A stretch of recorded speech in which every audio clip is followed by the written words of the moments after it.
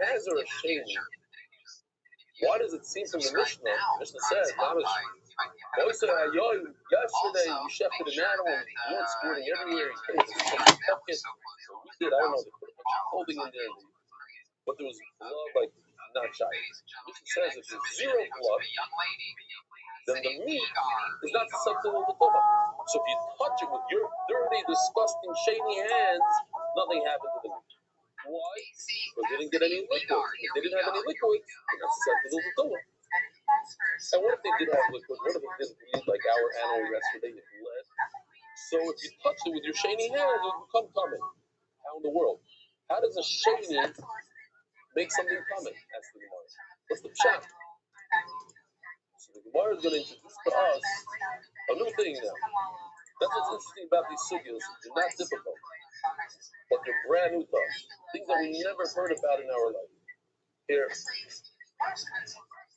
There's a person who is wearing jeans and gym shoes. Some people call him a goy gomer. Don't shake your head, yes. I was joking. Oh, you agree that some people go, yeah, and he only uses a cucumber, but he pretends to be like a kosher Kayan. He tries really hard to keep the halachas of truma on even fruit. He says this, which I personally took from my house, looks like it's on its way out. Spoiler, it's probably sat in my house for 4 months in the sun. He takes this and he says, I'm treating this like truma. I don't have to. This is food. This from nobody gave it to me. It wasn't mufresh. Nobody separated it as a truma and meiser. This I bought in the store. It's regular food. It's very mundane. Anybody could eat it. Yisrael could eat it. But I want to treat this as truma. Why? Because I'm a kohen. And as a kohen, I want everything in my house to be treated on the same level. I don't want any problems. I don't want anybody eating by mistake. One day my friend's going to give me a grapefruit. My wife's going to eat it. So I got to treat this with respect as truma. No truma, be careful, don't touch this, don't do anything with it. There's a guy that takes it up another level. He treats me as cotton, as if they just came off from his bath, as if they just came from the Beis Hamikdash. Every meat, and all the meats in his freezer, all the stuff in his refrigerator, all the Benny's meats, all the Empire meat, all meat, touch him. Again, he's wearing jeans and he has, I died on a show like that. I couldn't believe it.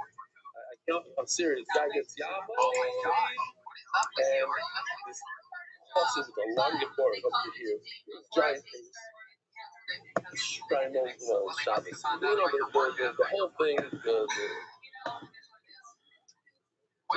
golden Akara, the whole thing. I'm like, oh, this is gonna be a piece of Shaman Gold. But then I looked at it, didn't go well with the whole. And then he gets up there with, what? What just happened? I found out he was a chassid from a famous rebbe in St. Louis. Oh, what happened? The guy is pretending. He's just a pretender. It's not a real. That's a shot. You can anybody do it. So, but look, I told that he's like I'm doing tshuva. I make fun of Hasidim, I make fun of Yerushalmis, make fun of Litvites, make fun of everybody. But here, when it comes to Kodesh, I'm talking Kodesh. So look, he's trying to be Kodesh, but he's fooling. He really is cheap. He really is regular mundane meat. But he's pretending, he's watching it with the chumras of Kedusha. So basically, we're talking about these two things, but more so this guy. Today we're talking about him. It's a guy who is protecting his need of Karas HaKodesh. So our Mishnah, I should have brought a piece of meat. That's what I really should have done. But our Mishnah is talking about this guy, not over there. This is what we're talking about. He is pretending on Kula that it's Kodesh. And therefore, that explains the problem. What's the problem? If you have a sheni hand, what kind of sheni hand? It only has sheni tuma. A sheni tuma cannot make regular, and we proved that our whole mission is about chulin. How do we prove it? Because it says in the Mishnah, chaya. There's wild beasts, antelope, deer. There's no antelope and deer. That's in the Mishnah, antelope and deer. But there's no antelope and deer in the Mishnah Mikdash. So it can't be kosher. It must be regular venison that you buy in the store, that you get in fancy restaurants. Deer. So Marco, the Shaya says, we're talking about chulin. We're talking about a guy that's very matfin on chulin. He treats the chulin thing like it's meat from the Beis Hamikdash. And if you take your sheni hand and you touch it, Chachamim are going to tell you that it becomes a shlishi. It actually does have an effect on this meat because you took it upon yourself. Not because in reality it's like that. Even though talking to me like I'm No, that's exactly what the Mishnah says. The Mishnah says that it doesn't do anything because there's no liquid. But if there was liquid, it would do something. Why? Because this is a parasite. Yeah, it has to have liquid. It has to be much double thing. It's the deal to the Mishnah. The Mishnah says that if there's no liquid and it's done on parasite and you touch it with your hand, it does nothing.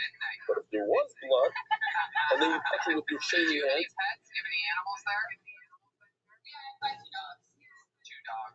it will have an effect on this chulin piece of meat. This is meat, not a good food. Why would it have an effect on this piece of meat? Because he treated it with super high kedusha of kosher. Now, for Reb Feiter, for Reb Mendy, and if you want to enjoy it over, I know Reb Mendy likes this, so I'm just going to throw this out here for him. The whole thing is talking about chulin of parasite. There's one man in the Amar that says that if nothing happens, that if you treat something on parasite there's zero chulin. I don't care that you treat it on parasite. In fact, if you treat it on parasite, what's an incredible fun fact that would shock us about you or your life? Somebody skill or talent or story or something, extreme experience. It's nothing. I don't care about that. There's no such thing as a person treating it like a part. There's many people, many kind of Shomer included. When you go to his house, he treats all his food with a parasite truma. He knows this. I mean, Donnie also, I'm sure. I didn't ask him, but I'm assuming. Of course. So you see, I know my man. This yes, this no. That's the sheet to hear. That the tries to do something as a person, you got nothing. But one nonsense mission. But then you have three sheepers that are going to go to see two of them thing. And it goes in levels. From worst to best. Well, best to worst. You see, it's green. Shlishi, they don't make a review. They're not making. They become shlishi. If you treat your food with parasite purpose, you eat shlishi. And then you have somebody who says, no. It has the ability to give off chulin. It's so severe, it has the ability to give off chulin a review. And then there's somebody that says that if you touch this fruit with your sheni hands, this fruit will become a sheni, meaning it can make something else a shlishi. So you have over the bottom, your second hand makes this meat a sheni. My sheni hand makes this a second, the sheni. And you guys are going to think how they would, but usually you drop the level. No, it's so strong, it's so severe when I say that my fruit should be treated like touching, that if my second touches this fruit, this meat becomes a sheni to the point that it can make something else a shlishi. And somebody says, no. A sheni drops down to a shlishi. But what does this do, a shlishi? It can make something else a levi. And then the guy second on top, we learn the power of meaning this becomes a shlishi, that's it. It doesn't move. It becomes possible, but it doesn't give over to something else. Wow, 27 minutes of this shit. So that's the module is a very short doc today. Right, and shady. Correct. Correct. I don't know if, are you able to fix that, Gary? On the all the way in the bottom, where it says Haim Shlishi, when we're talking Shlishi, say Haim Shane. You have to switch that real quickly. It'll be great. Meanwhile, let's see inside. All my rebels are in shower. All my rebels are in shower.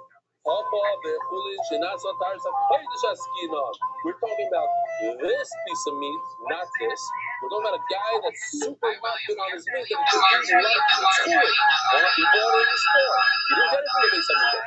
He pretends that he got it from the Beis Hamikdash, and he's very careful not to touch it, like you don't touch things from the Beis Hamikdash. And the name of what? His shiny hands, everybody together, his shiny hands. When they touch this becomes a shlishi. You like Rabbi Yeshua? It doesn't go like Rabbi Yeshua. Yisanya, and we're going to see on Amud Aleph that there's Amud Aleph says it does go like Rabbi Yeshua. Why does it go like Rabbi Yeshua? Yisanya, let's go, man. There's something called Tumas Kiviyah, your body, the tumor of your body. So if you eat, the first sheet is very, very simple. There you go. You are what you eat. You ever heard of such an expression? So if you eat a rishon, you become a rishon, because you are what you eat. And if you eat a sheni, sheni. You eat a shlishi, shlishi. So even though some of you don't have the Kiddush, and this could be one of those confusing sentences in Shas, you can read it. It could be a mess. But it goes like this. If you eat something that is on the level of Tum of a Rishon, what do you become? Rishon. Your body becomes a Rishon. If you eat something that's a shape, your body becomes a sheni. And if you eat something that's a shlishi, your body becomes a shlishi. Rabbi Yeshua says, and the Gemara is going to rip him apart soon.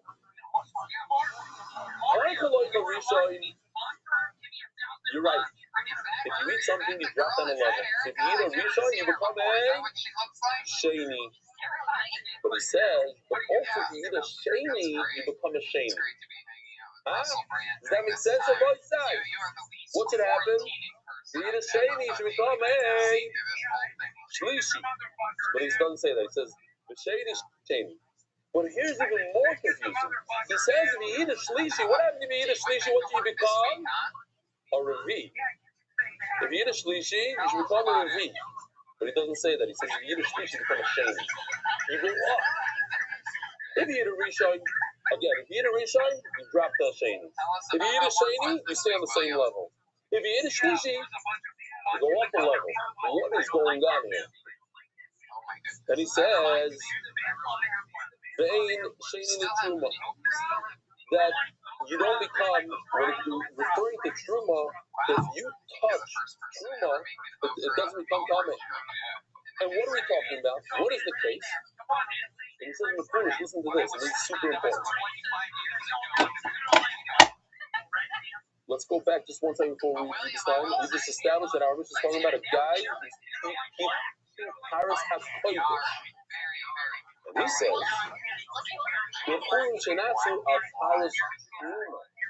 very different. This guy.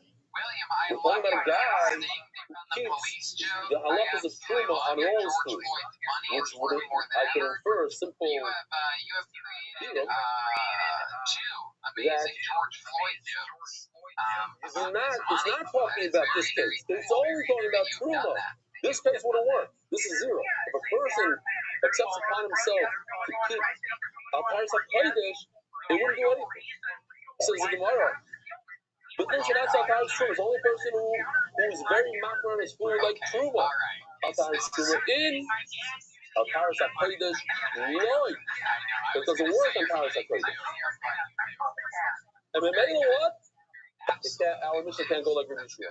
We just established that our Mishnah is Al-Taris HaKodesh, and he just said it's talking about Al-Taris HaTruma, so it doesn't go according to Rabbi Yeshua. That's the Kodesh. Oh, that's the Kodesh in? That's the Kodesh. Why? It's not a Kodesh, not so. That's the Kodesh. Yes, being Shlishi. The Kodesh holds that when you do it, that's a Kodesh, this guy it's 0. It doesn't. Your shady hands will not create a shlishi. That's the Gemara. Yeah. Sorry, that's the spot because hardly anybody does it. Who's going to be so mocked?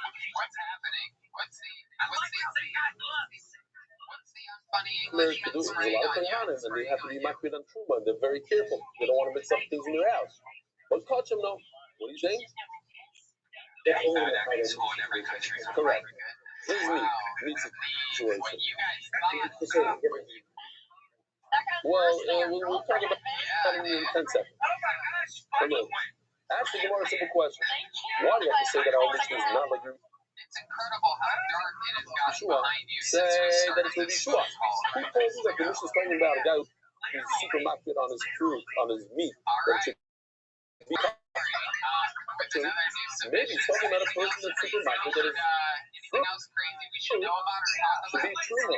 And therefore, if I, with my second hand, my hands are second, they're shady, I touch my food in my refrigerator, this will become a shlishi, even according to Yeshua. So I can say that the mission is talking about, according to Yeshua, also according to Yeshua, the Lugma says more of a chulus and not so tired over Yeshua. It goes on Yeshua, and he's only makbid on truma. No. Wait, so could I? No, that didn't even occur to me. Why? The Tony Basar. The mission is talking about meat. Shchita, no blood. We're talking about meat. The truma, what's truma? Truma is only on your produce, on fruits and vegetables. That's it. It doesn't happen to me. The truma, basar miyika. It can't be a guy who's makbid on truma sakoisis. So what? You're so happy that the mission is talking about kachim. But then you have another problem. Chai v'kachim miyika. But there are no deer in the Beis Hamikdash.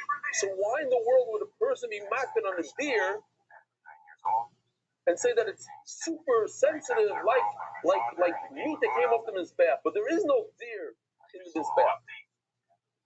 Says, well, you're right, there's no deer in the mizbeach. But I have to be careful in my house for all meats. My wife, when she goes and grabs a piece of steak out of the freezer, sometimes she grabs the deer steak instead of the buffalo steak. She doesn't see the difference. They look the same. If it's not packaged well, it doesn't say exactly what it is. In the freezer, it can get mixed up, in the refrigerator, it can get mixed up. So made of kohanim, or whether these people are kohanim usually, they're makbid on taharas hakodesh on even the theory. And that's why, even though it says in the Mishnah Chaya, it fits right in. There are people who makbid that all their meats should be, I'm going to watch them and treat them as cutting off the mizbeach. Even on meat that doesn't apply to the mizbeach because meat and meat to get confused. Well, so that's mikvah. But to say that our mission is talking about kachim instead of truma, when people that are makbid, that are makbid to treat their fruit, their produce with the dusha, they don't confuse that with meat. You don't confuse meat and a pickle. You confuse meat and meat. You confuse venison and then beef. You don't confuse a pickle with beef. So here all the this is only talking about fruit, not meat. So it can't be cooked. All my rules. Says Rubal, I'm right, my friends kind of the conclusion not sometimes the place when you just said. But our mission is talking about this case. Guy who's makbid on his meat. That it should be kodesh. Your hands are shiny. Your hands touch that meat in the refrigerator. The meat becomes a shlishi. My friends say, look, Yeshua, like we just established, it can't be Yeshua because Yeshua says it's talking about his makbid on it like truma, not like. But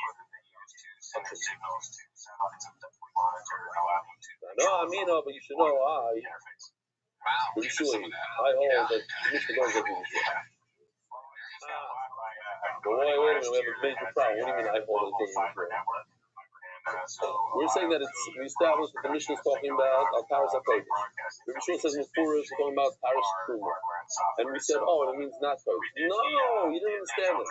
He said even a person who cares about truma, but certainly a guy who cares about it like kodesh, kosher is much more sensitive than truma. So if I say this, truma guy, so certainly this. Not this and not this. He's not excluding kodesh. He's saying even truma, but certainly kodesh. That's another way to look at it. Yeah? Understood, everybody? Everybody with me? Or you hear Shani and Shlishi, you get all nervous. Maybe there's a video I could throw in. So in your neighborhood, what types of different races do you see? This is for tomorrow. Actually, we have a video coming up, no? Tomorrow's video. We'll steal tomorrow's video for now. That has nothing to do with today's now sugya. A little bit. It just shows that his hands that are coming, there's shiny hands. Oh! He didn't wash Nagavasa. That's the pshat. Okay, now I got it. So his hands are still shiny. He goes to the kitchen, he touches kulim that has, but they have spices of kulim. Okay. Okay, you get the idea that it's still a person that's shiny. New hobbies or anything, or just still working and just normal life? That was what? Yeah, that part of the city. Wow, you see that?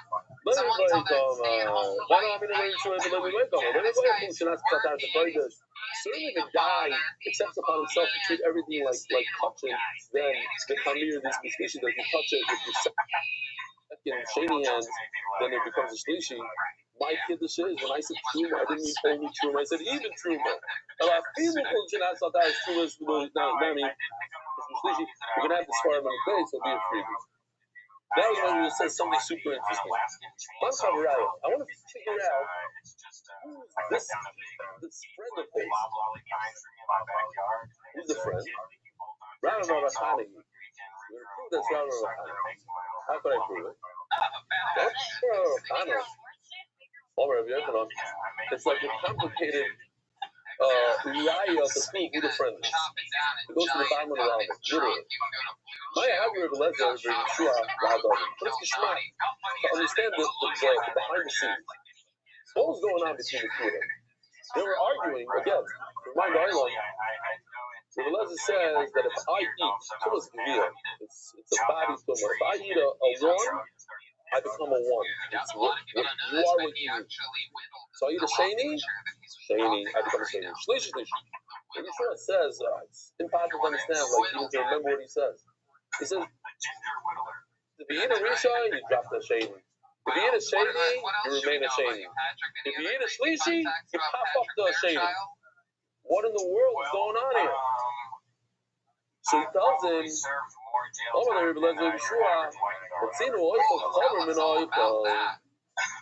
you can find in the Torah, we had this a few times in the last few days, that a person, that the food, that the person eating the food is worse than the food itself. The tumor of his body is more sensitive than the tumor that comes off of food. Where do you see this? By a bird. Why? A bird, if you touch a bird, nothing. But if you eat the bird, you consume the bird, it goes into your body. The nevela, we're talking about a kosher bird that's a nevela. You touch a nevela, usually there's tumor. You touch a dead cow, a dead sheep that wasn't shechted, you get tumas nevela. You touch a dead kosher bird, you don't get any tumor. But if you consume it, you eat it, then you get comments. You see that the person that eats it is more susceptible to tumor than the food itself. The guy eating is more chomer than the oichel than the food. The mela what? The mela, if you eat a rishon, you should at least be a rishon. You consuming it, your body should be in. You live last if you touch a bird from the outside, a dead and available bird from the outside, you don't become tumor. And if somebody shoves it in your mouth, you didn't even touch it. Something becomes so severe the tumor that it even makes your clothes tumor. So at least if you eat a rishon, you should for sure be a rishon. Yeshua says, and I understand Yeshua completely. Yeshua, Benidla said, like, I mean, how can you learn from an available bird that a lot of us, just a few days ago, didn't even know this halacha existed? That if you touch a dead, available bird, you don't become chametz. Only if you put it in the back of your mouth, that's a big kiddush. This is like the chiddush. It's a one-time thing in the Torah. For what? Yes. I could prove to you. No, that's the opposite. The food is worse than the guy that eats it. Food is more something. How do I see that? That a piece of this fruit, how big does this fruit have to be in order to receive tumah from a dead rat? One egg, one beta. Yet a person eating tumah only becomes tummy after he eats 2 eggs. So Mamela what do you see? That the person eating is less susceptible than food itself. Food itself is 1 kibetza. The person eating it is 2 kibetza.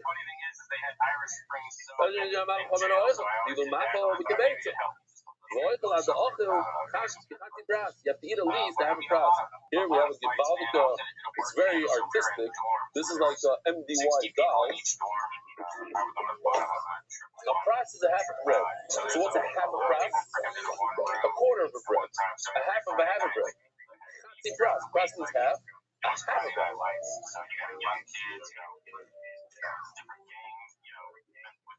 2 eggs. This might have made it more confusing than.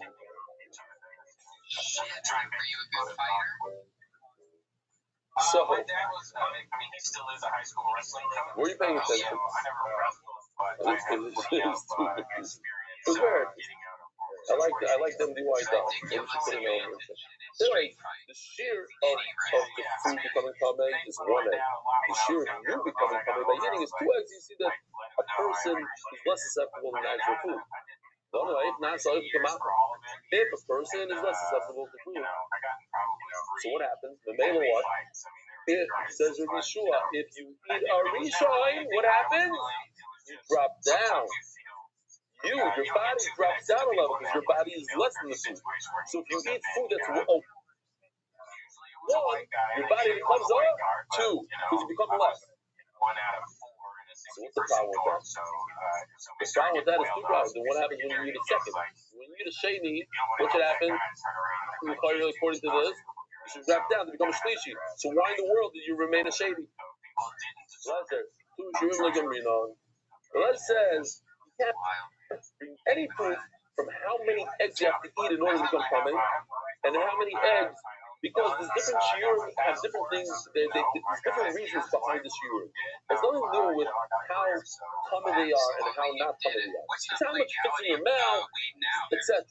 But the point is not how much tumah it gives off. So something right here is 1 egg, here's 2 eggs. So, I don't understand your issue. Not talking about Rishon Sheni. When you said that it should drop down according to your svara, why should it drop down? For the person eating it, his body has less susceptibility to tumah. So when you eat a 1, you turn into a 2. That makes so much sense. But sheni lama. If you eat a sheni, your body should drop down to a shlishi. So why in the world do you say that if you eat a sheni, you remain a sheni? All of a sudden you are what you eat.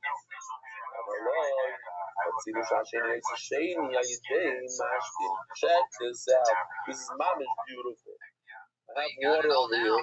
I have 2 fruits. Let's say this fruit is a sheni. This is a sheni fruit.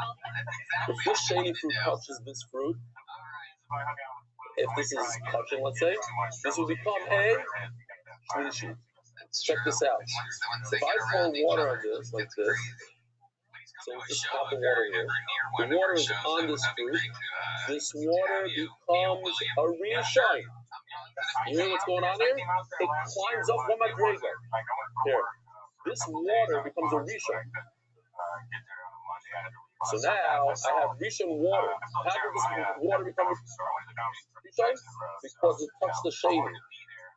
And it goes up, the Rabbanan goes up for rishon. So Now I take this fruit and I touch this water. What happens? It comes a shame. So I have a way that a shady makes a shady. And that's why I say that a shady becomes a shady. You hear what's going on here? You're asking me, Rabbi Shimon, well, how does a shady make a shady? It should drop down. Yeah. What I have something, I have a grid that I can make a shady into a shady through touching water. Now that we know that, let's see this video here for a second. It's also more artistic than, but you'll understand the middle part is very nice. I like the way they did the middle.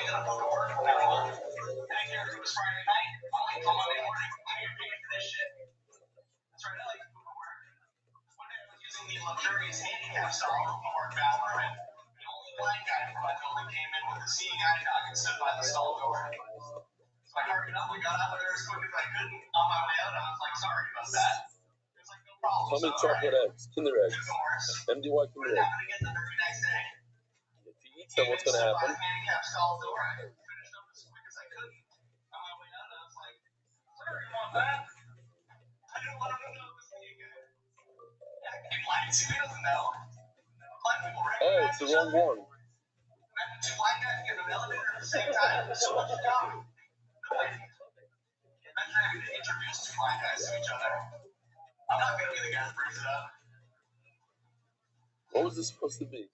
Too much video. Okay. I should have shown it before. Okay, that was the video I should have shown before. I have a different one though.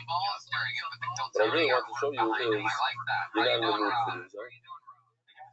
This one, right here. How about this one? So maybe one for 3 today.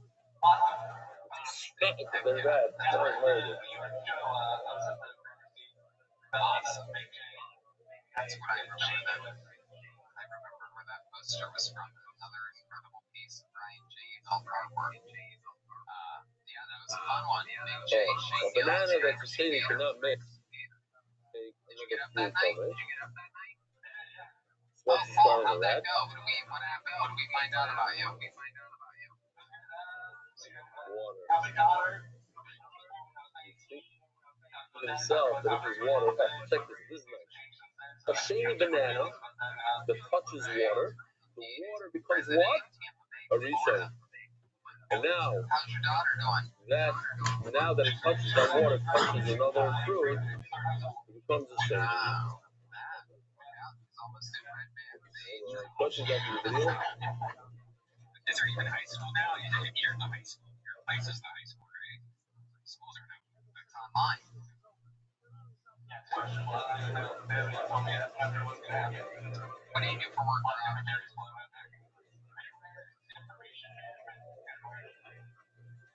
what kind of records?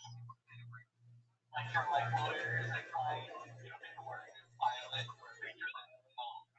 It's findable. It looks like Ryan James' little brother. You have a little brother, Ryan James? Oh shit, I offended Ryan. Ryan's mad at me now. Now the picture of me is gonna look like that picture of Joel from a few weeks ago. I love it. So Rob, have you all been? Go ahead. It's not. Oh. So the question is, so let's just read this. This we saw. This shady fruit can make this fruit a shady. So that's why I say that a shady becomes a shady. Wow. So how about the juggling? Is that something that you've always done? Wait a minute. You're making the person who touches it, you're making it a shame. You're making this, you're saying that if a person touches it, it's a shame. In your hands, the fruit should become a shame. But guess what? The bridge in between, you forgot about the bridge in between. Let's remove this fruit for a second. There's a reach in here. So maybe if I touch this fruit, the fruit should become a rishon. Why do you say it should become a shame? You're saying, oh, if there's another step, the fruit that touches the water becomes a shady. But even before that, it becomes a rishon. So make it even worse. Say if a guy with his skinny hands touching something, it should become a rishon, not a shady. You tried something and then gave up at it after trying it? The water becomes a rishon. It's not anything that's a sheni that makes a truma puzzle. It makes the water becomes the liquid becomes a rishon, a tefillah. Besides, yeah, do I need to show this again? A tefillah. The person is Charmaine who touched Tuma, they go into the mikvah, and the day that he goes to the mikvah becomes quasi-tar. He's in between. If he touches Truma, the Truma will become possible. But if he touches this water, it won't become possible. He's a Tuliyah, besides the Tuliyah that touches this. He touches the sheret, it becomes a rishon. He becomes a rishon. He has to go to the mikvah. He goes to the mikvah, but he's not tar until nightfall. So in between mikvah and nightfall, what is he? He's a Tuliyah, he's in between status.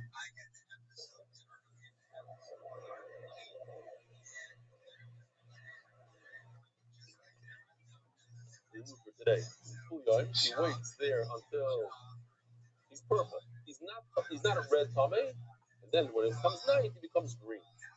So even if a tuliyah touches this water, it doesn't become tummy. It doesn't make the water right. And here's the bigger problem. What did Rabbi Yeshua say? That a person with shlishi hands, I'm sorry, not a person with shlishi hands. If you eat a sheni, you become a shlishi. Shlishi, sheni lama. How does it go? Sorry, if you eat a shlishi, you become a sheni. How is it possible that you go up a madrega? Oh my Lord, Yeshua tells him, he says, I was only talking about the person who keeps this guy right over here. I'm sorry, now we're going back to this. The guy who's keeping Taras Truma. He only keeps Taras Truma. Yeah, this guy. Ani Lo Marti, only somebody that does this, not this. Only a person who keeps this out of the way. Not to confuse very long. Okay. I didn't imagine it was Truma. That was, when did I say that a shlishi jumps up to a sheni? When a person is watching all his fruit in his house on the highest level of truma, not kodesh, truma only. Why is that? And I'm going to give you the reasoning. Shitaharasa trumahi eitzala kodesh.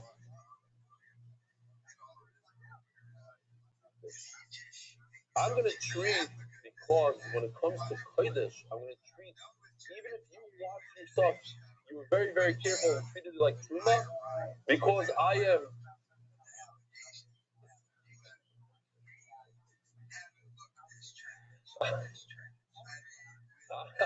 I'm treating my, it's good, so exactly what we needed. You treated your food like, it's boring, it's mamish boring for those things, you know, sheni and shlishi. Anyway, listen to this.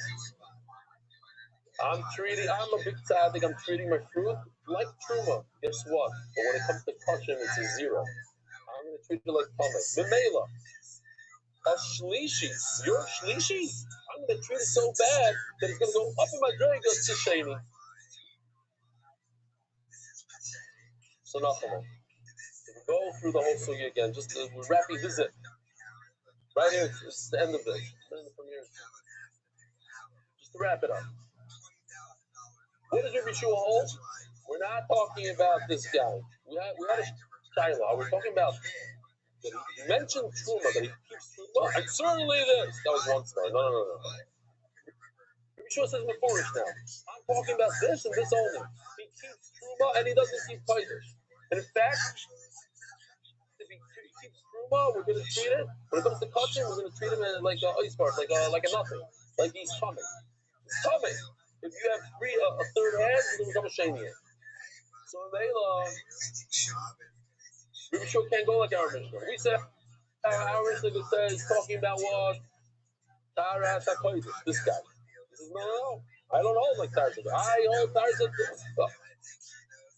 So Mela, now I know who it is. It's Rav Ravachana that says this whole stick back and forth between Rabbi Eliezer and Rabbi Yeshua. And finally, Yeshua says his reason, and he says in the beginning when I said, "I'm tired of whom I meant it." That's it. So who said it? Rav Ravachana. That's it. Over Rabbi Zera, over Vasi, over Rabbi Yochanan. The Flamadal on base. Turning the daf by our global specialist in international financial services. Time Lord. Fred, this is Simon Rossi. I want to pause here because Yossi wasn't here. I'm going to take this initiative. There's a big Yossi Yorn, so I'm just going to repeat real quickly. And all those who didn't listen to emails and they started here. I spoke about smoking and vaping. And a few people already wrote in that they stopped smoking because they spoke about it and it's going around the world. The whole thing. Stop the vape. David Salman is sponsoring this initiative. Stop the vape. And I think if you, Yossi, you hold your vape the whole year, and if you take it, you're holding it right now. Here, show the oil, show the camera. If you right now, for the sake of your children and your wife, you say you accept to find yourself not to vape for 30 days. Don't vape. Stop right now. You're not going to take another vape. Well, you know what? One more vape.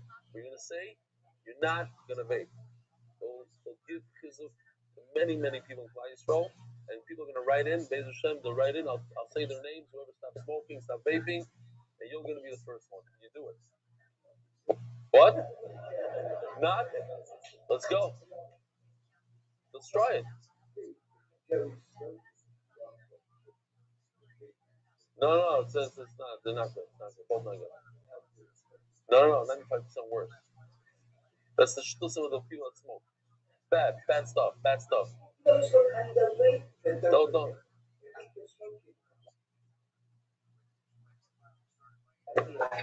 Come on, quit the dialogue. Do it. Literally a flying jump. It's like ice skating backwards. I don't know. Do it. Think about it. Okay.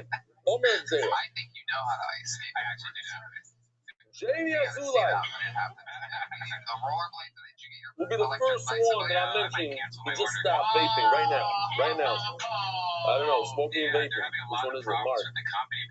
Probably vaping. I don't see smoking. She's a vapor. They're breaking the people that have it. Smoking? He says smoking. He just stopped smoking right now.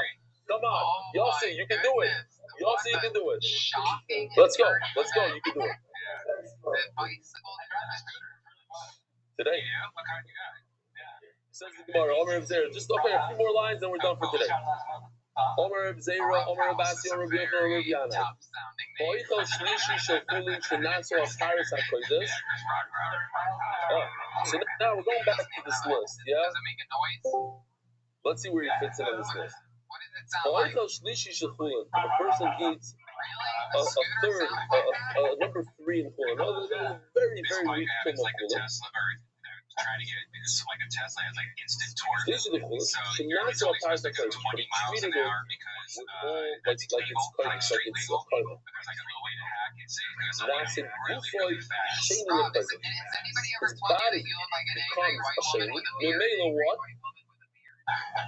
He makes a shlishi.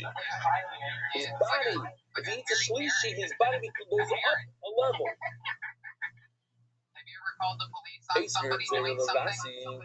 So that's the question. Shlishi, Shani Lakoidesh, Shani Lakuma. If you eat a shlishi, consume a shlishi, you go up to Shani. Vein Shani Lakuma. And what is it talking about? The Queen Shanat Satar Zatar. It's only talking about when the person accepted violence. What makes you angry? So, Tar Struma, sorry. only Truma. Atar Truma in, Atar Zakodesh Loi. It's this side, my left, your right. Not the Kodesh, it's the Truma. How did you just tell me Atar Zakodesh? Atar Truma in, Atar Zakodesh Loi. So this is the character we had in Amar Aleph, on the leg.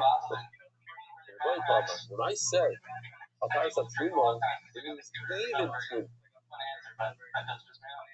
Truma is a lesser Chumrah than Kodesh. Kodesh is much more sensitive.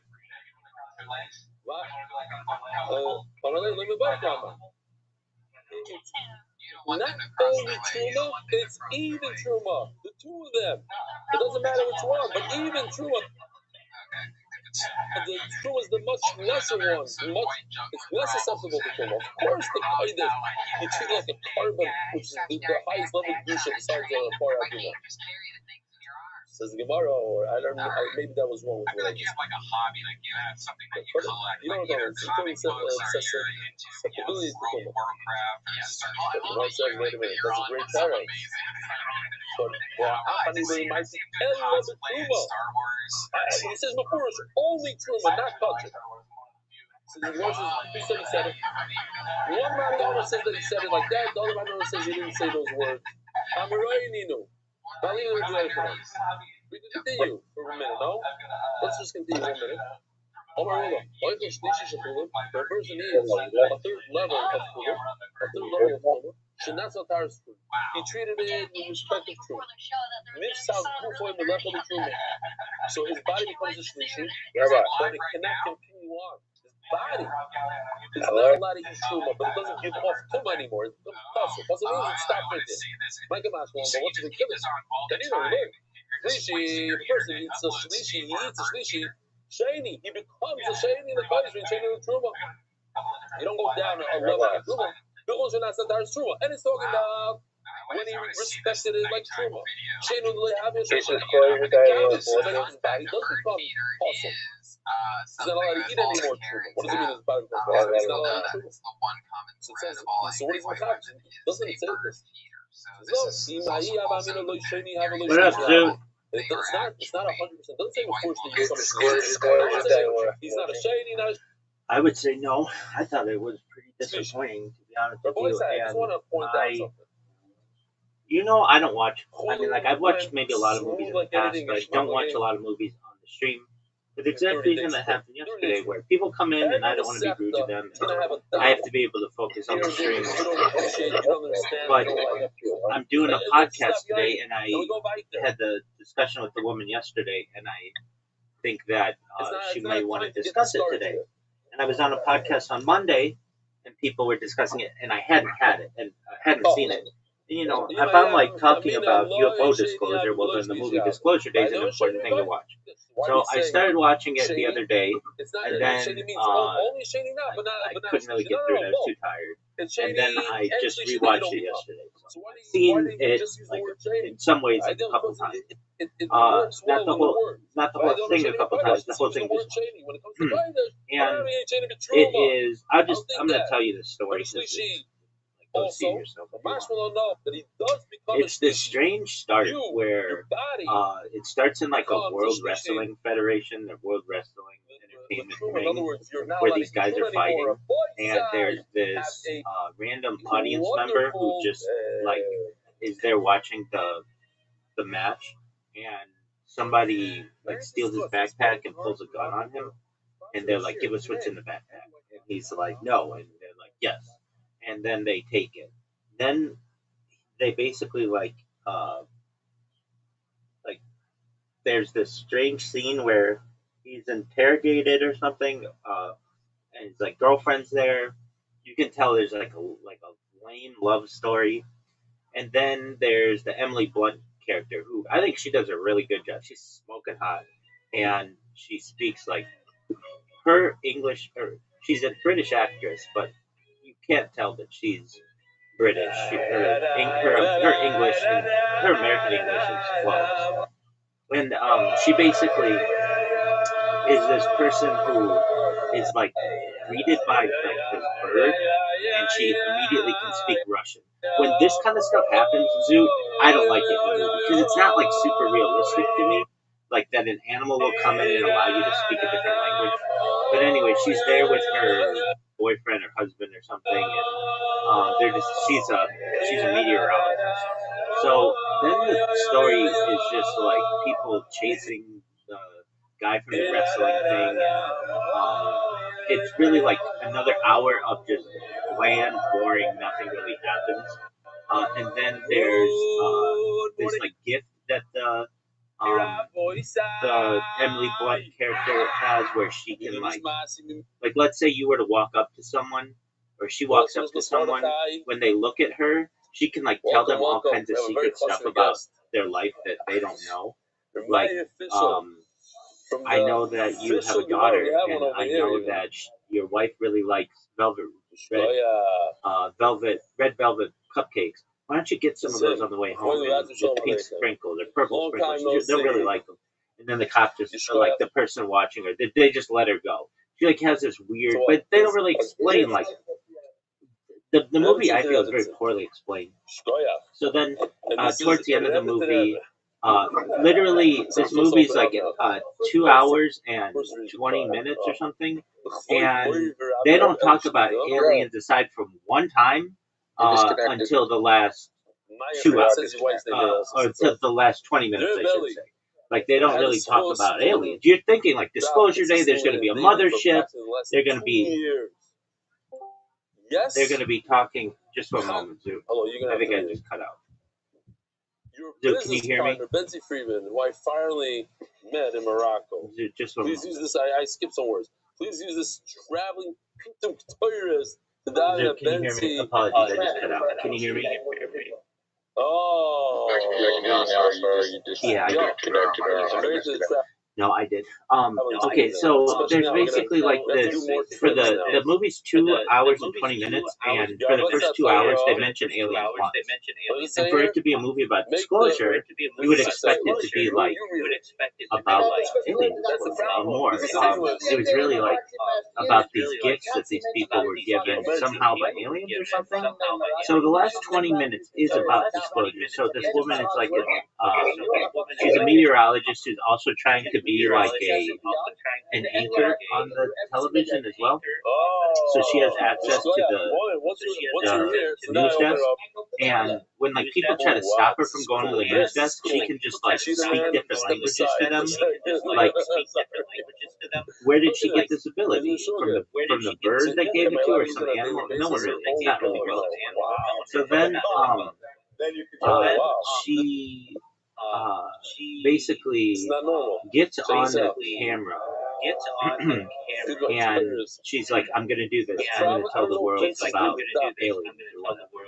And everybody's like, there are some people who come in and are like, no, don't do it. And they like shut down like the generator and the backup generator. And somehow this is the thing that doesn't make sense to me. She has some kind of power. There's like all kinds of supernatural stuff that I don't like about her. She has this power that can turn the lights back on and everything. So anyway, she goes and she looks into the camera and she's like, basically like, we're not alone. Aliens are here. Extraterrestrials have been here for a long time. It goes back to some program in the 70s, which is fake. But anyway, just for the movie or whatever. And she starts talking about it. And then in the last like 5 minutes, there is an alien that lands and comes into like the sound stage or whatever, the movie set, and it's like an alien that's like pushed in like a wheelchair, and it looks like an alien gray, but it's bigger. It's like maybe 7 feet tall or something. And then it whispers something into some guy's ear, and then the guy tells Emily Blunt's character, and Emily Blunt gets in front of the camera and then says the word listen, and then the movie goes flat. So it tells me that, oh, this is just part 1 of like maybe a 3-part movie or something, but it was highly disappointing.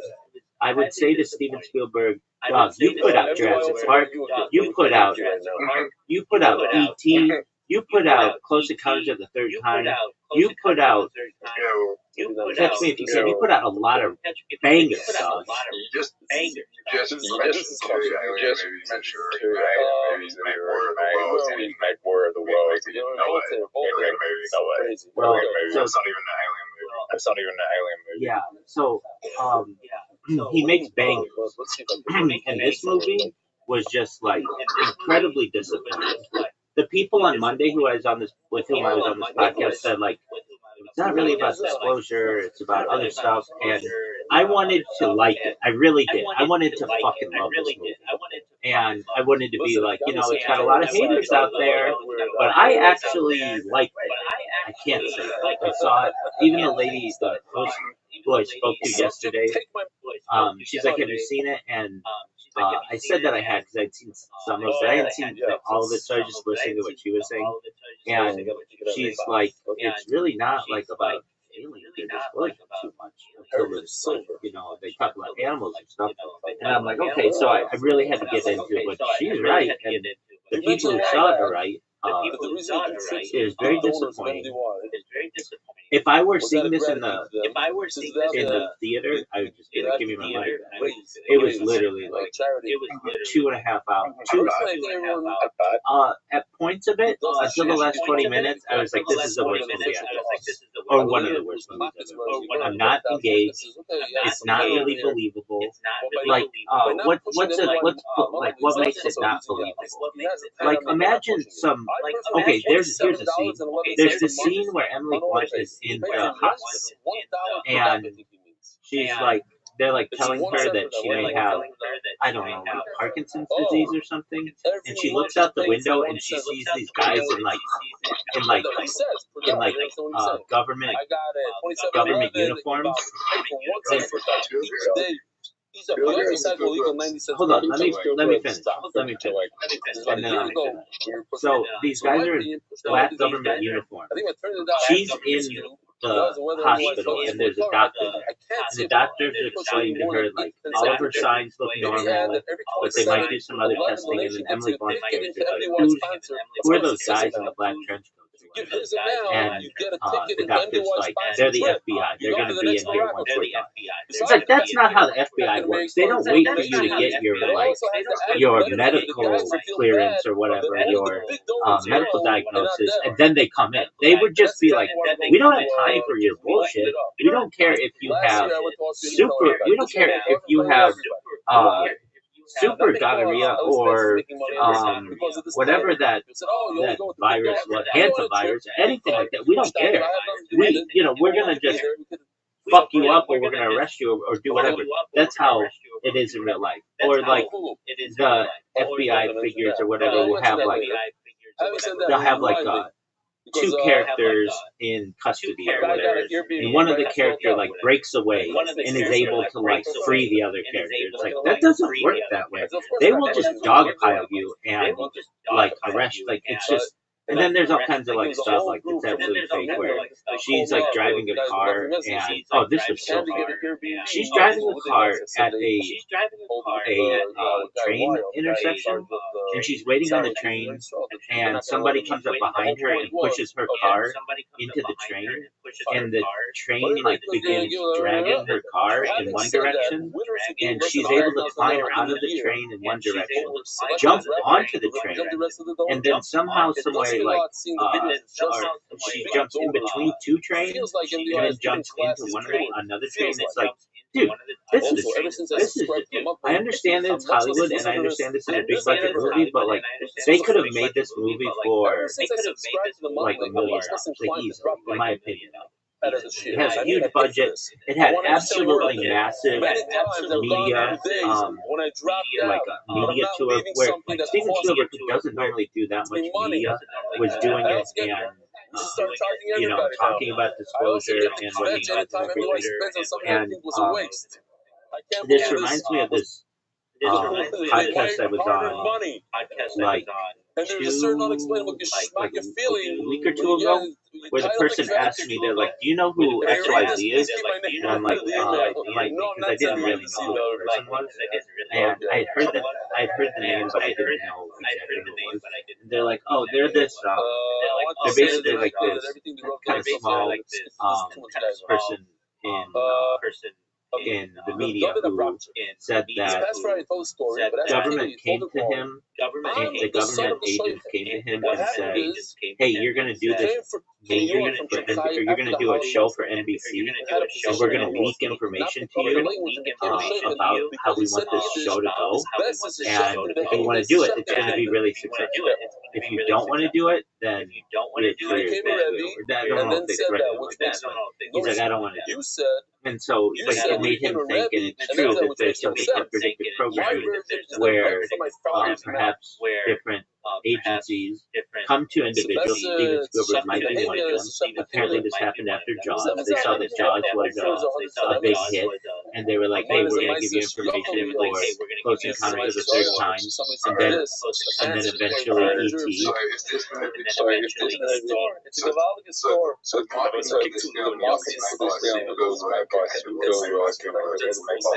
Oh yeah, definitely. I mean, and you can't even tell this movie's made by Spielberg because the billing at the end is like kind of. It looks like something that you would get at your local costume store, and it doesn't look like an alien. It looks like an alien, but it's bigger than the normal aliens that we see. And if aliens are so powerful and everything, then why is this alien in a wheelchair? Like, you know, like if. I don't know. This is a video Emily Blunt from the publications. Why did I didn't tell it right. I didn't. Who's your girlfriend? Yesterday, video taken yesterday. See the area of the hotel in a second. No, you were in here when the only conversation I had with him was you were in here and I said, "Did you hear that Zeus get married? Did you hear the guy's status?" That's all, but you were in here. I did not, in a subsequent discussion, we didn't say, "Zeus really interested in this chick," or no. Zeus, I know your life. You go from girl to girl to girl, like once every month, and that's cool. You're like a serial crime. Yeah, you absolutely do. You had the. I can name like 6 girls. Oh yeah, how was that? Pulls his car over and learns better than maybe the others. I'm sure. What was the name of the I movie? get to say it within live. The And official it was good or no? And the Sechta sponsored by Zevi Yashalos. Official edition of the way shots got from Dick Sharpman. 100 days in MDY.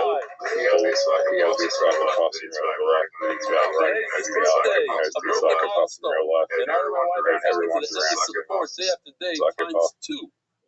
He's here in the morning. He learns the doctor. He's here in the evening. Does a phenomenal job of the cameras at night. It's like a thriller comedy. It was made in 2012. 14 years ago. We should have sponsored. Did she watch your movie? Okay. That's Colin Farrell. She will. She will. Okay, cool. You make a good point. You made a good point about if the Disclosure Day wasn't directed by Steven Spielberg, nobody would like it. If it didn't have and Emily Blunt is a beautiful woman, and she looks beautiful in this movie. She's literally the one actor I used to know in the movie. I didn't know anybody else, not a single other person. So it's not like you could even be like, "Oh, there's a cameo of Will Ferrell in it or something, Jim Carrey." There's nothing. Literally, you don't know anybody in it. It's literally like they. I haven't seen all his movies, but it's definitely not a banger. And I really feel like they were like, look, we're gonna make this a 3-part movie, but we can't let anybody know about it. So, we're gonna make it a trilogy, but we can't let anybody know that it's gonna be a trilogy, or nobody will come out to see it. So let's just we'll keep that quiet.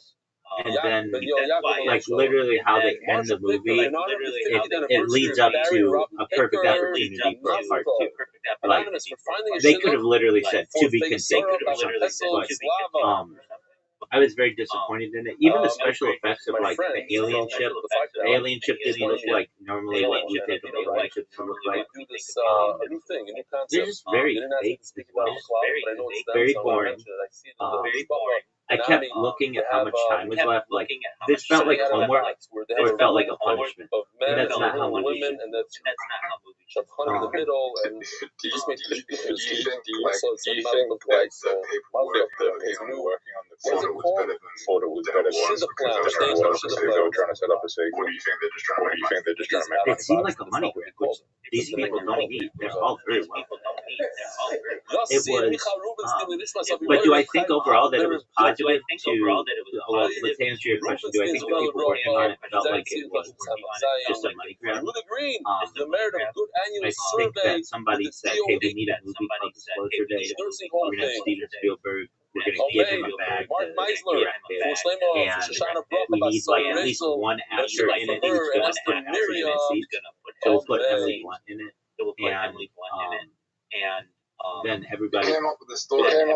That's who I.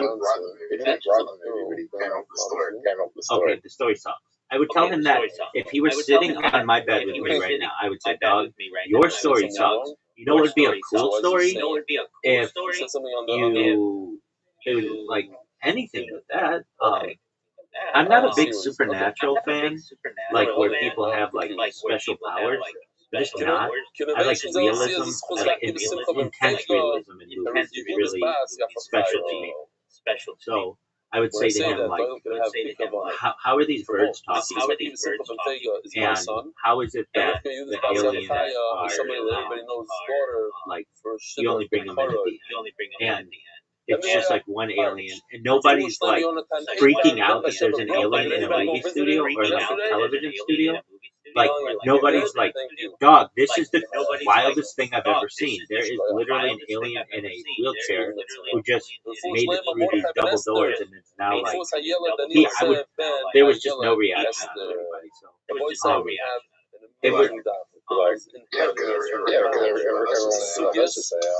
or something. I would go. Oh, another like thing that I thought was totally just inaccurate or misleading. When Emily Blunt's character goes on camera to tell like the area of the local news that aliens are real or whatever, the producer's like, "We gotta get this to New York," and then they show it to the people in New York, and then it spreads across the whole world, like within like 10 minutes. Like everybody's watching this news program. And it's like the CIA does not allow that stuff to happen. They have like overarching view of what's going on in the media, and they would just shut down any kind of broadcast like that went rogue. So let me ask you another question. Your hands, I'm going to tell you what they are. Spielberg's just like in Toma, it starts from the words of the world. I'm just tired right now. The next level, and it always goes down. It steps one step down. I think that a rat. He is working on his legacy now, and disclosure is going to happen. I was asked about this on that a question came in from Croatia, and somebody was like, to Rabbi, like, when is disclosure going to happen? I said, well, it's basically like 80 years old at this point, and we've gone from like 0 people believing that aliens are here, or a small amount, maybe 5% or 10%, to now it's more than 50%. So if you let that continue to marinate, and it's growing faster and faster, it's just a matter of time until the general populace understands it. And I think Steven Spielberg wants to be seen as a leader in that process. So it's more about his legacy. Here's an interesting question. What if a person, I will say this. I would say this to Steven Spielberg. Even though it's a dog shit movie, I think it was positive to the movement of disclosure, because you do talk about aliens. There were some talks about, there's 3 discussions on previous crashed aliens, which was really interesting. I did learn something from it. There's a crash in Pennsylvania, in We're on the list. We're not even 1967 speaking that about allegedly that his it's not even in the like video. totally It's covered a up. beautiful video to show this concept of it. And it was just like from that point it was beneficial, but you didn't watch. it was just fake how it all happened. It was just fake how it all I happened. just didn't really enjoy that very much. They touched Meister Shane. Meister Shane. Like, what's Meister okay, here's a Shane? good question. Like, okay, Here's a really You good question. give a little bit to the Here's a really client, good a little bit to the question. If lady, there a were an little bit to alien in a yourself. television If there studio were an with alien you, in a television wouldn't What's you your point reaction the to camera food? at the alien? point the camera at the Non-tar alien. hands. What happens to the Right? food? Yeah, exactly. You'd be like, Anybody hey, wanna we're take a gonna guess? interview this alien. Yeah, or whatever. exactly. You'd be like, The hey, chain we're gonna instead interview of this alien or Does the whatever. fruit just become a sleazy? allowing Instead them, of- you know, I understand maybe they weren't under their own power. I can't stand movies that there's no explanation and you're just supposed to like assume why people act the way that they do. I like movies with explanation that are like clear. I don't like things like revealed at the end. Oh, that's why that person did that. Like, no, because then the whole movie I'm thinking, why is this person making such stupid decisions? And then it takes me out of the movie. So, would I see it again? All these Absolutely interesting things. Would I see it again? Would I? We're Am I starting glad with I saw it? Yeah, unbelievable because stars on now I the know first- what the these first people are line. talking about, and I'm going to talk about it. The So all my podcast that rules I'm are- doing later What today do we is have? a live podcast, podcast which that I'm I'm not doing thrilled later about. today. Yesterday. Because from podcasts a lot of times have like technical issues and stuff that happen. Since technical the issues trade and deal. stuff that But I mean, I'm basically doing a live Oh, podcast I gotta 24/7. remind So you. if anything, I should be used to it. But if anything, I should be used to I it. do like when With I do MDY like style, podcast we go hosts from are minute like, to minute. we're Tonight- recording this and we're going to upload it on whatever day. This and we're gonna And then I'm upload it ready to on be whatever able day. to like And then I'm ready to download be it and able to, like, re-upload it to all my And streams. we're download it and taking re-upload it it to all apart my for streams. 3 hours So, straight.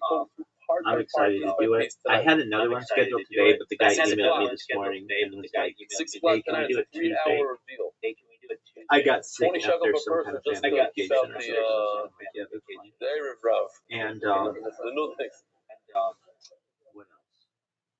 No, that's I've got when you another have one your tomorrow. earphones, but I said Got 20. another one So I've tomorrow. just kind of been locking. So I've just And kind maybe of on been- Monday is Oh, good as well. and maybe on Monday. So my schedule is one So, today, and we're one getting what Friday, happened today. is one the guy Monday, that one wrote Tuesday. Sichas Chulin, the One Sefer Friday, on one Chulin, and then right now. giant and I brand got Sefer. some lined up. Hail for Travis July. coming up in 8-9 I've got days. some lined up. But for this July. is what I He did do, it and I last think time. it's a This good is not This strategy. is what I do, and I think Oh, it's the a one good that I have strategy. today though, Oh, the If one that I a have woman today, though, let me, So we I want to could get talk it for quickly. let me, It's gonna I be could talk 20 hours. videoed and then. It's like, well, how do you know how much you can how do you talk know? about? I spent like 10 hours yesterday just putting documents together and talking because she was like, she's a nice woman. She came in and she's like we just did this technical run through, which I wasn't really thrilled about doing, but I'm glad we did because we were able to clear up some things really well. And she's like, okay, so like. Like in Morocco, just come with can we talk about like the Nephilim? And I'm like, yeah, sure. And then we're like, and the Anunnaki, and we're like, yeah, sure. And then she's like, what about SSP? And I hate when people use acronyms that are not everybody uses. That's how an animal breeds. She's like, secret space program. Exactly. I'm like, and she's like, secret space program. I'm like, oh yeah, sure. And then she's like, okay, can we talk about the moon? You know, I could talk about the moon for hours, dog. Yeah. And then she's like, and then you said something, and then she like went through my. Are not She, like, relevant in terms of trachea. Once the trachea is removed Okay, from the maybe, body, but this is once you just shut it, the secret trachea is space program. considered Allah. Means And if you remove it, it's not even there. then So whatever's I'm like, connected to it down but the I'd like to line, talk about my project too and it's not futurology. there. She's It's dead. like, It's oh out yeah, of the sure. body. Well, those It's in a box. each one of those So it's in a discussions box. can Those be like screwdrivers 30 are minutes to poking an you hour can't make an animal at least. trachea. And so at least. And so we've got 2 hours Render scheduled, this but I animal told her I trachea can once go you as shut long the as box. it's necessary, but I which told Now her what if is now what true. I if didn't realize I you had puncture another the podcast kishka? scheduled, I didn't realize I but got it got delayed. another The kishka It got rescheduled, is not so I connected can to the go trachea. all day today So if It's she needs. connected And to the esophagus. she, The eating. So if you like if puncture I'm the on a kishka, podcast, after like the you way shut that I the like to be on a trachea, podcast, and this way that this I is like to just be on a different it should be a trachea. than This is some just people, different. but Let me Because it is do my connected to the introduction, and then just let me talk. Let me Let go. Let me. If you want it to be a conversation, that's okay. But then I can't get any momentum going and can't get into the details and topics. At the end of each section, if you have a question, let's do it. Let's go through it. I'll answer everything that you can, and anything that we can't answer, we're gonna look up. We're gonna get the right answer to as accurate as possible. But what is difficult is when I'm doing a podcast and I'm talking, a lot of and then Americans also are very I keep getting interrupted just to. It's a thing But here in Israel. I've got to say, the podcast host who I've done with whom I've done a podcast, I haven't had one of them that crazy story I that I felt heard. like First did of all, not I let me myself did not let me went finish in with some stuff. So that's father-in-law many times. all right. I had Did you just stand up on curious Wednesday? surgery. stand up on Wednesday? And being that he's top in the world. How did in it that go? area, so I went with him. I saw How did many it go? people, young people, in their 20s. I was just testing stuff. A lot of scientists. I need to commit, like, oh, you people like, oh, you need to commit to what you were saying. This is going to take on. This is going to take on me to say. And I said that on stage. I said that on stage. I was talking about Machines. like. I don't want to point on the neck. People would talk through their neck. Elon people.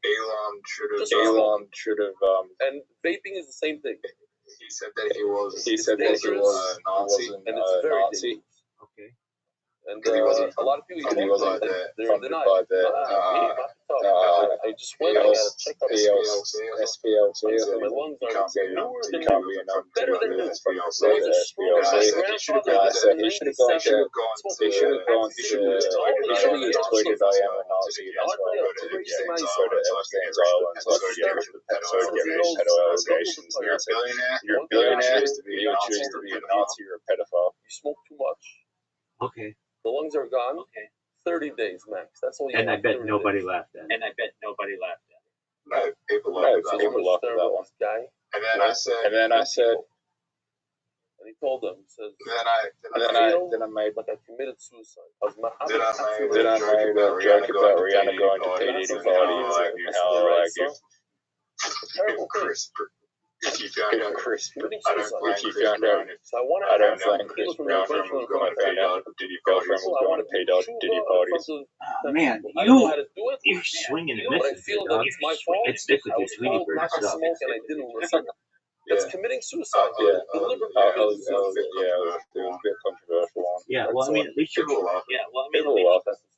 Not huge amounts of people. There's no way huge amounts of people. Maybe, I know it's difficult for people to smoke, but if one person No, it was a small crowd. It was takes just this Okay. advice and stops because of this, In my opinion, I also said. I also said. I know a lot of people looking like, what are you talking about? Kanye also mentioned how the Nazi allegations hurt his career at all. dog, do you have? You gotta have some other joke. You go to the same barrel of the same like three topics. Your Tweety Bird joke. Dog, you always talk about Kanye. That's with a lung that's connected. And you always talk about Epstein. The lung is connected to the trachea, to the breathing tube. I'll name I am lying, but if somebody Since takes the Tweety Bird one and punctures the is, in my kishka opinion, your best joke that I've after heard you he say, chefed it and because cut the trachea, it's funny. MMA will It's a happen, little like more puncturing innocent than the any of your other stuff. All your other stuff is just Can't eat is this animal. so. A big nafkamina. If the You kishka take is such big outside of the risks. body, Yeah. halachically, I'm not saying it's not good to take risks as a doesn't comedian. matter. Like, You didn't make the animal the tail. risks But have to have if the payoff. kishka is part of the animal, and you made a hole in it, And even I though think you that chefed it one out if of you're three, able as a comedian, look, you made it if you have 100 people in a room, you want to make 90 of them laugh, as opposed to 10 of them laugh. and then That's just about being a comedian. Now I know you, on the other hand, are like, I'd rather make 10 people really think about it and really laugh hard and love me as a comic than 90% of people. That's cool, but that's not how successful comics work. Successful comics recognize if I can make 50% of the crowd laugh with this joke, it's a win. If not 50% laugh, then it's a win. I was just At the end of the day, it was in order to kill an animal, you have to grab it, I don't give a shit about So it. he kills Monday nights, So take it he cut seriously. one Simmons. Let me ask you Killed this. 50% of the I animal. want to challenge you. You I killed wanna 50% I of want the you to animal. come up So now with you cannot a joke on make these plate topics. with And 50% so of the animal. maybe if I give you something, Maybe if I give you something, like, you make a hole in a just chart as a and say, challenge, oh, I made want it you to in come favor. up with a No, joke. I want you to come up 3 with a different joke. jokes by the next time you come in here. What's You the can do it. You difference make jokes if I really quickly. disconnect the trachea and I can A joke on longer? Mickey Mouse, joke but it on can't be anything Mouse, sexual but it or can't be violent or anything anything like that that. part is Just dead. something So that creative part on is Mickey dead. Mouse. The whole animal. It could be on his name. It could be on his yellow His shoes. is dead. It could be on the Yeah, fact that dead. he used to One be head drawn is with a dead. tail, In but any he's no area of the longer body, drawn with a tail, and nobody talks about what happened to Mickey Mouse's tail or whatever. So Mickey Mouse is one of them. Mickey Mouse is one. He used to, but then they removed it, and nobody talks about it. So you could have a joke about that. Why doesn't anybody talk about Mickey Mouse's tail? This is like a big event. I don't remember Mickey Mouse going in for surgery for tail removal. Do you? Surgery for tail removal. Do you? You have two simanim. You have the breathing pipe and the eating pipe, the trachea and the esophagus. When a person shuts an animal, a regular animal, what does he accomplish Okay, by the so then street? nobody talks about having Mickey Mouse be naked, and at what point did he decide to go from his nudist lifestyle to a clothed lifestyle? Like, that's a funny thing. Like, that's a funny Two thing. things. He removed the tomb of Nevela. Another funny thing is which Mickey Mouse wears pants with two large white circles on them. And he also Like, allows you to eat it. who's Mickey Mouse's stylist? Who thought, Mickey, you know, the red pants are great, but what would really make these look even better is if we put two large vertical ovals on them. Vertical ovals on. 50% of the truth. That's funny. I'm on the way of accomplishing two things. I could eat it, no tumor. But all of a sudden, in slow motion, you come up with your own stuff. The kishka. I want one on Mickey Mouse. I want one on Mickey Mouse. I want one on esophagus. just dogs. Dogs in any way. Just you have a dog. You observe dog behavior, canine behavior all the time. And I want one on the weather. Those 3 things. Do you think you could do it by the next time you come in here? This animal has a punctured kishka. Yeah. Yeah? Yeah. You can never And eat these are jokes that have to be These PG-13. are jokes that have to be So finish the shkita. they can't be like, At most, they can do. because I'm challenging Is this a you. word, right? What'd you say? The first simon Why do accomplishes two you things. The second simon accomplishes one thing. One and two don't go together. That's the Gemara Shiloh. You hear this? I don't know. Why don't you ever So, see says the Eskimos Gemara. on Why holidays? don't you ever see Eskimos on holidays? Nikvu b'nei ma'ayin. The kishka got punctured and the animal became trade. That's the question. You ever seen Eskimo? What do they wear? Do they have some clothes? That's a great joke, dude. That's a great joke. Where do they store it? Do they have a special part of the igloo or hut, yurt, or whatever that is just for, filled with Hawaiian shirts and Bahama shorts or whatever? Bermuda shorts? You're allowed to eat it. And the tuma. And the other one only How do they tuma, schedule so it? they don't go together. How do they schedule it? Like, is there an indigenous travel agency? And do you think they ever just go to other cold places, or do you think they always go to warm places? Always a fascinating subject. When a cow has a fetus inside. That's a good joke, though. And What do they wear on vacation? What does an Eskimo wear on So you vacation? don't have to chef. I spared you the pictures. Ron Beiser sent me real pictures of them opening That's a funny joke. thing and finding a Now that, maybe we'll be lucky. that's cute, and it's innocent, and it's funny, and it's not really long. It doesn't involve, live demonstration. the worst parts of the world. People go to comedy generally to forget about all the bad shit that's going on in the world. And if you can bring an idea into their head, like, where do these people go on vacation? Baby, and then the baby gets up and starts running away. That's really funny. So I love you don't have to shut the baby. You can take a bat, hit it over the head, and eat it. Because the shechita of the mother covers the baby. What if The I mean, baby like, extends its hand you, outside there the are mother's other body. things that you can make a whole story out of it. Like, what do they eat on vacation? Do you think they go Obviously, and they look can't at eat people who that are much. eating That's fish not and are people like, who oh, you think that's how you eat fish?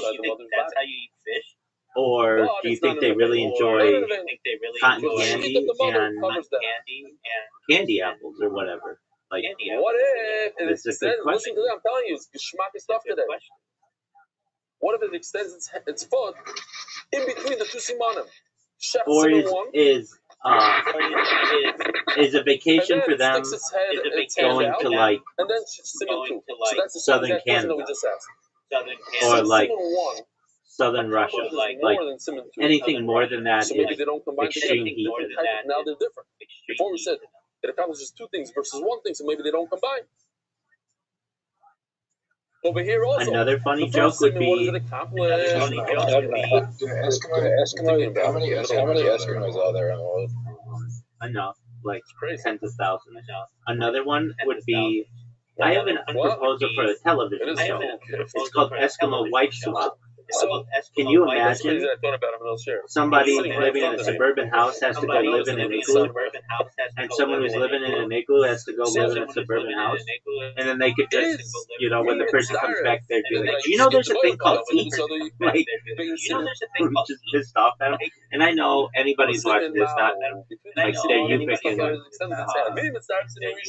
with people, and I know that not everybody lives in an igloo, and I know that not everybody, you know, And I whatever, said, well, I can English. I got a second Simon in there, just so it's kind no of a longer funny an available, even though it stuck his hand out afterward.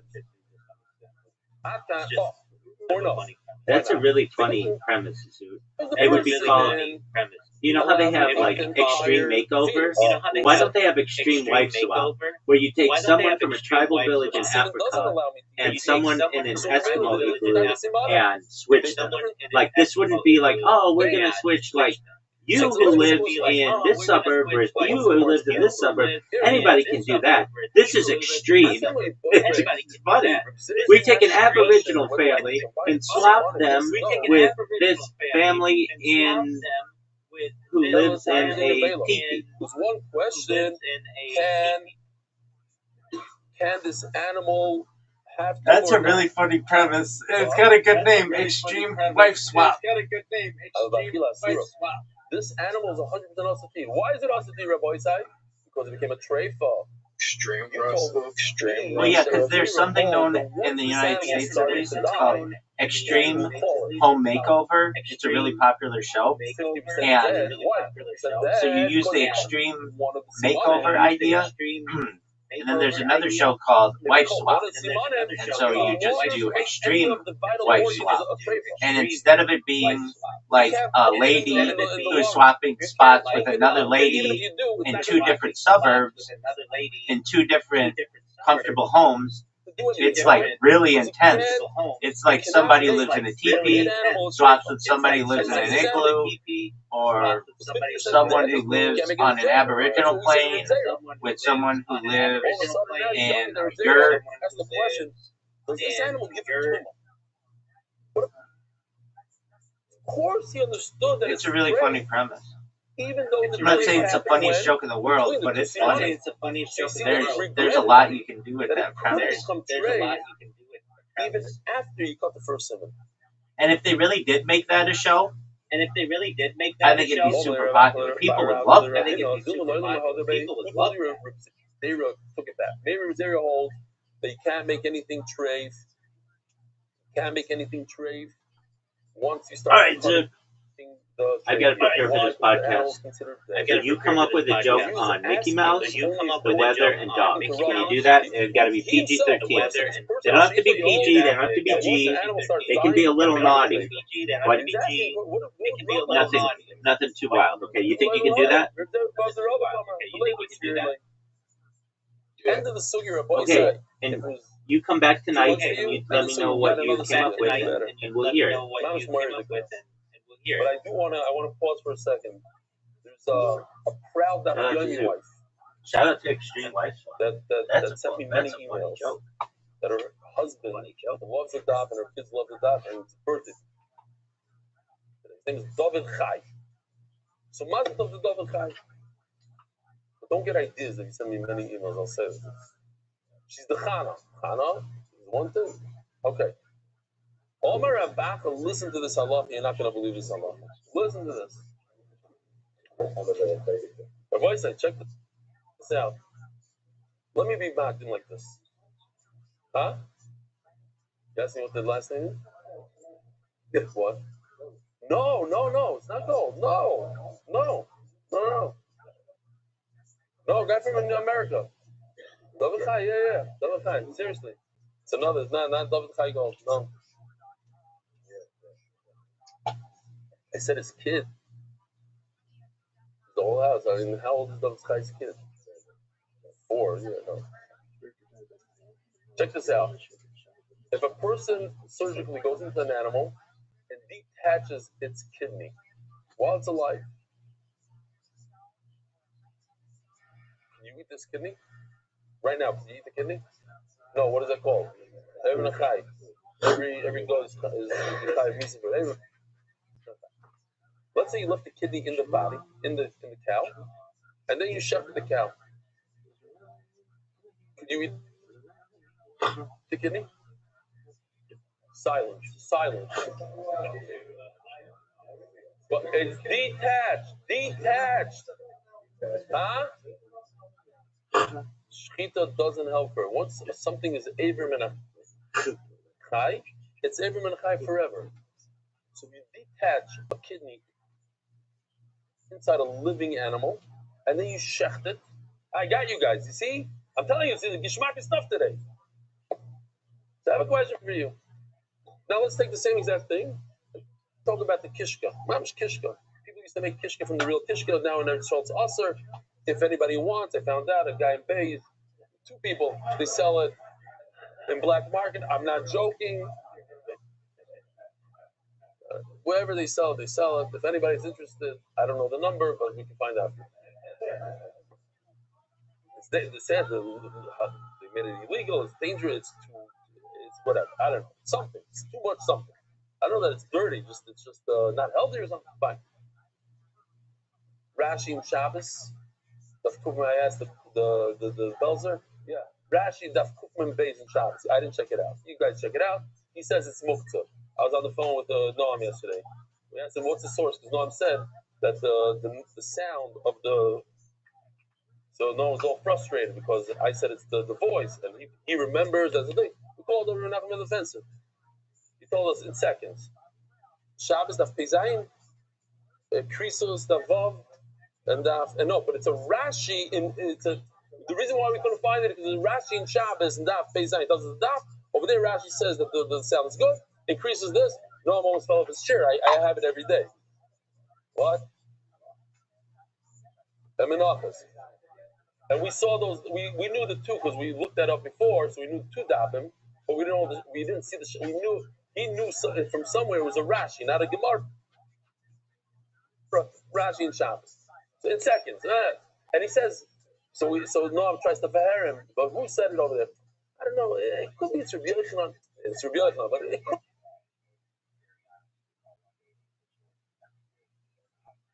could be like it doesn't need the. Yeah. Anyway. So he tells me that Rashi in Shabbos Daf Kufman Bey says that it's muktzah. Kishka is muktzah. Which normal human being would eat kishka? It's muktzah. Fine. Muktzah machasmius. It's garbage. I call upon him. Here, listen to this question. It's a good question. What if I detach the kishka inside the animal's body, and then I shecht it? Can I eat the kishka afterwards? Why is it different than a kidney?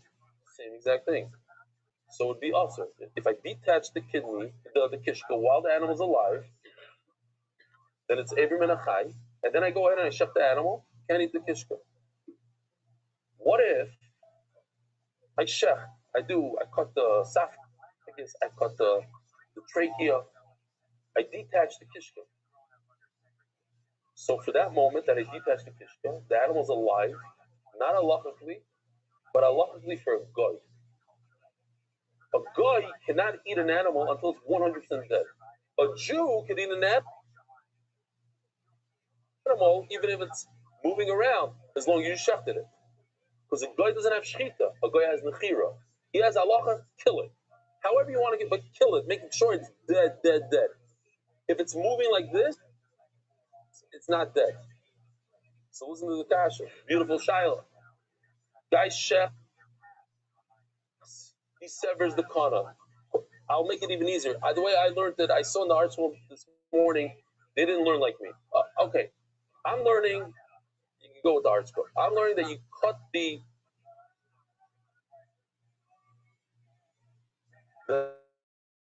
not the kana, detach the kidney. But let's say you detach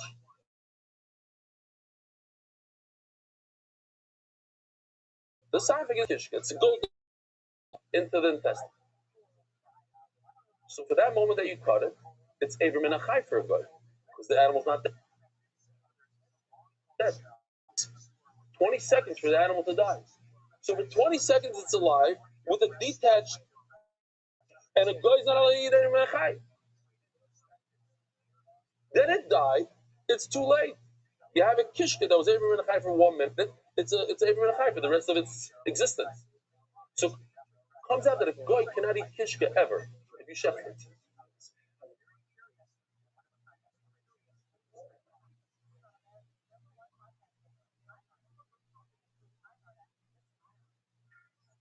Thank you. So, Zog the Gemara. Let's see inside. Omer Rav Acharyagi says this is a massive bomb, which the Gemara disagrees with him. From this halacha that you cut the trachea, you put it into a basket, it's as if it's outside of the body. You can invite a Jew to eat kishka in your chunk. Comes out of Mordek halacha. You cannot have a guy eat your kishka. My timer, Yisrael, the b'shchita Italian milsa Jew that is dependent on shchita. Even the shchita mal yisayish though. Once he did a great shchita, even if the animal is still alive the next 10 minutes, it's mutter right now. The Gemara even says a whole story, a whole thing in a second that you shecht an animal and then you rip a piece of meat right out of its neck when it's still moving. And you eat it, it's as if you ate Abram and Achai, but it's not Abram and Achai. It's alive, but it's not alive. Allah Akbar. But a guy that only works with killing it, it doesn't depend on shchita, but it depends on the death of the animal. So this kishka is Abram and Achai. Check it out. We have a little bit of a video here.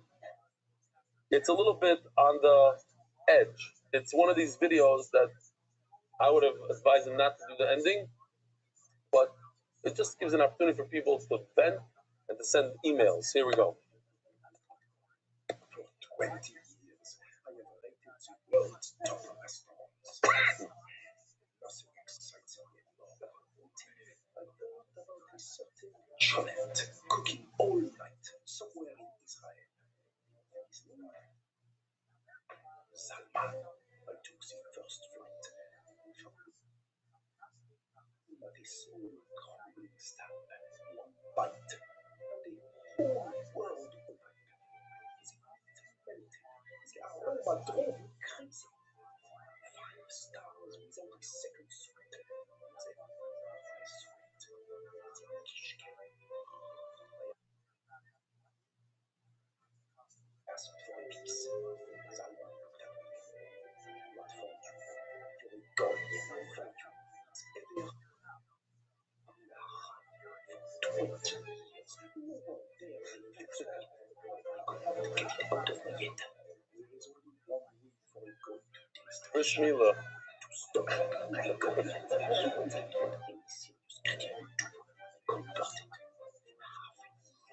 But when I returned, Salman looked at me. Handed it to me. Just have any emotion. No smile, nothing.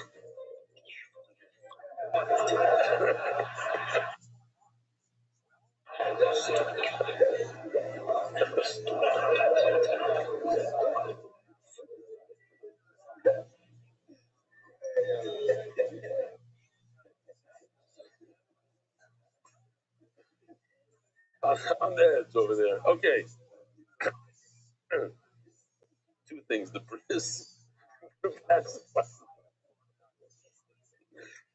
a lot of nuances. Everybody knows the guy here that I just saw with the toothpick. He does you a favor that he sells you the chum. No, nothing.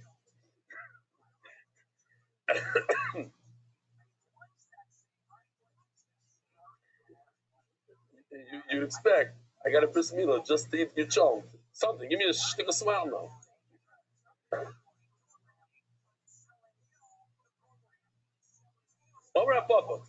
Have you seen the Kamei de Ravacha Bar Yaakov who boy the Emelei? And he asked a simple question. Is it possible that a Jew is allowed to eat a certain type of food, but a Goy not? We have more Dusha than a Goy. We have more Isurim. We're above. How's it possible? Well, boy, I wanted to say, where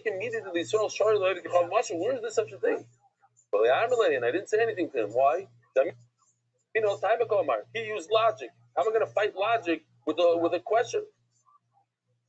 However, at the end of the day, this kishka thing doesn't work. Why? It says, if a person desires the taste of meat, of a live animal, why would he want to do it? Because the doctors told him it's really healthy. So what should he do? As he's shechting, now the neck is wide open. Grab a piece real quick. The animal is still alive. It's still running around. Rinse it off, salt it real quickly, and eat it. Oh, and now that you eat it, you tasted the taste of Aver Menachai. Is that mutter for a goy or not? Rabbi says, is that mutter for a goy? According to Ravacha, it's not okay. Why? Because the animal's still alive. So it's Aver Menachai. But for a Jew, it's okay. Why? Because it's a shechita. And what does it say over here that it's okay for a goy? So since it says it's okay for a goy, so we have a contradiction to Ravacha. All right, so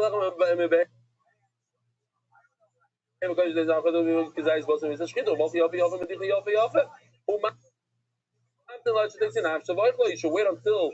Why should he wait? Stop! I forgot to point this out in the Hebrew Shir. He has the point because it says there's an Indian to wait for the animal to die. But for a guy, it's that a guy is allowed to eat such a thing that there's no problem with Menachai. So a guy should be able to eat kishka. It's either Ravidi Bar Oven and I have Domer Ravidi Bar Oven, or Ravidi Bar Oshion, or right to Shiari. If somebody wants to get healthy, he cuts out a piece of meat from the animal, from the area of the shrita. And he has a lot of salt in the he rinses it off really, really well. It's very, very bloody over there. Very good. And he has to wait until the animal dies. So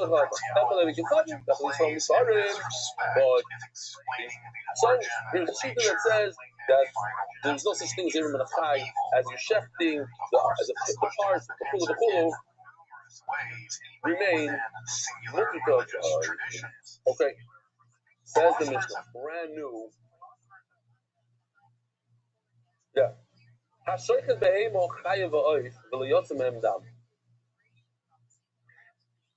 Okay, we're going back to the famous halacha. Let me just make sure. Oh. The halacha of when a person wants or enables his fruit or food to become tummy. How does he do so? By pouring water on it, one of the 7 liquids. Any one of the 7 liquids. One of the 7 liquids is blood. So, nachamol. In order for fruit or meat, any food to become tummy, to be susceptible to tumah, you have to be maksher l'kabel tumah. And that old beautiful video, which we're not going to show, the youth on video. Then what? You have to pour water on it. Meat that you just shechted. Is it susceptible to tumah? Yes, because the blood that comes out of the animal touches the animal, and that makes it susceptible. What if it doesn't bleed? What if the animal doesn't bleed? So I looked it up on ChatGPT. It's possible for an animal not to bleed. So first of all, I would assume it doesn't talk about. I'm assuming you're not checking the breathing, the jugulars. You're able to go around the jugular. But he says yes. if an animal, I couldn't believe it. I was sure he's going to say no. He says, yeah, if an animal had a heart attack right by the shechita, so the heart stopped working, so it's not pumping the blood out. Another thing is, what if the animal had a tremendous amount of blood loss right before the shechita? Had a hole in its leg, which doesn't make it a treifa, and it lost a ton of blood. Barely has any blood left. So again, it would be very, very low pressure. In such a thing, it's not a treifa. The situation is not a treifa. Bloodletting is not a treifa. You did bloodletting. You took out 50 gallons of blood. Who told you? It's not one of the treifas. It doesn't matter. Who said it can't live? The famous story with the Rambam, that the Rambam had only a little blood left and he lived from it. Okay, so says the Gemara, listen to the Mishnah. Blood did not come out. So the kosher. Your head, the Chacham said, are tummy. Could touch this meat because it's not susceptible to tumah, this meat. Why? Because it didn't have blood. There's no blood that made it mukshal l'kabel tumah. We have a video. Here we go. Rabbi says, check this out. Put it on large screen. You don't need me. I don't understand what's going on here. I did a perfect clean cut and garnish. Not a single drop of dam. Clogged arteries. A drop of Coke Zero will open her right up.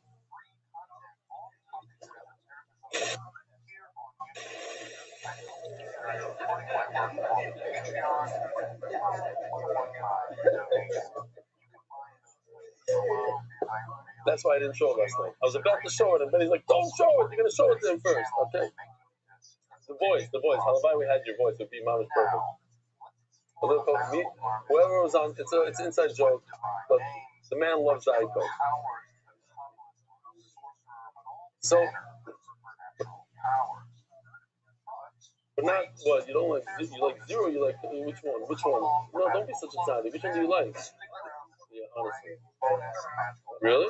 You're gonna have to start shipping it. Every time I come to America for one bottle. All right. Reb Shimon Omer. The expired one. Reb Shimon Omer. Buchshuru b'shchita. Says if you think about it for a second, just the svara behind it. What does mukshal l'kabel tumah do? It finishes off a product. When you put the water on a fruit, it's finished. So he says, when you shech, you finish this animal, you don't need a liquid. The actual shechita creates the susceptibility to tumah. He says, Reb Shimon says you never need a liquid. But for me, only me. It's because blood didn't come out, so it's not mukshal l'kabel tumah, so you can touch it with your dirty hands, with your tumah hands. What if blood did come out of it? You're not allowed to touch it with your derabbanan tummy hands. Amai, why not? You're dying. How much tumah do your hands have? Only a second level of tumah, which is very, very low. Look at it over here on this chart. Look at it. A sheni. What can a sheni do? A sheni can make truma, can do a shlishi to truma, and they catch him. But the Mishnah is not talking about truma and kosher. The Mishnah is only talking about chulin.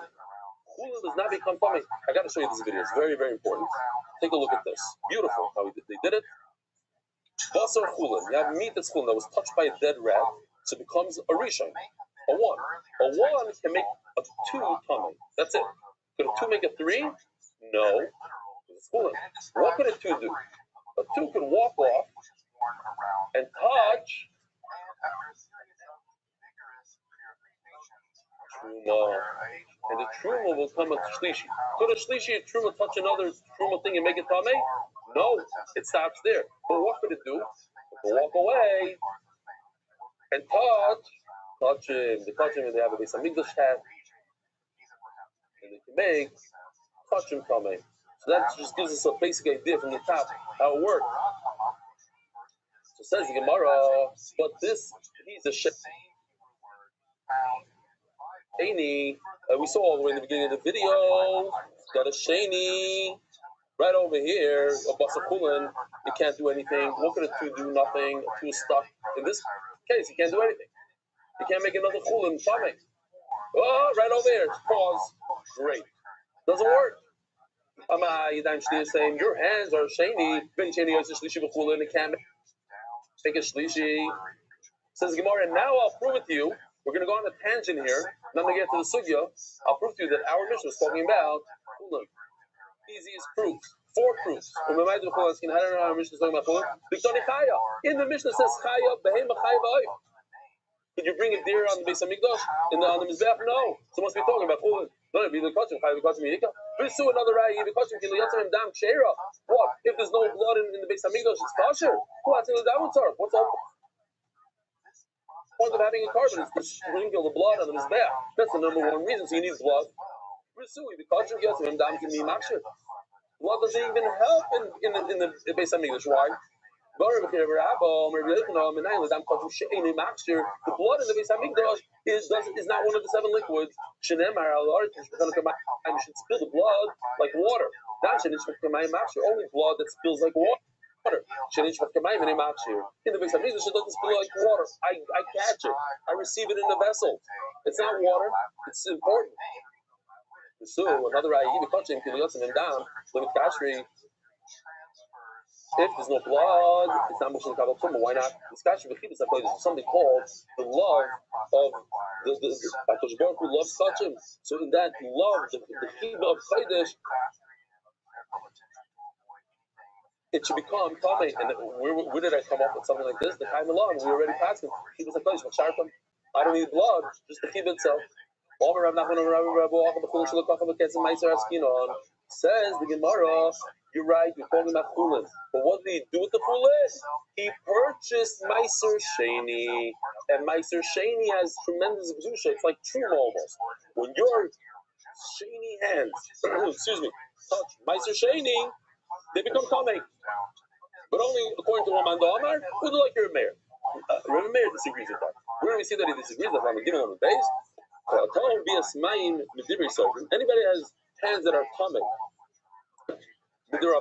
meaning his hands are a sheni, mitamis hakodesh, who paislos hatruma. I'm not going to be myra because we're very, very late here, but tamei means that it stops right over there. So when a sheni touches, truma, it stops. It becomes puzzles. Puzzles. And when a sheni touches kodesh, it's mitama. Mitama means that it can go on. It can continue making other things tamei. So mitama is a kodesh. Your second hands make a kodesh shlishi. That means, what does that mean? That the kodesh that's a shlishi that touches another kodesh, it becomes a revi. But if it touches truma, it stops right there. It becomes tamei. But it says mefurish, according to Rameir, Meiser Sheni, hands don't affect at all. They're very Rameir. We're going according to Chachamim. The Chachamim Oiser Meiser. So I'm saying, so he answers that our Mishnah is talking about chulin, that he took the chulin money and bought. What happened? He had a bunch of Meiser Sheni at home. He couldn't transfer it to Shlomo's Kueli. He transferred the gusha of the fruit into money. Now the money becomes Kadosh. He went to the Beis Hamikdash, bought the Yerushalayim, bought Meiser Sheni food with it. He took the money, bought any food with it. So the food now becomes Kadosh, becomes Meiser Sheni. Now if I touch it, it becomes Kadosh. We're doing terrible on time, but it's one of these sugis that we have to go slower. Turning to the daf, Adar Global, specialist in international financial services. Chaim Milrad, Yiddish Simi Merossi, Fraleto Bas, Yitzhak Galil Shal. I don't know. You guys enjoy it as much as me? I'm not enjoying it. Even though I've said this is the second time. I'm not Gishmak Sugis. Mas Galil Shim Verashi. Bimai, who told me? Dilmat, I'm like the Rabban Ali, the Mayor Elabachilas Meiser. Maybe when you eat the Meiser, it's a problem. You're not allowed to eat Meiser Sheni when you're tummy. When you have second hand. Over here now, we're talking about touching. We're not talking about eating. And maybe they agree that touching is nothing. That if you touch Meiser Sheni with second hands that are second, the Sheni, it doesn't do anything. I'm going to give advice back in the Chul, like Pligi. And by us, Nagia, we're talking about touching. How do I know it's talking about touching? They're eaten. It doesn't say you should eat it. It doesn't say Oichlin b'yadayim yisrael. It says ne'echolim. Meaning that even if your friend took it and put it into your mouth,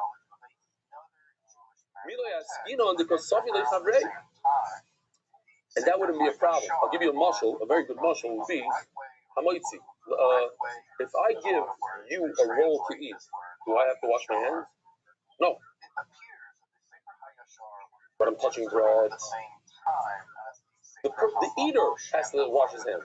Over here also, the guy gave his friend to eat whatever it is. It's meat. He doesn't have to wash his hands. He has shiny hands. He doesn't have to wash his hands. That's what we're talking about here. Maybe Chacham agreed that he doesn't have to wash his hands. Only the person eating. But we're not talking about the person eating. We're talking about the person that's touching it. And the person that's touching it doesn't have to wash his hands. Mom's like today, bread. If you're feeding a very sick person who can't eat by himself, you put bread in his mouth. Who has to wash their hands? The patients, not the guy feeding. So maybe over here. So there's no problem touching it. Let's get like some of the kavrei, even his friend gave it, put it in his mouth. Elamar Papa, Papa be dime to this skin on. Chandra Papa and says, what's the problem? Oh wait, let's start again. The Mishnah said your hands are a second tumah, then you're allowed to touch and you're allowed to touch meat that didn't have water on it, didn't have blood on it. But why? If it had blood on it, what's the problem? Your hands are only a second. It's only sheni l'tuma. Answers the Gemara now, because it's not a sheni. It's a rishon l'tuma.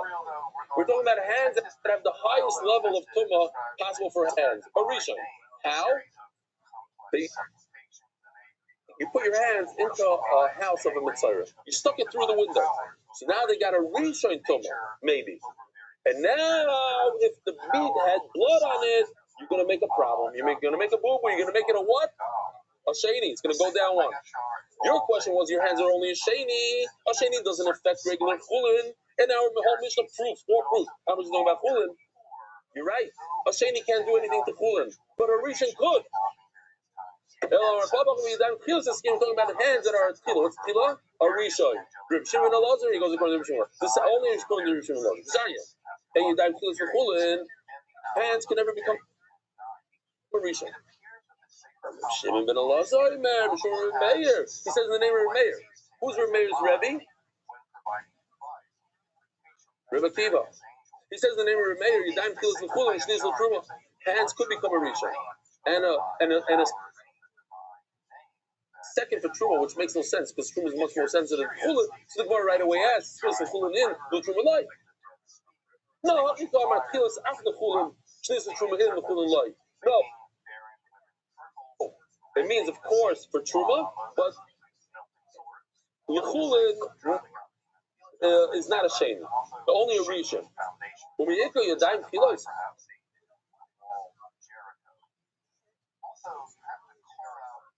What's the case that a hand becomes a rishon? In the Sanya, if a person sticks his hands into a matzor's house, the other kilos, his hands become a rishon. Now we have a new man though. There's a hand to be a rishon, not only Reb Shimon Elazar.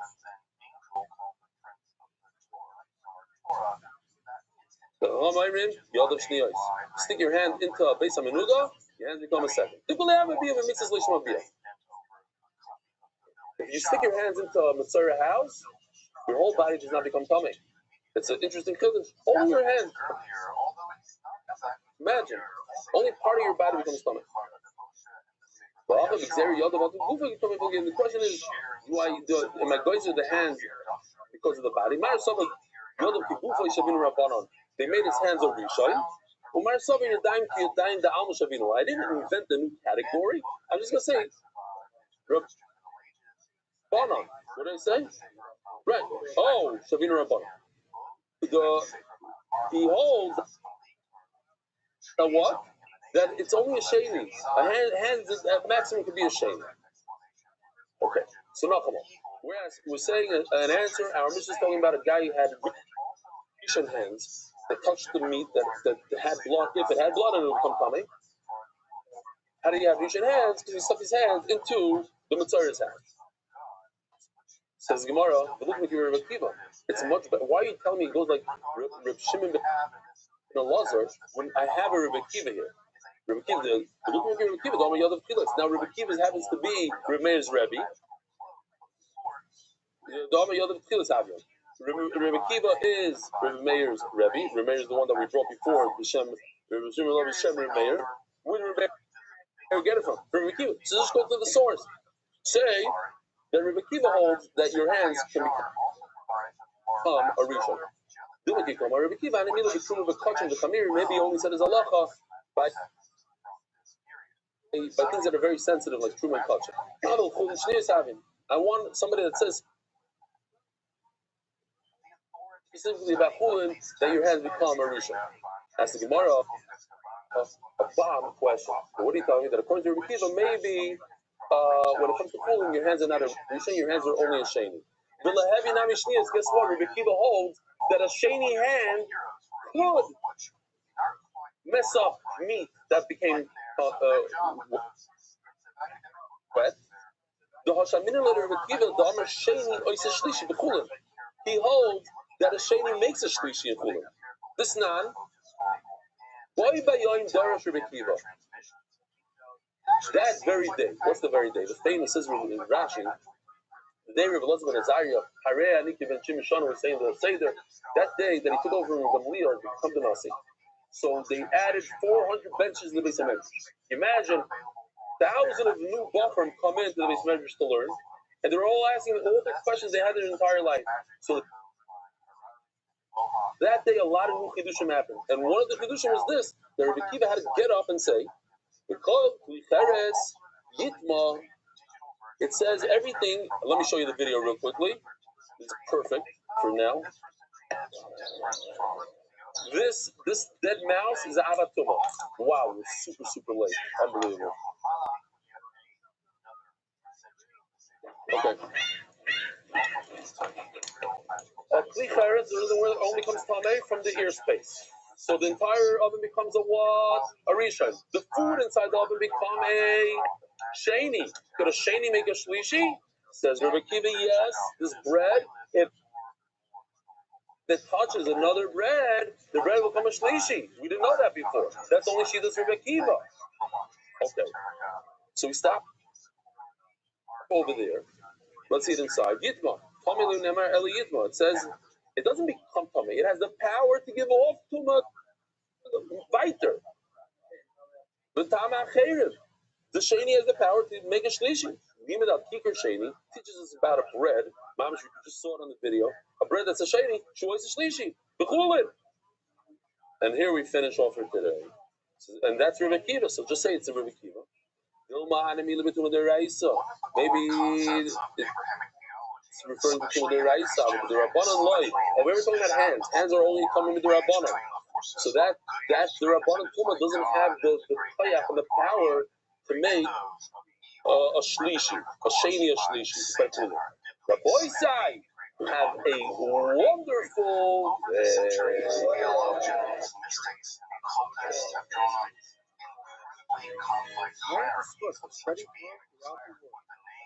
Seals and tabs, even their final destiny, detailed in a range of texts, from canonical biblical scriptures, books allegedly revealed by such entities, to texts whose origins remain to this day rather mysterious. The world of angels and demons continues to fascinate, terrify, and inspire billions of believers all over the world. But what do we know about the origin of these entities in the Abrahamic tradition? If we were to rewind the clock back to the ancient Israelites, the among others, what do we know about in this episode, we're going to do got this beautiful picture taken by a nurse in the hospital. Nurse. No. This is a father.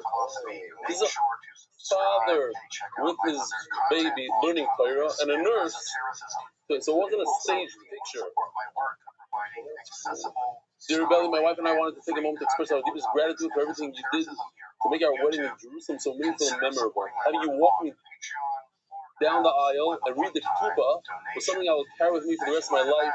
Was having Avi, Noah, Benny, Dave, and Ari come to celebrate with us made it that much more amazing. Just passed along our warmest thanks to each of them.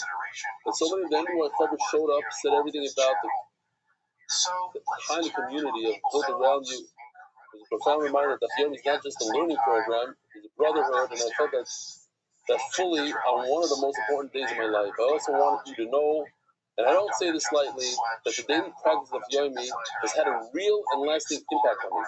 The discipline of showing up every single day, the rhythm it creates, the way it anchors the day for me, has genuinely made me a better person and a steadier one. Well, here's a few compliments with deep appreciation and warm regards, Glenn and Rivka Hannah Esterson. Both Gary Tzedek.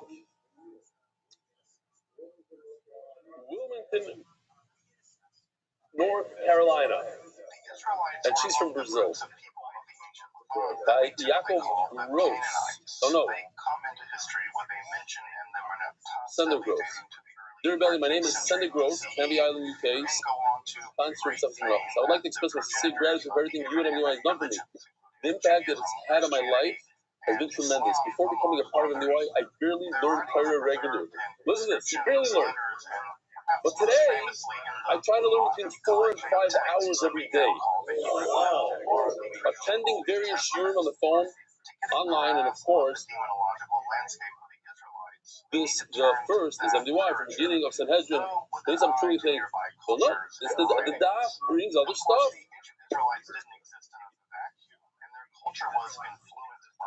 You just told me before, Sharon, instead of Murdigan thing, it's probably true. The heavy balabas is a thing of the past. And he said it's because it was something. And I say it's because of the daf. When balabas comes in, there's the daf. He's more consistent with his exercise and his Ozempic. Everything.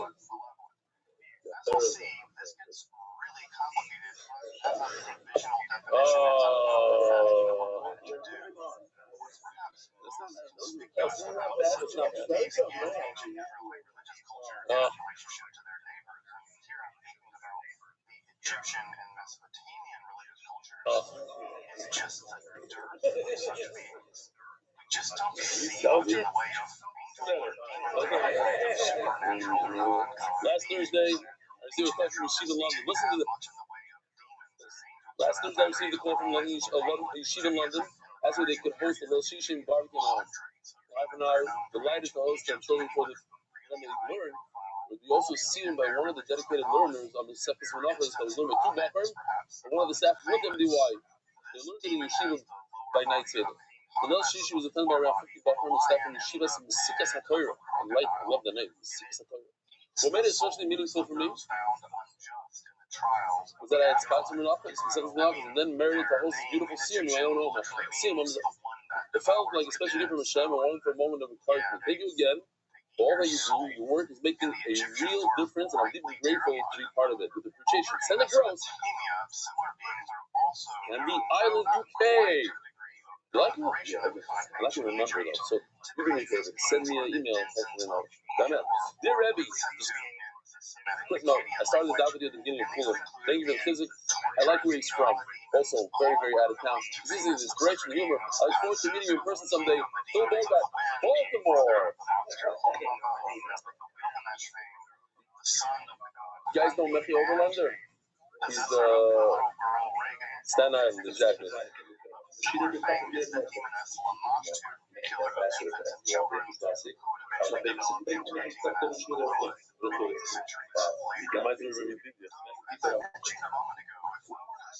his daughter. This is the entire email from Betsy Verone. No better nachas. 3 words. Thank you. Sees his son learning Torah. No better nachas. The official edition NY Shas, the Masechta, by Zev and Yael Shulha. Their name is on the front of the Gemara. I received a phone call from my shver last night. Doesn't happen very often. He says, I'm using your Gemara, and I love it. I love the way it flows easy. And he's a person that does Daf Yomi for years. And he used the ArtScroll for years. It's big fucking ArtScroll. Zidiyal Shor. It is. This is just the way it flows. You don't put the notes from the bottom. And like the Russian. All these, okay, whatever. It doesn't say temple. It says, okay, what is Markovich? What's his name? Somebody said it. I'm saying his name. No, what is it? Markovich? No. Markovich. Now, if it's not Markovich, let us know. For the Hatzluja of all our children, Moishi, that's lost of all our children, Moishi and Ruki from Mexico. So, the actual Masechta is sponsored by David Solomon, dedicated in memory of Avi Meir, the school of Baruch Ler Chaim Tzvi, Dodge Ruchani Racha. The Masechta is sponsored by the Politics Family Foundation. In gratitude to the consortium and the Alliance and all they do to support MUI, Anonymous, myself, and Ruki, thank you to Chief of Kennedy. Anonymous for Tzim, for Shem, and Arika Shalom, Kolebas, Esther, Yemen, Daniel, and Rosenfeld, Bruce, Simcha, Heidi Simon, and Shem, Avi Meir, Miriam, Yemen, Daniel, Rosenfeld, Rosh Shefa. Anonymous, for Shleima, for Rabbi Ruchen ben Yehudis, and Avramishaya ben Slavic Borough, Amen. Weekly sponsors, manager sponsors, wishing them your family to continue at Stefan Siyat Shmaya. Anonymous, Hodu Hashem Kiko, Kila Olam, Robert Early, President Harris Group Improvement, make money from the share, give back to the share. Make money in general and give back to the share. Yumi Shoner, learning from Robert Early. With gratitude to Hashem for everything. Where's Robert? He's not here yet. I want to know if he knows who Yumi Shoner is. So learning from Robert Early with gratitude to Hashem for everything. Anonymous, Nishmas, Daniel Yehuda ben Achaber Yosef Ticker. Birthday today in school is for Avram ben Chana Baruch. Anonymous, Nishmas, David ben Zechariah. Lisim Shapiro for the merit of the Jewish Nema. For Moshe Yitzchak ben Mina Chaya Shoshana. Koilo, HYK Ventures is supposed to be the success of all our clients. And by Binyamin and Daniel Rosenfeld, Bracha B'Parnasa. NYK sponsors monthly, Innovations LLC is discussed by Consumer Befega, and Rivki Yehuda's Bas, Yafon Chaya. Anyway, for Shleima, Yonatan Eitan Ben Basheva Bracha. We went yesterday to visit him, and he really enjoys when people come to visit. So whoever can go visit, Yonatan Eitan lives here. Mem Shalom. Before Shleima, Mordechai Ben Esther. Do not tell us that you heard it in the shir. Before Sayela, Daniel Zev Ben Ayel's Esther. Turning of the daf. Not yet. Rabbi Isai Mordig, it's actually on steroids. Omarova. Okay. So there are 2 halachas that are new to us when it comes to paraduma. One we learned, one we didn't know about. Here's halacha number 2. Halacha number 1 is that as you are shefting the paraduma, you cannot do any other balacha. You can't do anything else besides shefting the paraduma. You can't cut another watermelon at the same time. You can't be oisig with anything. You can't text message anyone. You got to be concentrated on that one task. The other halacha is the shachar b'isa, that you can only chef one paradum at the same time. You cannot chef anything else with it. You can't chef 2 paradumas. You can't chef a paradum in another animal. Therefore, Amarava, shachat para, if he's chefing a paradum, the shachat behema peretzima, and at the same time he's trying to save time, By him trying to save time, he lost $3 million. Shochat be'ema acheret sima. The divrei hakol psula. Everybody will agree that the para aduma is possible because it says the shochat esav. Esav means only it and nothing else. What about the other animals? The other animal is kosher. There's no reason why the other animal should be kosher. It's kosher. Kabbalah Beis coming out. Lay.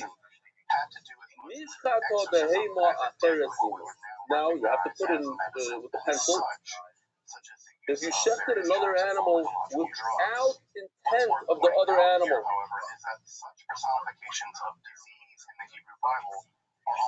let's do this like that. Very geschmack. If you had no intent, you didn't want to shecht another animal. Is it a good shechita or not a good shechita? No. I was listening yesterday. According to Reb Nosson, it's a good shechita. And according to Chacham, it's not a good shechita. And we actually, Reb Nosson is a good shechita. According to Reb Nosson, that it's a good shechita. And you shefted a para aduma with it, but by mistake you shefted another black and white cow. It's a good shechita, the black and white cow.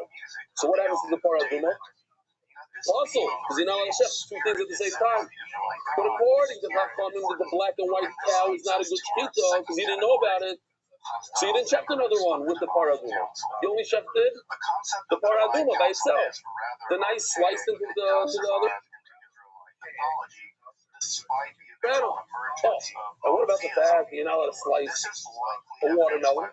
And by you slicing into the black and white cow is like slicing a watermelon. The answer is that if you slice into a watermelon without knowing it, it's not a problem. Because you weren't icing with it. The problem is when you take up the concentration from the para aduma and start concentrating on a black and white animal or a watermelon. But over here, you didn't know it was there. So it's not a problem at all. Either way, it's not a problem. So says the Gemara inside. Literally, according to Reb Nosson says that you could shecht another animal by mistake, and it's a good shechita. So we may learn that you just shecht two cows at the same time. It wasn't para psula, and therefore the para aduma becomes possible because you're not allowed to shecht two animals at the same time because it says the shochat they saw only one. What about the black and white cow? Let me share. The $3 million cow is completely possible to throw it out. But the $2,000, whatever it costs, $2,000 cow is completely kosher because even though you didn't know you're shefting it, it's okay. Hey, to shecht something without knowing. But Rabban says you have to have havana when you shecht. Para kshera. The para aduma is kosher. Why? Because you didn't shecht anything with it. Why didn't you shecht anything with it? Because the hema psula, the black and white is possible. So the black and white is possible, and the red is kosher because you only shefted. You have kavanah for the red. So the opposite of Allah, according to nothing, the black and white kosher, the red possible. Shomelech will come in. I think there's a seat right over here. It's alright. There's also a kid standing in the back. You don't have to stand. You just sit over here. Come in, Tabby. Right over here. Underneath the TV, next to Dave, the famous Dave. It's next to Dave. It says the Gemara, Shita. This whole idea that if you work with the para aduma, you don't work with them. This is all stuff that we learned. So the Gemara, Nishchata be'ema acheret, there's nothing shukla. No, I want to tell you a kiddush in the second in black and white cow. So I would think that the word the shofar they saw means you can only shecht the para aduma and not a second one. But what does it mean not a second? I would think that you can't shecht two red cows together.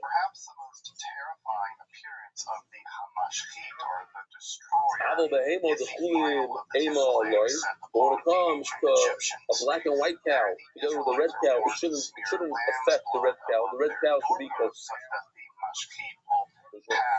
But mashmalon, that no matter what, then it doesn't matter what kind of cow, you cannot check two at the same time. That's the pshat in Shofar they saw. Of course, this angel isn't truly What the divine. flasima? This case right over here. As you're shefting the para aduma, you shecht you cut a watermelon, you cut a gourd, you wrap up Sula. You're not allowed to multitask. It's also the multitask. I heard a very nice part. What's the lesson? Oh yeah, Hadek, hated Hadek. While you're doing the prayers, you say these words. Hadek, hated Hadek. The question is, oh, Yovel Psalm. The voice, the sound is very good. So when you say something important, like nice. Start saying, most like Torah, start saying Mishnayos, Torah. The Torah will be better. And the answer is, you cannot mix Torah with Torah. You can't do two things at the same time. You can only do one thing. As soon as you start learning Torah, then you're learning Torah. You're not doing Torah. When you do Torah, you have to concentrate on Torah. So you say things that have to do with Torah, even though they're not important words. When you're checking the Torah, you're grinding it, right?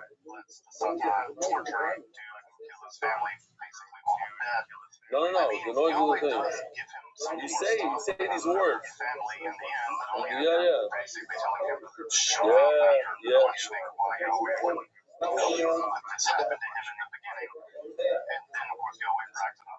Oh man, it says these words. Okay, from now you'll know. What's up?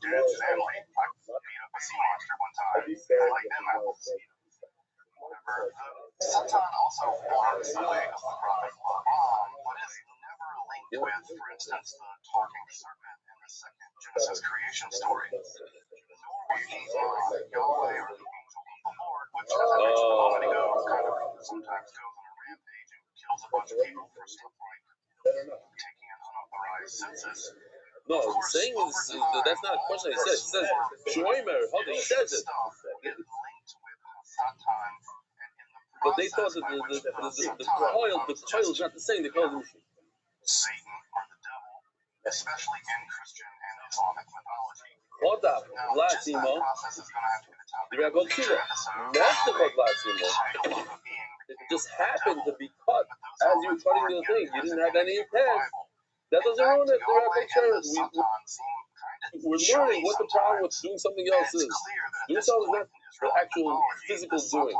Doing is that it takes away from the mind. A person physically cannot do two things. Don't listen to your wives, whatever. You can only focus on one thing at once. That's it. That's all a human being can do. For most humans.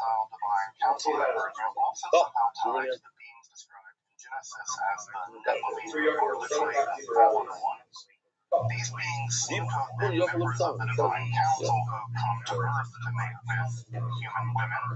Thus producing a race of giants that is what happens? Wiped out a few chapters later in a great flood. I say kind of wiped out because there are other biblical texts that make genealogical connections between these giants and the characters like the Philistine in this room. I'm not going to go into detail. That's not better than giants or the Anakim seen by the spies and by Joshua. So, of course, Nafla second Ishbia. The boy said it happens all the time. A person is shafting. The knife falls out of his hand. But the Hebrew Bible is generally uninterested in them, except to explain the presence of later what is that called? gigantic people. Shehiyah. What's Shehiyah? How much of a cause is considered a cause to ruin this people? So in different cases, some of them are deliberate, some of them by mistake. Different things happen to a person. For instance, Nafal second being Bia, his knife fell down. Nafal Caleb being Bia. It's hard to say, and who knows. One of his garments fell. Information in the Hebrew Bible may also indicate that I'm learning this. Because like you'll see in your video, like what are you talking about? What video? Listen, you guys, you go through that and you look for the most extreme part of that. There's a mic. I'll circle back to the Nephilim and their I personally don't know the procedure, so I could say it. So I hope I'm not insulting anybody. There might be some. Take somebody to show it. Let me ask. She's here. Our last category is a kind of demonic grab bag. Who's Yomi Shoner? supernatural in nature and are typically You know the guy? associated with the wilderness Let me show him. wastelands or He says, learning from Robert dearly with gratitude that's over everything. You don't even sometimes only once, you to and give they money to remain everyone. very You don't even know the guy? For instance, the Okay. Shadim seem to have been associated with human sacrifice. Nothing else is known about them in the Bible. It appears the term was imported from Acadia, where a Shadu is a Okay, so lesser-used term the Mice Israel, there's a male Rebbe, version of a the middle of Ishanis, he's holding the Dawah meeting, typically and he's takes the holding his form of a matzah, winged bull and all of a sudden he or lion. feels How that he's going to exactly a lose relatively one of his positive being garments. in So he like whispers to the Gabbai, Ishana, as the poison's on his following. So the Gabbai, the Shaifa, I mean the Gabbai, he goes, Ishana, as the poison's on his following. And the whole Hasidus, they said, and then they had a he was like just whispering to him that it's a Mice Israel. It's a Mice Israel. You want sources? You will look on this Mice. Which seem to have inhabited ruins of object sacrifices. They're also associated with words in the Hebrew Bible with Lilith. This is grammatically a feminine form. Okay, Ishchaz is a Sakin. Another Maisa. One that his horizon might have fallen off, so you have to bend down with the stop, check, and pick up. Ishchaz is a Sakin Ba'ah. He was in the middle of sharpening the blade. It takes a lot of. Although I will say that Lamashtu and Lilith are clearly connected, and there's a sharpening the blade off, and the guy was really tired. So don't cut there yourself. Frank came and did the streak of four. So now, how much of a pause is too much? In shock, if he stopped and waited the amount of time it takes to do a full shkita, how much is that? A boy side? Guess how much that is. A behemoth gasa, how much is that? Be'era. 3 seconds, 10 seconds. So I asked him to run by to give some numbers. But obviously, I told him to begin with, I said, well, I'm asking you to put stuff. I know it makes no sense to ask you question, but I need some guidance. He left me maybe 10 minutes worth of messages. Going through the whole PowerPoint. And, there's different countries do different things. The animal can be standing, they can be laying, be upside down. Does the shaitek wash the neck? Or does somebody else wash the neck? Finally, it's possible that a being called the Aluka, which also back and forth, are you pulling and this? Are you just... And then he says, when it comes to birds, the chickens, he says, you saw a lot of the students that make the shaitek hold on to the chicken. So the shaitek has to grab the wings in a certain way, bend the neck back, so that takes a bunch of time. In many places, the boy goes over to you, gives you the thing, just holds it, and you just go, doesn't take a second. And some places, the chicken is already on the line. The line is that moving thing. So it just comes, as it's moving, you just grab it. It's also less time than when the guy uses it. Back and forth, the whole thing. But when it came out, this is like a be'era to be'era. A lot of people don't allow Shem to chef more than 10 birds a minute. So that's 6 seconds a bird.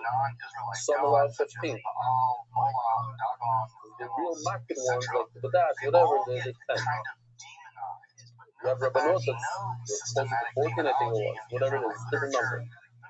He says, but it doesn't matter. A good shaitek will do more than that. When it came to Behema, like the really large animals, it came to, it was a Be'era, and then you check your knife, you look into the Simonim. So it came, but I'm just throwing this out. It could be wrong. 1.5 minutes for a large animal. Now, it could be less, but if you just do we're going to see in the Gemara, because it includes knocking the animal down to the ground. Obviously, it takes a bunch of time to knock an animal down to the ground. That's one shita. That plus the shita. Or you already have a knockdown animal and you're ready to go. So just for the shear for today, now nobody told me this at all. So the shear, let's say a bird is 6 seconds, And a large animal is 1.5 minutes. Just the savage nice, we have a little bit to work with. Because of intense contact with both Hellenic and Persian cultures. Nothing. We had a whole part of my life, a big part of things that occurred in my life is exactly because of these numbers. There's a whole tumult in my family about how much can you possibly chef.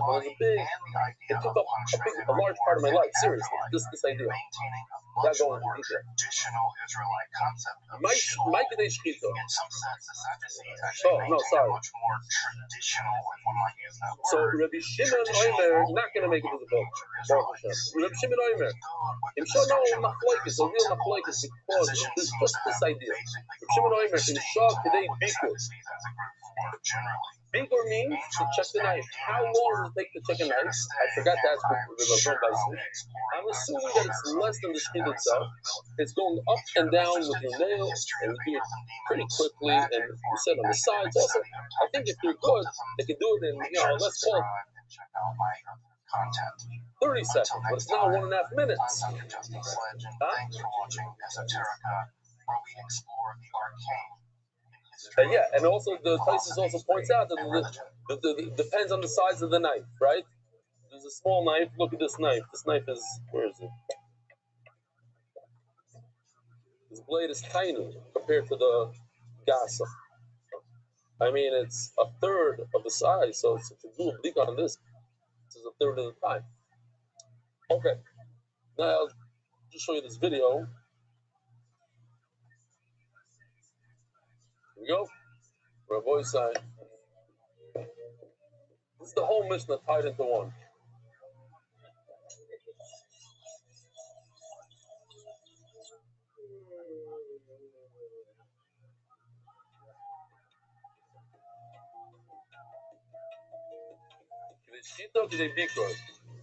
His knife fell.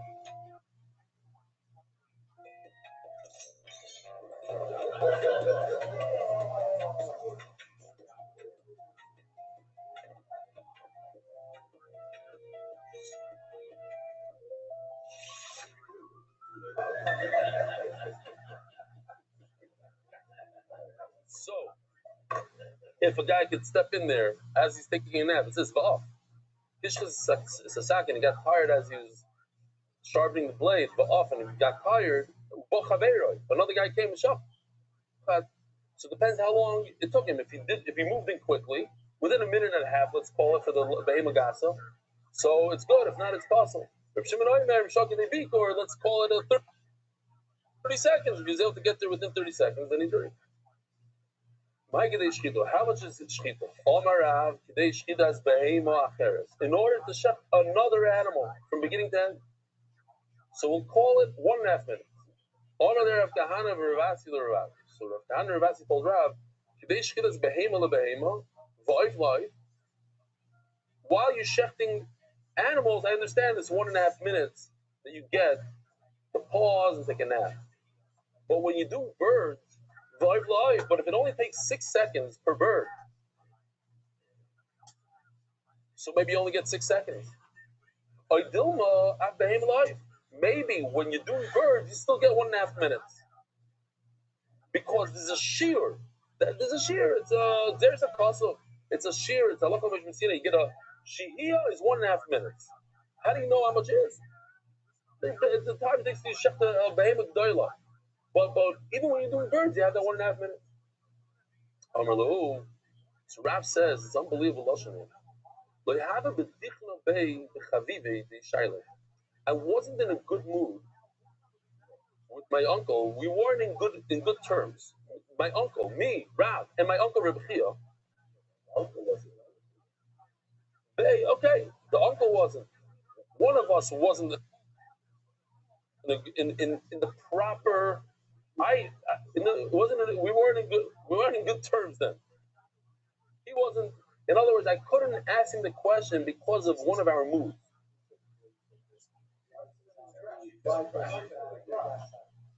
It says that we have a b'dichno bay b'chavivi. It sounded to me that it was himself. In my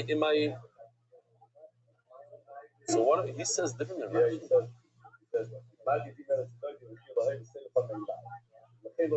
What? Later on, okay. Two psakim. Akaparim, just to remind the Olam, because it's fascinating. Rukia had a sister from his mother's side, and he had a brother from his father's side. The sister and the brother were not related. They were both related to him. It was Rukia's brother and Rukia's sister. That brother and sister got married. That kid would not be accepted to any yeshiva today, but he turned out to be Rav. So that's my uncle, my beloved, my uncle, Rukia. I couldn't ask him. I don't know. I never asked him. So, and then the Gemara says a fascinating thing. Itmar, Omer Rav, so he was makbid. He was machmir. He didn't get the answer from his uncle. So he said, I don't know if that's the reason, but he said, no, when you shecht chicken, you don't get the minute and a half. You only get 6 seconds. Shmuel Amar, I feel behem aloi. No, you when you shecht chickens, you get 1.5 minutes. Thank you also, Rav and Omer Rabbi Yochanan, I feel behem aloi. And Rabbi Yochanan also holds, you get 1.5 minutes throughout whatever you shecht. Rabbi Chanina Amar, Kadesh Yovi Behema Peres V'Yishchot. Rabbi Chanina sticks in something. No, you get much more than 1.5 minutes. As long as it takes you to get another atom.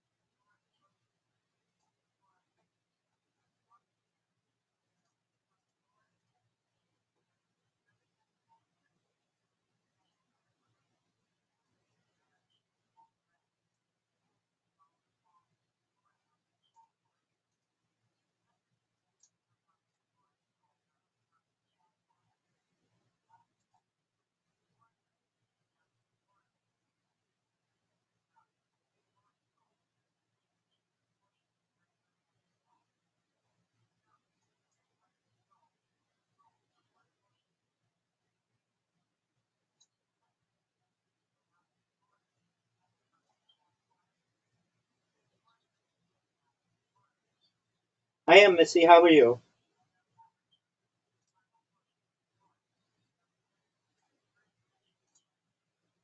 Absolutely.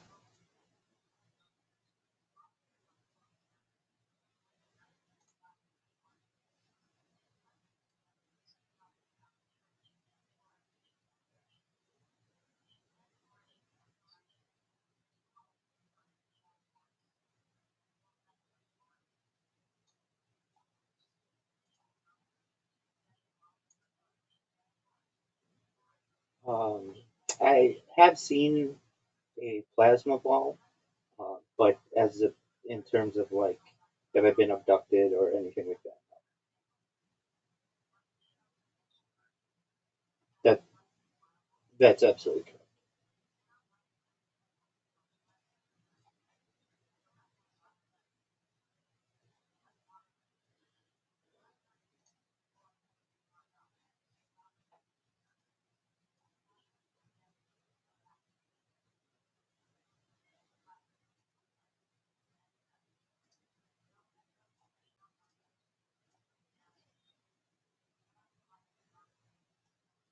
That's great, and I have a lot to review, so that should be good too.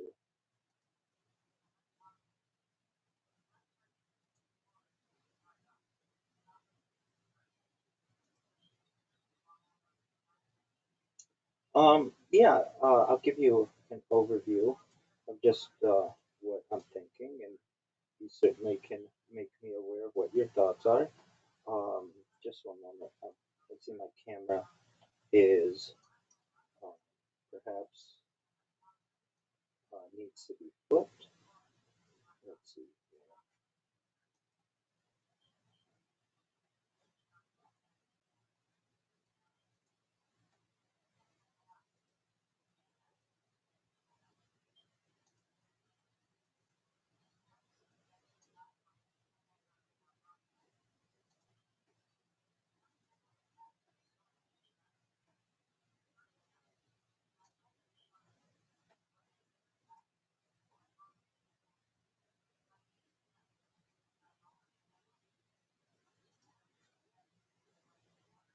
So I have compiled some extensive notes on our discussions yesterday.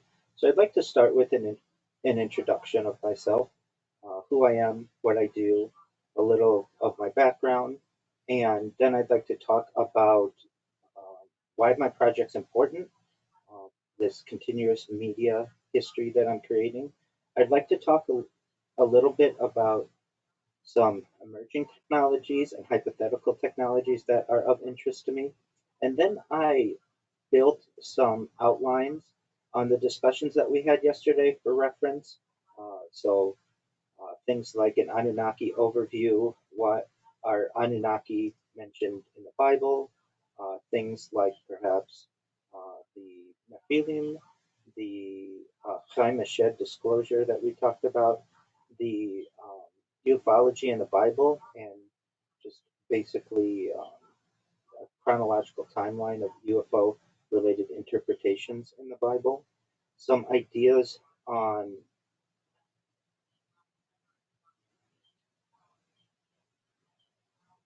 and um, certainly why haven't we had UFO disclosure, some other aspects perhaps, and you had said we might have several sessions, and I imagine we probably will need it with all that I have to review.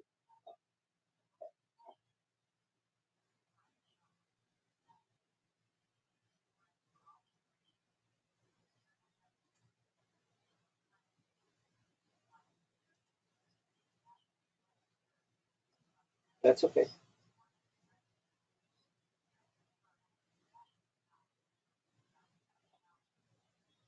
Yeah, it was really nice. It was cool.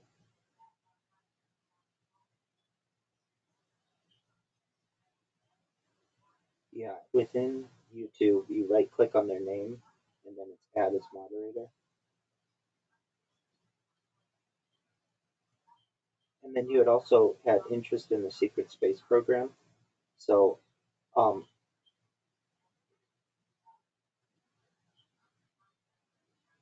most certainly.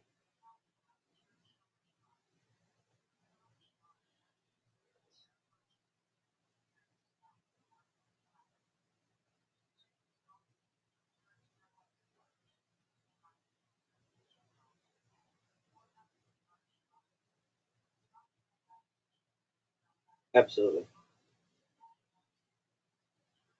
Okay, not on the three dots potentially, but on the person's name. So it looks like we have you had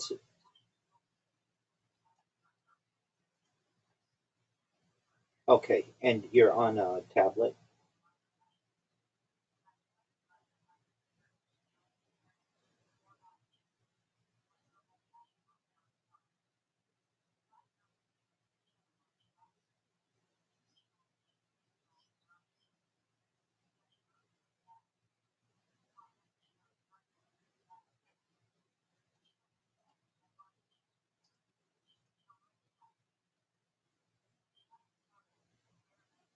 We see the chat. We see the chat here.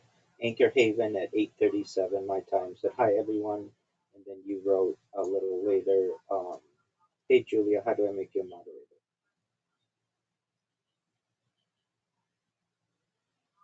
Ah, okay.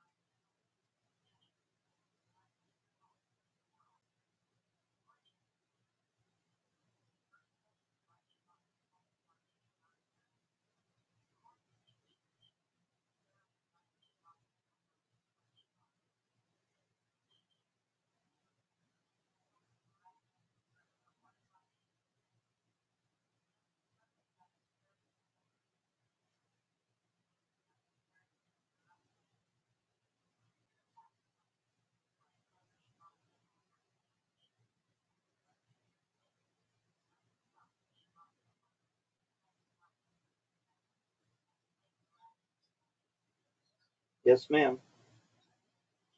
I agree.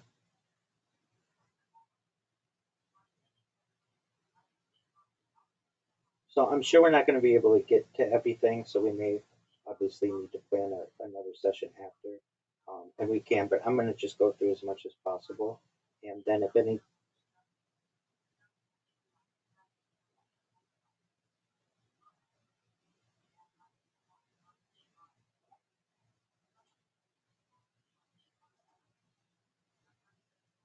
I I have as long as you need today.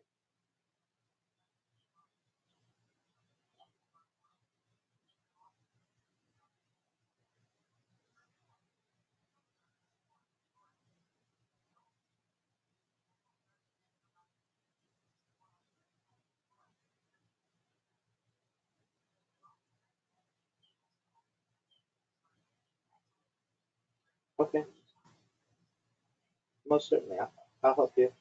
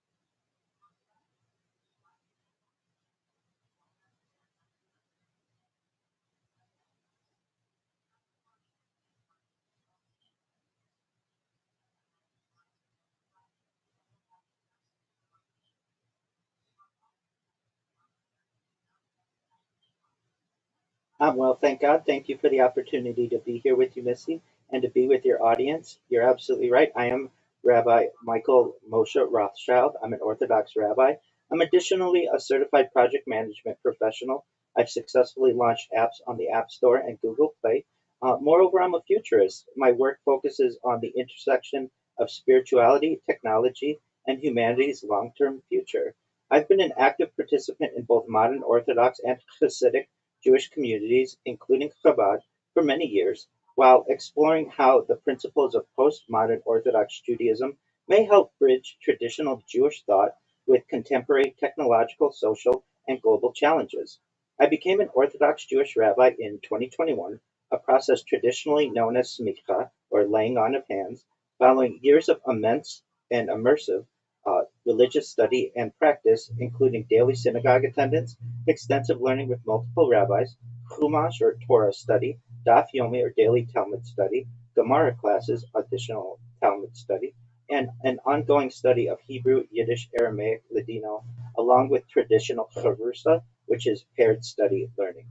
Rather than pursuing a traditional congregational or academic rabbinical career, I chose to develop an alternative model of pastoral outreach and public engagement through digital media. For nearly 5 years, I have maintained a 24/7, 365 multi stream YouTube project that is dedicated to promoting world peace, transparency, and human connection. This initiative has been described as analogous to a real life Truman Show or a real life Big Brother, as it documents my daily life in an effort to encourage dialogue, understanding, and global community building. Through this project, I've created an openly accessible digital timeline and time capsule of human life dating back to the pandemic era. I maintain, in addition, a continuously operating radio broadcast in the background of my live streams to preserve and document the global news cycle in real time. In a previous era, the form of documentation, or this form of documentation, may have been taken the form of a uh, diary keeping, or journalism, but in the modern age, I use continuous video archiving to preserve both my personal experiences and historical events so that future generations may study them from a historical, biological, sociological, and technological perspective. My work explores how concepts associated with postmodern Orthodox Judaism can contribute to contemporary conversations surrounding technology, digital identity, ethics, artificial intelligence, and humanity's collective future. I frequently discuss futurism, world peace initiatives, emerging technologies, and sustainable solutions to global challenges. I also examine the long-term trajectory of human civilization, including ethical, social, and philosophical implications of humanity's potential transition toward a transhumanist future. My work seeks to foster interdisciplinary conversations that bridge religion, technology, data preservation, and humanity's shared future while encouraging thoughtful dialogue about building a more peaceful, sustainable, and interconnected world. And I do have a spiel that I give, really my breakdown of what I do. I am Rabbi Rothschild. I stream out 24 hours a day, 7 days a week, 365 days a year for world peace. I've been doing so for more than 4 years. My streams go back to the pandemic. We've seen the death of a queen, the birth of AI, the coronation of a king, and everything in between. This is a real life Truman Show, a real life Big Brother. This is a timeline and a time capsule of human achievement. In the 1990s, the phrase content is king was coined, and I'm making it true today. In my own way, I'm kind of king of the internet. My streams are the largest human time capsule in global history. In 2017, The Economist magazine stated that data had overtaken petroleum as Earth's #1 resource, and I have more data archived on the internet than any person ever, which is making me very influential. I'm going viral, and when I do, I want to make you, Misty, and your audience and your friends and family all financially independent if you're not already. I want to ensure that you have generational wealth if you don't already, and I want you to be able to start charities and philanthropic organizations of your own. I want to help end world hunger through the use of technology, such as agricultural drones, floating greenhouses, saltwater greenhouses, hydroponics, vertical farming, cloud seeding. I want to help end world thirst. I'm sponsored by some cryptocurrencies. One of the things that we do is we build wells and water towers in developing nations such as Nigeria for the benefit of the less fortunate. Additionally, I'm an advocate for the LifeStar program and, most importantly, desalination technology, where we pump Earth's seawater onto land to make it drinkable. I love to talk about futurism topics, things like anti-gravity, antimatter, faster than light travel, faster than light communication, artificial narrow intelligence, artificial general intelligence, artificial superintelligence, things like space tourism, space travel, interstellar travel, interstellar communications, terraforming of other planets, perhaps things like cryptocurrency and quantum computing, things like Santa Claus machines, which are like replicators that one might have seen in Star Trek of years past. Things like de-extinction. Many people don't know this, but the first successful de-extinction has already taken place. It happened in the year 2003 with the Pyrenean ibex, which was a goat located in northern Spain, southern France. Fast forward to the year 2021, a company out of Dallas, Texas, is founded known as Colossal Bioscientific. They've made it their goal that within the next 2 years, by the year 2028, to reintroduce the woolly mammoth into the Arctic Circle, utilizing Asian elephant surrogates. I just think this is a mind-blowing goal, and I'm excited to be able to archive it. They recently made headlines with their direwolf project. Moreover, they want to reintroduce the Tasmanian tiger, as well as the dodo bird, which I just think is, at one time in my life, I would have thought was science fiction, but it's becoming science fact. Moreover, I like to talk about things that improve people individually. So for anyone out there, I want to preface this by saying, if you don't want this type of technology, I don't think it should be forced on you. I think that if it's your body, your choice, you make the decisions that you want.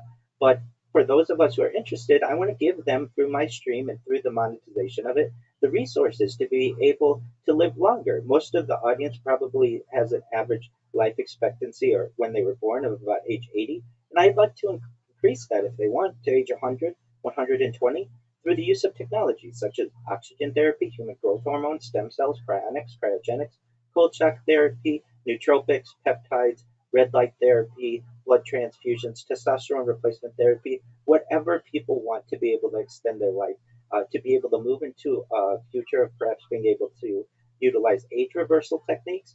And eventually, if they want, perhaps at age 120 or older, they may say, Rabbi, my life has been really amazing, and everything that you talked about with Missy in 2026 seemed like science fiction, but it's become science fact. But my body's starting to break down.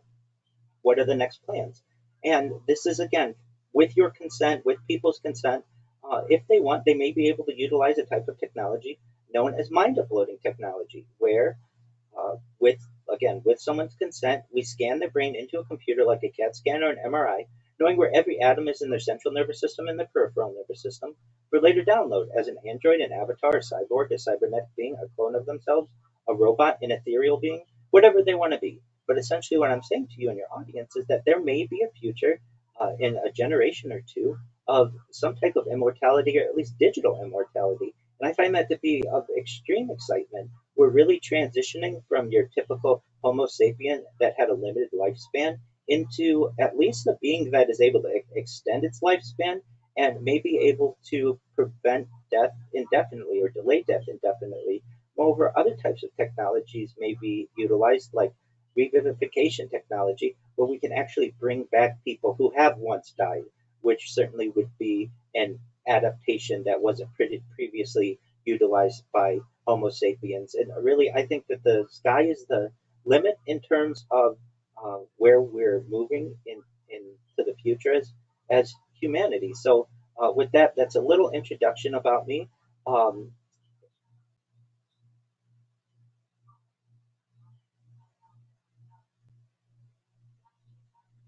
Absolutely.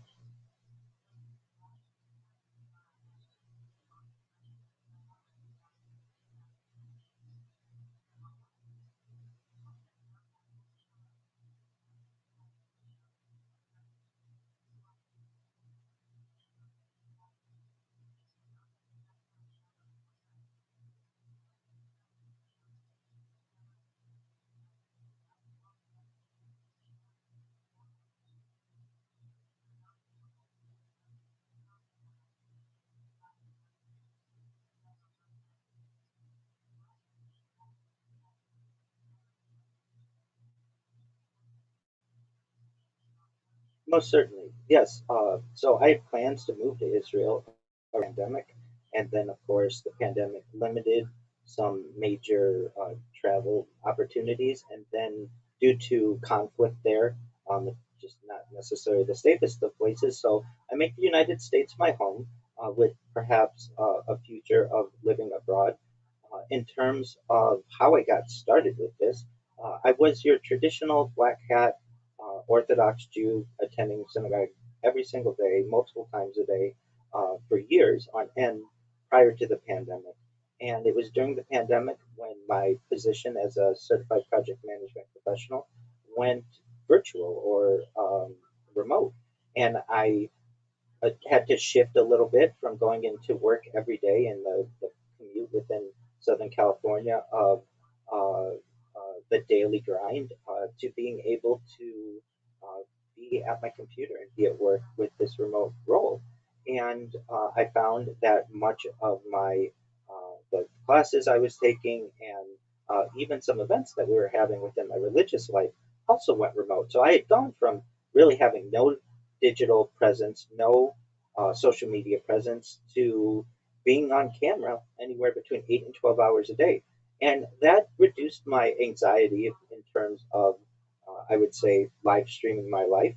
And I was already doing it for half of my day. And I recognized that it would be interesting to be able to archive those videos in some way. But it would be a transition, but over the course of a few months in 2021 during the pandemic, when after work I would hit golf balls in Anaheim, California at Tiger Woods' golf course.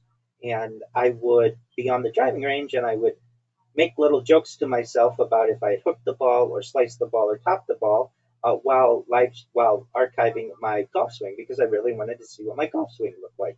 And I recognized that some of these videos that I was making were kind of funny, and that my future family, God willing, someday may eventually want to perhaps see what their dear old dad was like before they were a gleam in my eye. So I would upload the content every single night after work, and it was taking me a long time.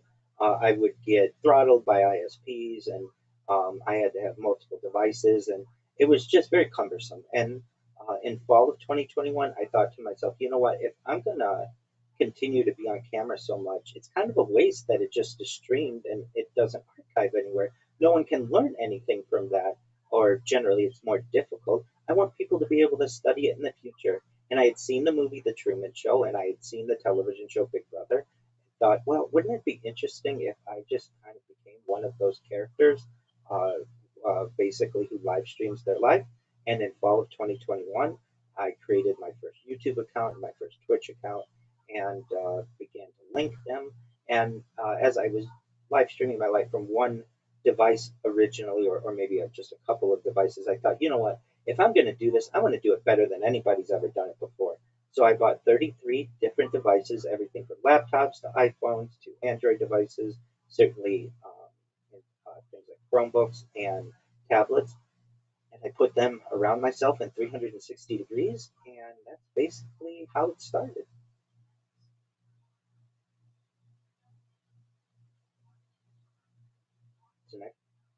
That are viral. I don't know if I necessarily have any one channel that's viral. I do have some channels that have tens of thousands of followers on Twitch. My channel, Viral Rabbi, is tens of thousands, but I, for reasons like I archived that channel for posterity, and I archived many of my channels. And the reason why is because if I'm ever streaming, anybody who knows the streaming world, you can get strikes for perhaps copyright infringement. And so I do have a radio going in the background, and if it plays a song that is copyrighted, I can run into the issue where I can lose the channel. So every 6 months or so, I create brand new accounts and archive them.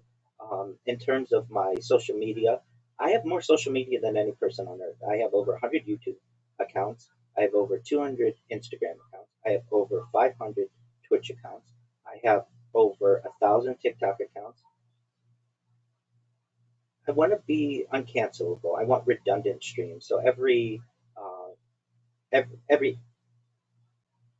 if yeah, usually it's just Rabbi Rothschild and then some numbers after it. So 001, 002, 003. So there is some rhyme to the reasoning, but really the easiest way to find them is just to type viral rabbi or hashtag viral rabbi in any search engine, and you'll be able to find all of my content. That's okay. I use that as well. The reason why I use Viral Rabbi is sometimes Rabbi Rothschild is 15 characters, and some platforms limit the amount of characters that you can have. So Viral Rabbi is a little bit shorter and allows me to have that hashtag more visible. Moreover, I have over 5,000 Blue Sky accounts and 10,000 Kick accounts. So this is really a huge compilation of human data.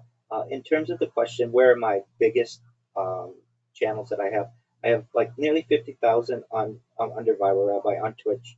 I have something like 10,000 on Instagram. I have some other smaller platforms that have tens of thousands, like Nemo TV.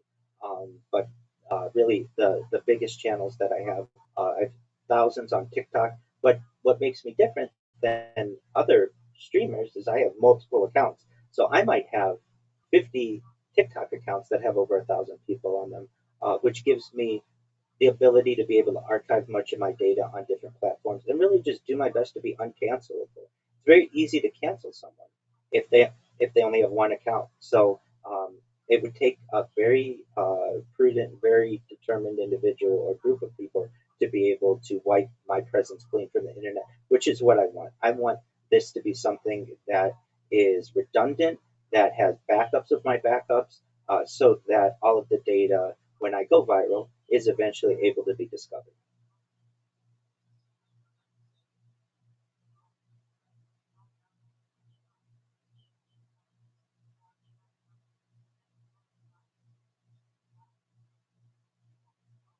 Sure, your email was in your Spotify profile, I believe, for the channel, and I was looking up people who were interested in common causes as I am, and I found your email and sent you an email. All the time, absolutely. So one for 1 year prior to the launch of OpenAI, I have archived on YouTube and other platforms. And then I was an early adopter of OpenAI's ChatGPT in November of 2022. a user when it launched on November 30th, 2022. And so I've been able to see the development of ChatGPT and Grok and Claude and Gemini, and they all have unique traits, I would say, in terms, and they change. So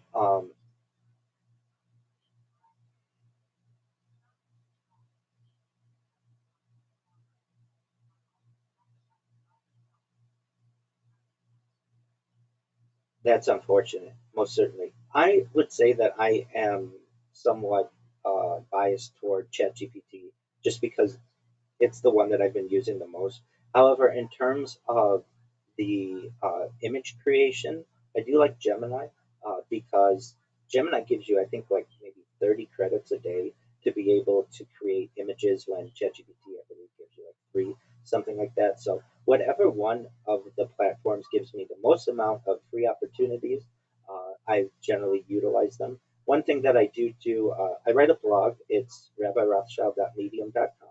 What's unique about my blog is whenever I have an idea on which I want to write, I take the idea, I write it, and then I put it through ChatGPT or Grok or any of the other AI engines, and then I will take the result and put it into another AI engine and ask the other AI engine to compare it from a logical soundness standpoint, and it will tell me wherever I have perhaps a weakness in an argument or where I can certainly strengthen an element of my writing, and then I will go back and revise. And so I'm really proud of the writing that I have published because not only do I think that it is sound logic, but multiple engines of AI do as well. Um,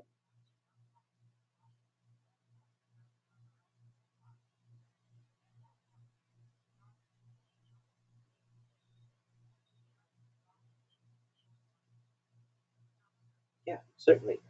So how can one person manage all the channels? Uh, it's an excellent question.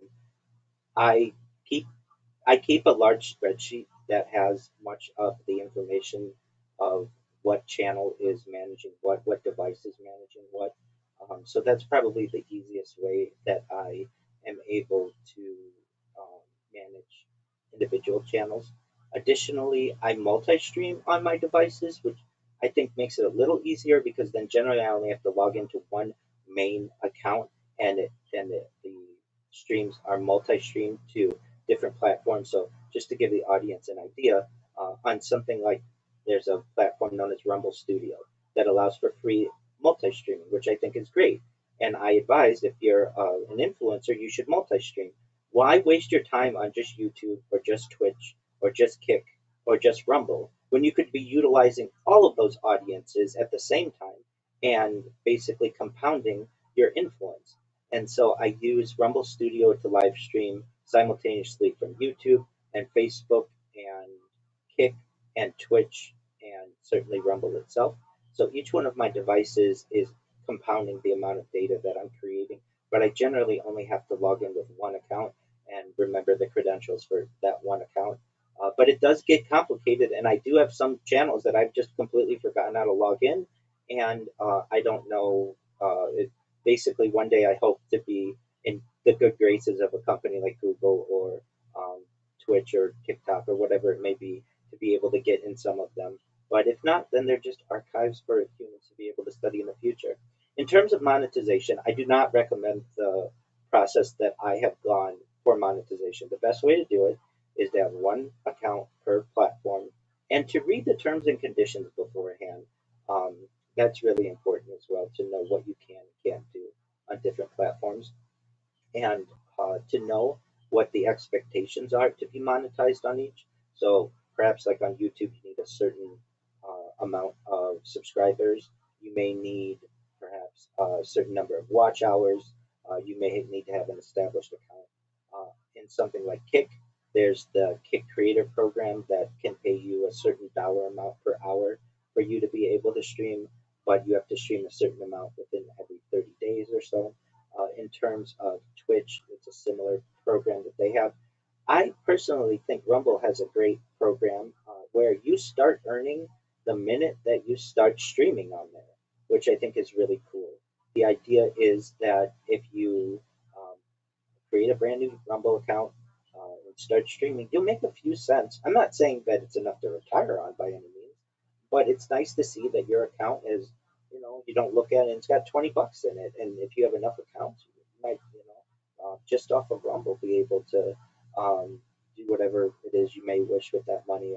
At least for my perspective and the monetization, I don't really worry about the money.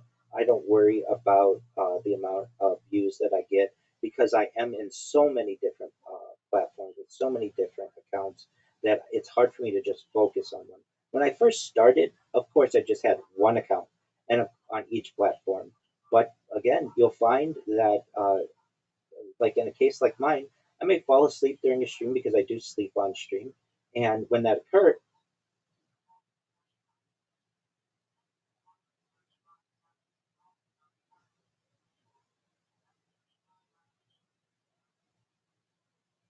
yeah, yeah, I mean, the term pimp is something that's just like a funny, cool individual. And I am live on 24 different streams or 24/7 on multiple different streams. I could have said a cool person or I could have said a neat guy or whatever. But traditionally, the term pimp is just somebody who people like to be around. And I, I give kind of a fictitious warning at the beginning that I'm a cool individual and you're going to like what I do. In terms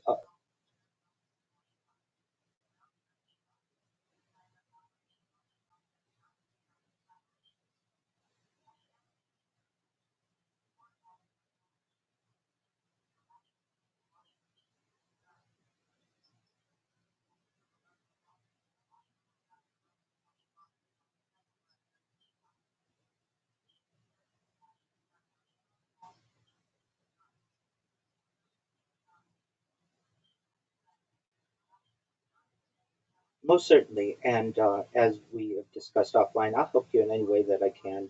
In terms of the different requirements to be able to be monetized on the different platforms, it absolutely does change. When I first started, I think YouTube, you needed 1,000 followers and 4,000 watch hours. Then that increased to something like 10,000, which is quite an up in their requirements. And so it's a good idea to get in as early as you can because generally the requirements to be monetized do not lessen; they become more strict. And if you are looking to be an influencer just to make money, I don't know if it's the best idea unless you already have a large community.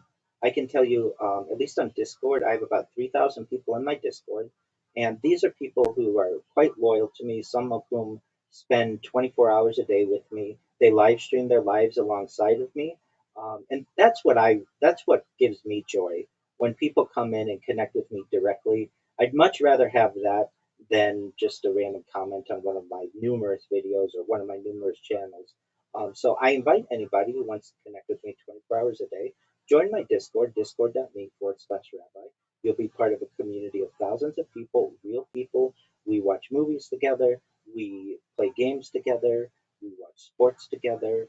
This is a place for people who need pastoral advice or employment advice or relationship advice can come 24 hours a day and connect with me.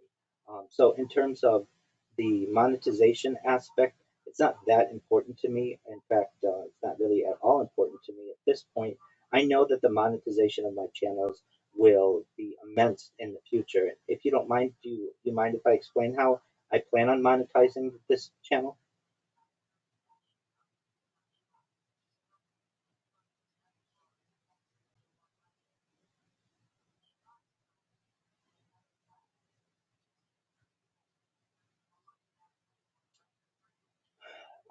It depends how you want to define that.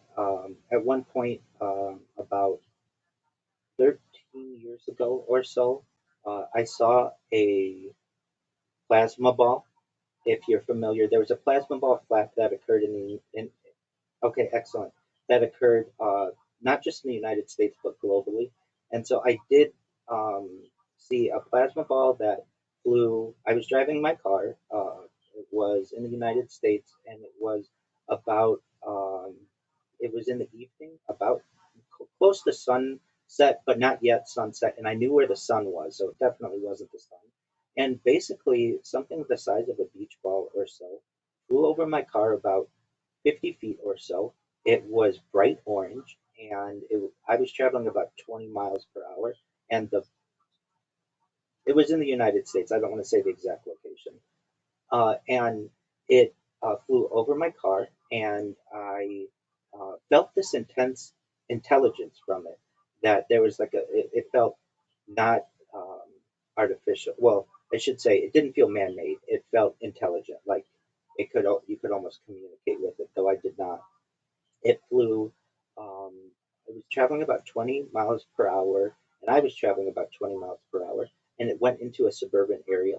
And I remember thinking my whole life I wanted to see something, a UFO or a craft or an alien of some sort, and I never had that opportunity. But I did see this, and so it resonated with me, and I ended up looking up information on this and found that this was a huge phenomenon that was happening across the world at that time, and it still happens. And I've seen these plasma balls create crop circles, and I've seen them being chased by black helicopters. So I really thought that that was really interesting. In terms of an abduction, to my knowledge, I've never been abducted. In terms of um, any kind of paranormal, um, ghosts and that kind of stuff, I don't recall ever having that kind of an experience. But I have seen a plasma ball, and um, I, it most certainly is. And so I invite your audience, if they have had this type of experience, to go to the MoveLine website and to create a case. Um, Even if it's a decade later, it's important that this type of information is archived for future generations. And so I do have a regret that I didn't create a case right away. It took me a little while to be able to create a case, but I ended up eventually creating a case and did my best to um, provide as much information as possible. It was orange, about the size of a beach ball. It was almost like it was on fire, and it was completely silent. And it's the only one that I've ever seen, but that was certainly an interesting experience that I had.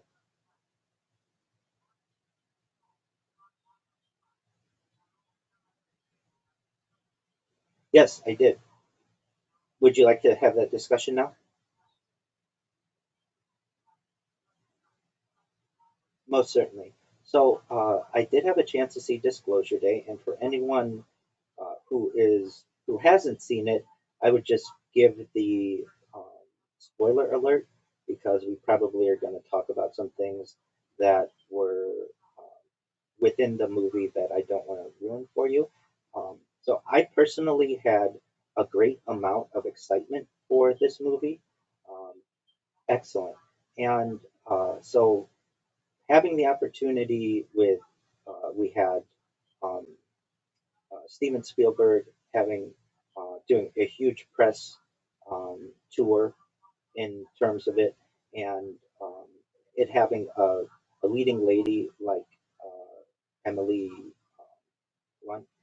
I thought this was going to be a major event, and it left me, frankly, somewhat disappointed. And for anyone out there, it, just to give an idea of what it's about, um, it stars Emily Blunt. It's it explores what happens when proof of extraterrestrial life becomes public knowledge. It centers on a cybersecurity whistleblower exposing classified alien-related files and a meteorologist who is played by Emily Blunt, who begins experiencing unexplained phenomena and telepathic language. Both characters are linked by a hidden history of alien contact and government suppression. I thought that this movie had a really great opportunity to blow the doors off the alien subject, and it just left me with a lot to be desired. A basic story overview: there's a major corporation that is revealed to have hidden evidence of alien encounters for decades. There's a data breach that exposes classified files tied to UFO events dating back to Roswell. Uh, Basically, the two main characters discover they were involved in childhood abductions connected to a larger extraterrestrial experiment. A whistleblower group helps them uncover suppressed memories and alien communication. They eventually broadcast global evidence of alien contact to the world, and the film ends with a single transmitted alien message interpreted as "listen."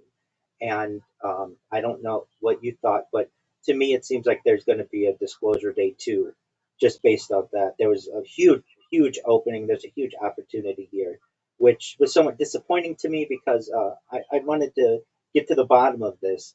Overall, I found the movie to be quite boring, uh, honestly, and somewhat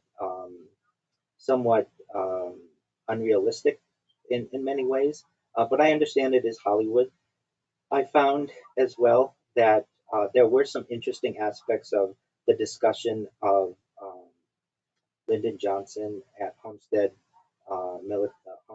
base in Florida with Jackie Gleason to be an interesting topic, and the video that they purported of having the Roswell alien crash bodies and the case in Pennsylvania to be quite interesting. And to me, overall, Disclosure Day does help the disclosure movement because it does make the topic more mainstream. But I just thought they could have done so much more with the movie.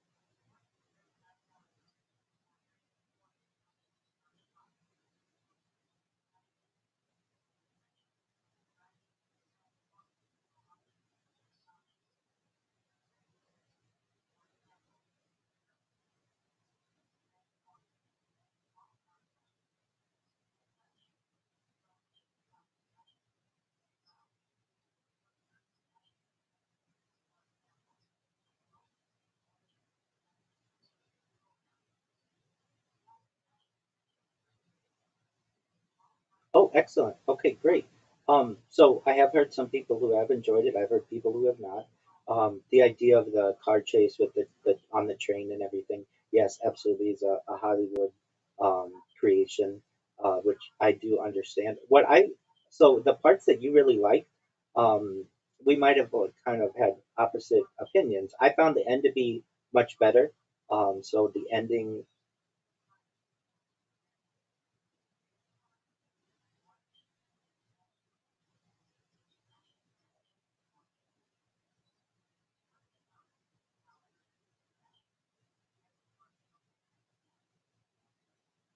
right?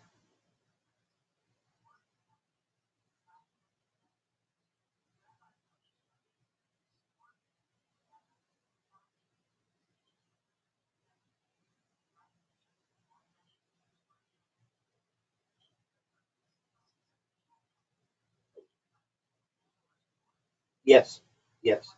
It was. So one time I was a major skeptic of the UFO phenomenon. I would debate people publicly that this is bunk, that this is fringe theory. This is not scientific, and I will be the first to admit I was wrong. And it takes a strong person to admit that they're wrong on a topic. I was absolutely wrong. The thing that connected with me or resonated with me and really convinced me that the UFO phenomenon is real and that they are here was the Disclosure Project of Dr. Stephen Greer that I first saw around 2008 or 2009. And if, for those not familiar, the Disclosure Project was an event at the National Press Corps on May 9th, 2001, where Dr. Stephen Greer, who was an emergency room physician, uh, brought in a dozen or so whistleblowers from all aspects of military intelligence, international experts, people who've worked at NASA, and they had real data that, for the first time in my life, that was able to convince me that this was more of a phenomenon that I had even than I had once perceived. It was the first time that it was one whistleblower after another, after another, after another, as opposed to most UFO documentaries that I had seen, which were just someone who was in a shadowy um, background, and you couldn't really, they distorted their voices and things like that. It was not this at all. This was people who had been credentialed in the highest levels of the government, the FAA, NASA, certainly within military intelligence, and they had real data, FAA readings. They had whistleblowers who talk about NASA um, photoshopping or airbrushing these crafts in publicly available photos, and that was a groundbreaking event in my life that caused me to then really dig into Bob Lazar, Area 51, S4, Element 115, Pentium, Moscovium, whatever you want to call it. The I've been close. I have not been to the Little Alien or anything like that.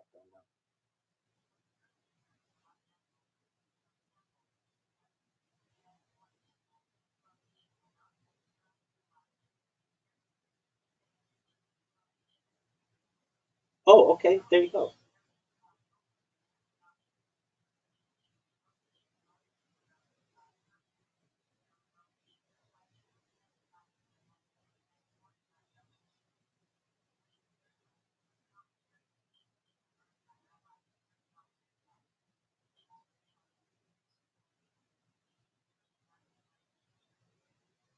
People ask me this. I don't really watch my streams that much. I just check them from a quality assurance perspective to make sure they're archiving. But it's so much that I have to be able to delve through. It's literally nearly 5 years of 24/7 continuous streaming. I do want to preface by saying every 12 hours, generally, I stop my streams and restart them so that they're archived on YouTube. So for anyone out there who, I mean, it'll be a group effort, certainly. But there will be people who will be able to watch huge amounts of my streams and see if we do catch any type of paranormal activity or any kind of um, just interesting aspects. And what's also interesting is I'm streaming from different angles, so that usually isn't done within many. We don't have multiple angles usually of paranormal. No, I stream outdoors. I've streamed as far north as Santa Barbara, as far south as San Diego, as far east as the desert and mountains, as far west as the Pacific Ocean. I've streamed in Beverly Hills, in Los Angeles, at Disneyland, really everywhere within Southern California. Um, and I find it easiest though to stream inside because that's where the Wi-Fi is the strongest, and I can't carry 33 different devices with me um, from a practicality standpoint, but also um, uh, I just don't have that much data to be able to upload. So I do have a far more IRL stream content than probably most people have of their entire life on camera. But most of my streams are inside and generally where I have the strongest wireless signal.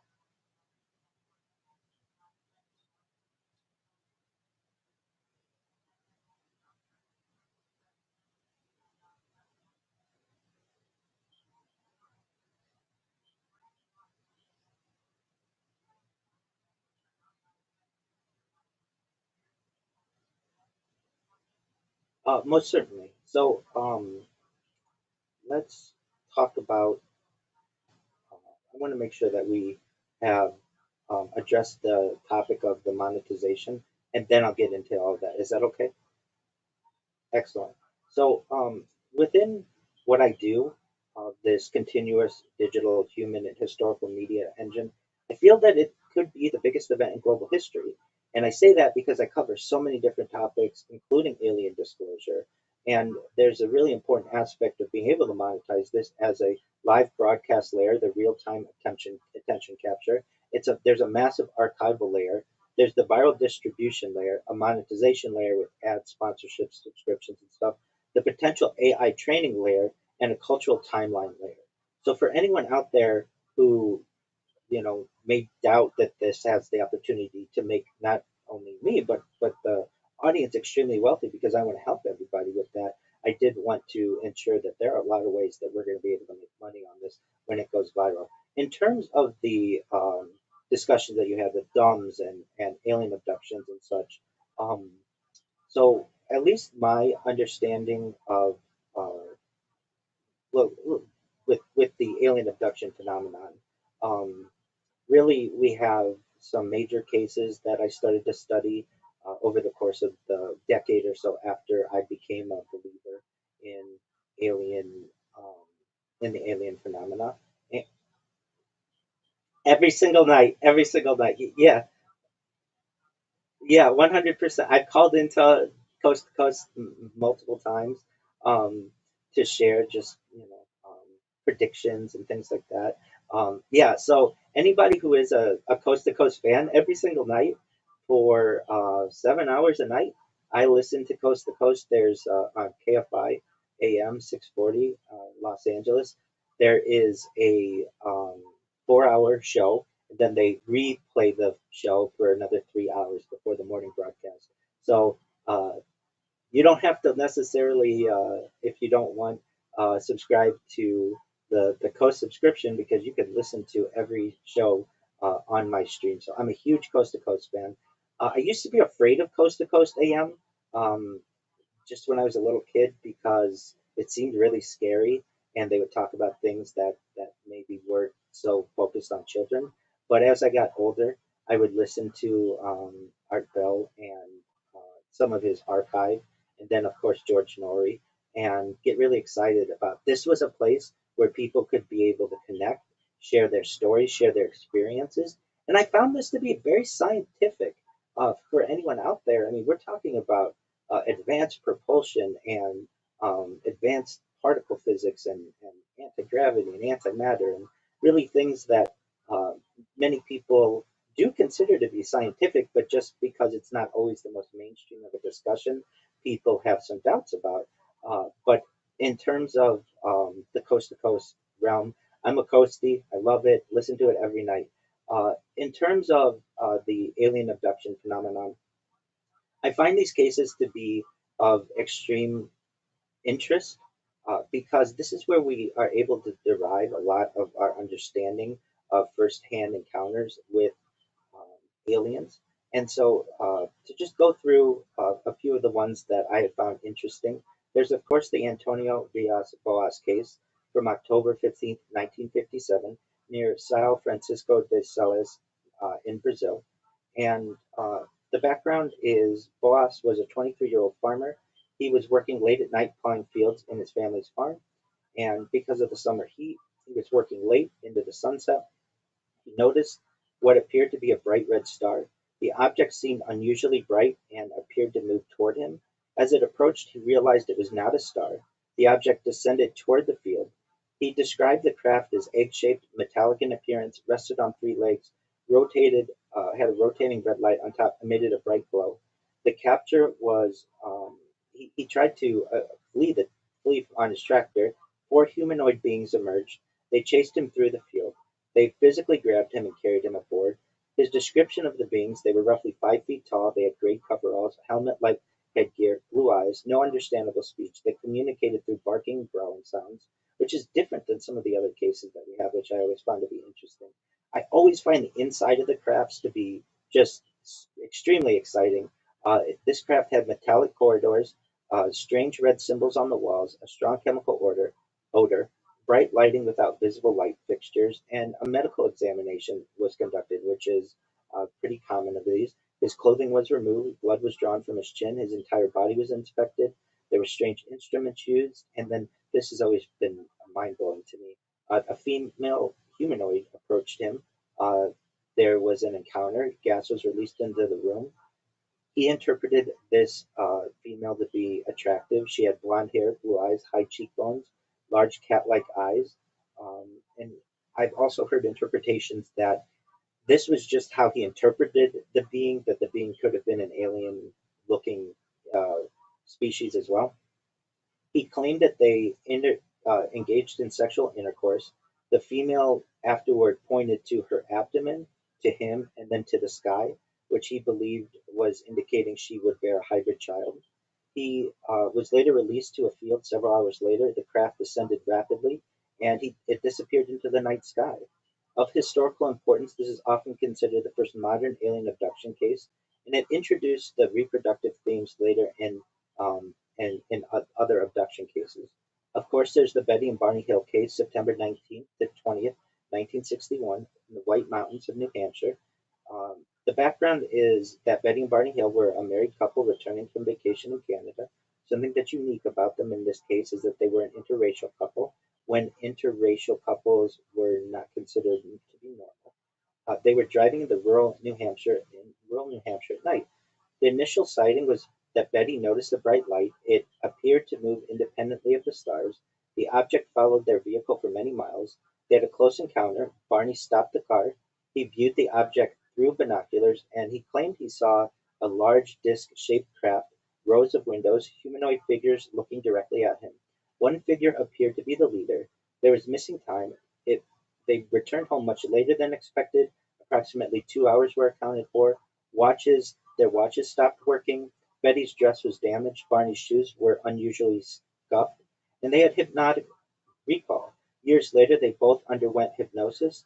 They described the beings as having large wraparound eyes, gray skin, hairless heads, thin noses, small mouths, and uniform-like clothing. Aboard the craft, Betty's account, she was escorted through corridors. She met a leader figure. She was placed on an examination table. Her hair sample was taken, skin samples taken. A needle was inserted into her abdomen. Barney's account was that he was separated from Betty, subjected to medical examination, body measurements recorded, cup-like device was placed on his body, and then there was a star map. Betty claimed that she was shown a three-dimensional star chart. She later drew the map from memory. Some UFO researchers associated it with the Zeta Reticuli system, and we'll talk about the Zetas in a little bit if we have the opportunity. There was historical importance. This created the modern gray alien archetype, and it became the template for most later abduction reports. Other things that I always found to be interesting about this case were that the aliens ripped Betty's dress allegedly, that they weren't able to figure out something as simple as a zipper, that Barney's shoes were scuffed on the tops of the shoes, which meant that he was probably dragged, and that they were very scared thereafter. They never made a huge amount of money from this, and most of the alien abductees or people who've had some type of anomalous encounter do not make a lot of money on this. There isn't a lot of reason to want to be someone who considers yourself to be connected to these types of phenomena because there's a lot of ridicule for when this occurs. And I should have prefaced all of this discussion by saying I don't know if any of this is true. All of this is alleged, but this is the history of the alien abductions. Yes, I do, and I have for some years.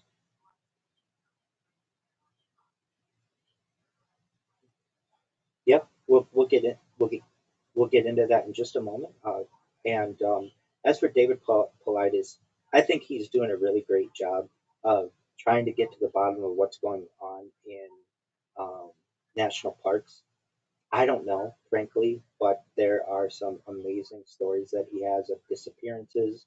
Um, and we do know, we'll go into the story in a few moments, um, of some people who have been abducted within heavily forested areas. And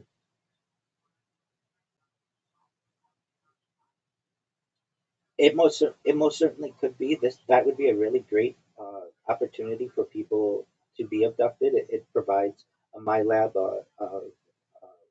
provides um, or a national forest or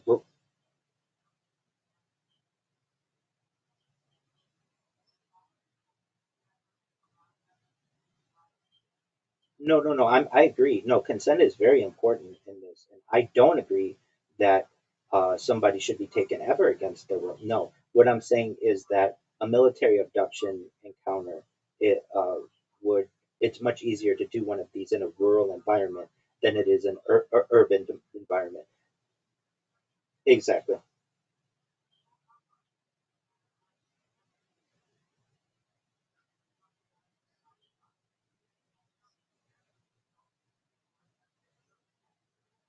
Yes, I'm in agreement with you, and so I'm glad that you're enlightened on this subject. Um, if we really think about how vast the universe could be, any kind of alien that you can imagine probably exist in one form or another. And so, of course, a hairy being could exist.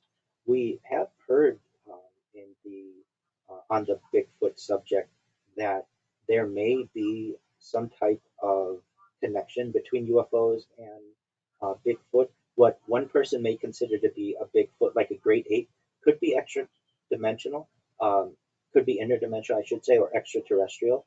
So, with the idea that shapeshifting may be a reality, and you can shapeshift into anything that you want, including a reptile or an alien gray, the idea of a Bigfoot like Chewbacca is not that strange to me. So I'm not someone who thinks that Bigfoot is necessarily all a hoax.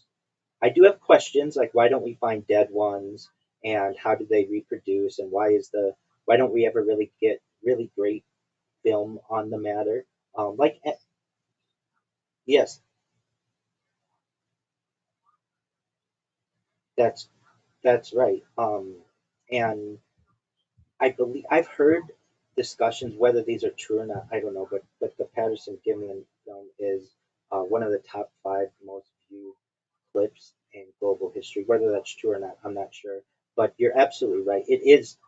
If it's not top five, it is one of the most persistent ideas in terms of the Bigfoot phenomenon, and to this day hasn't fully been um, clarified as to exactly what occurred then.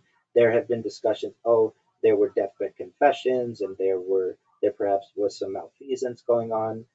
But overall, it's the best evidence that we have that occurred in Northern California decades ago. I'd like something more recent. I think everybody would, especially with the advent of trail cams that are basically motion sensor detection devices. I would expect that we should be able to have better evidence of Bigfoot, and I don't have the answer as to why we don't.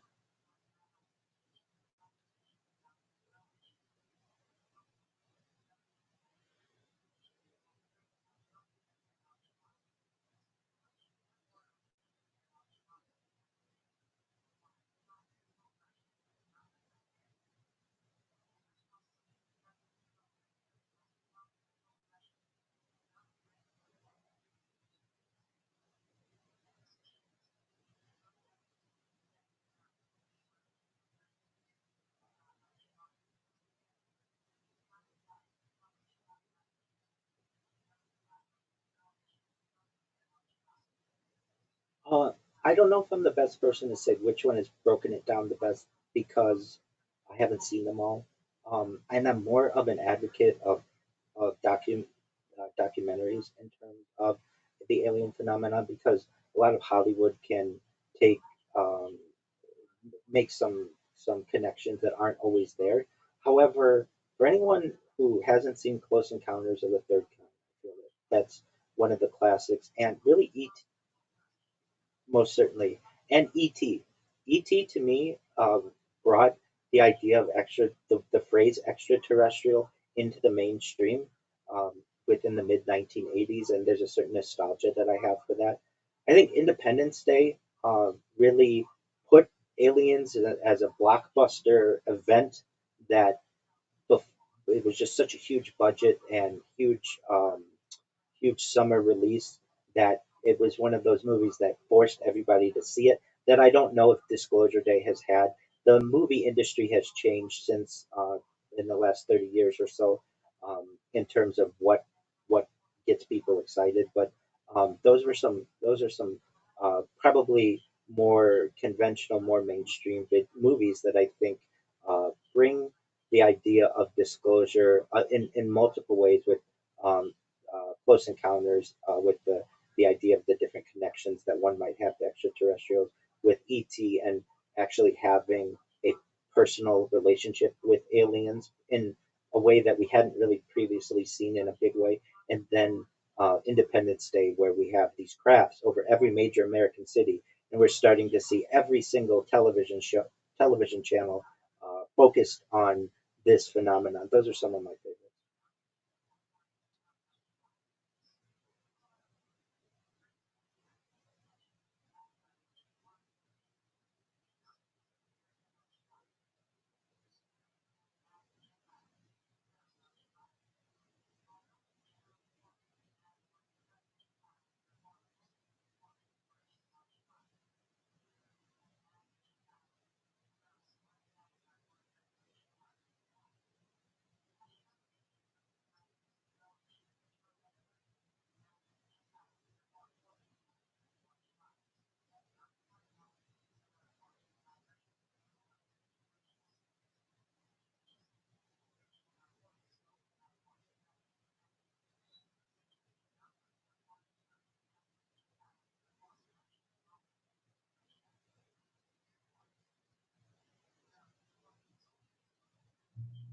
Absolutely. Good questions.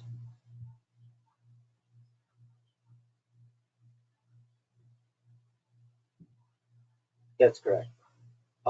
So in terms of the idea of leaving Earth, um, if I may, I would reference Chaim Eshed. Uh, Absolutely. So, for anyone who doesn't know who Chaim Eshed was, or is his revelation, uh, he had an event that occurred in 2020 regarding extraterrestrial life, a purported galactic federation, and the alleged cooperation between extraterrestrials, the United States, and Israel. So his claims received worldwide media attention because he was of his senior career in Israeli defense and space programs. While none of this can necessarily be proven, what he added to the disclosure topic is quite interesting and specifically involves Mars. And when you were talking about Elon Musk, I feel it was prudent to be able to bring it up now. So basically, Chaim was the former head of Israel's space security program. He served for decades within Israeli defense-related space activities. He was a retired major general equivalent in the Israeli defense circles.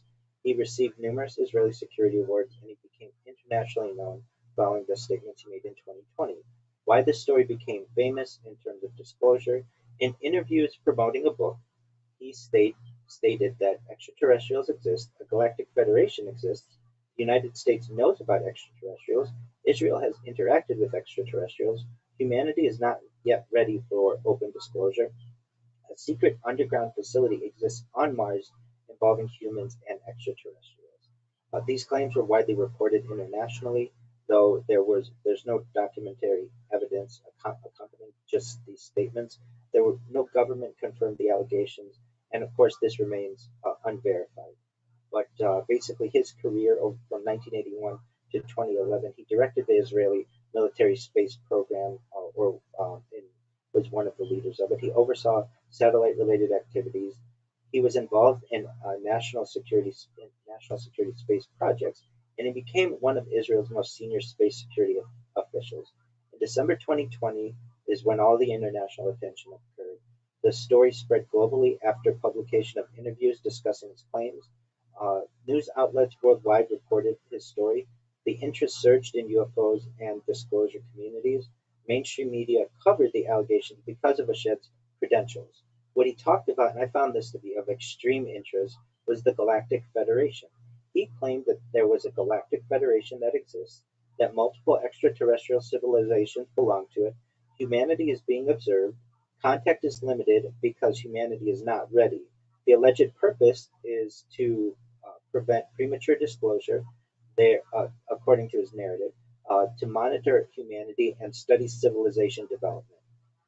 Now, in terms of the United States connection, he states that there was cooperation, that the US government knows extraterrestrials exist, that certain information remains classified, and that this contact has occurred for many years. He stated that President Trump, uh, who was then president at that time, and then would become president again, uh, he was aware of certain information, and that perhaps disclosure efforts within the administration had been considered. His Mars claim was that there was an underground Mars base. This was one of his most discussed statements. He claimed that there's a joint underground facility that exists on Mars. Humans and extraterrestrials allegedly cooperate there, and scientific activities occur at that facility. He stated that humanity was not ready, that extraterrestrials do not want open disclosure yet, humanity must develop further, and contact would eventually become public. The connection to the UFO disclosure movement is that basically his claims gave more government transparency, or perhaps led people to investigate the issue more regarding UFOs or UAPs. In terms of um, the reaction from the UFO community, some researchers argued that his career gave his statements unusual significance. Senior officials rarely make such claims publicly, and that the story deserved investigation. Of course, there were skeptics. Critics asked, where is the documentation? Where are the photographs? Where are the corroborating witnesses? Why has no government confirmed the claims? These are excellent questions to be asked as well.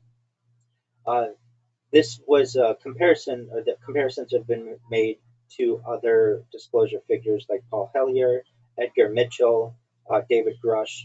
Paul Hellyer was a Canadian leader within the Canadian government. Edgar Mitchell was an Apollo astronaut, and David Grush is a U.S. military whistleblower. So the,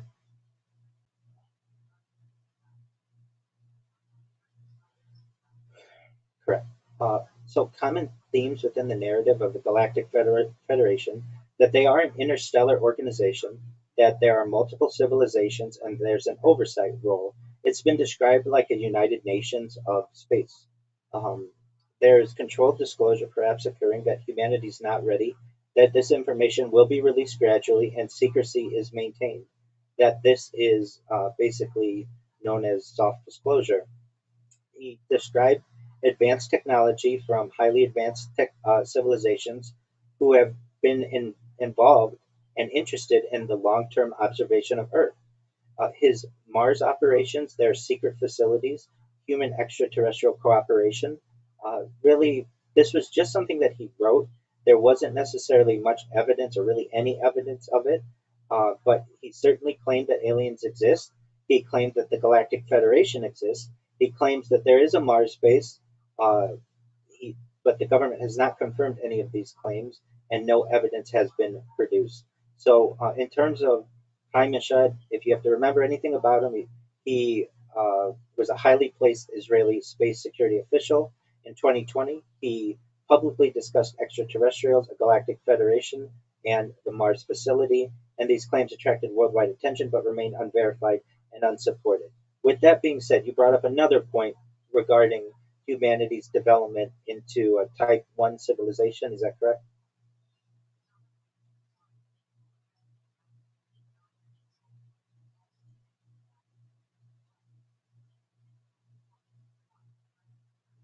Um, I'm certainly am not a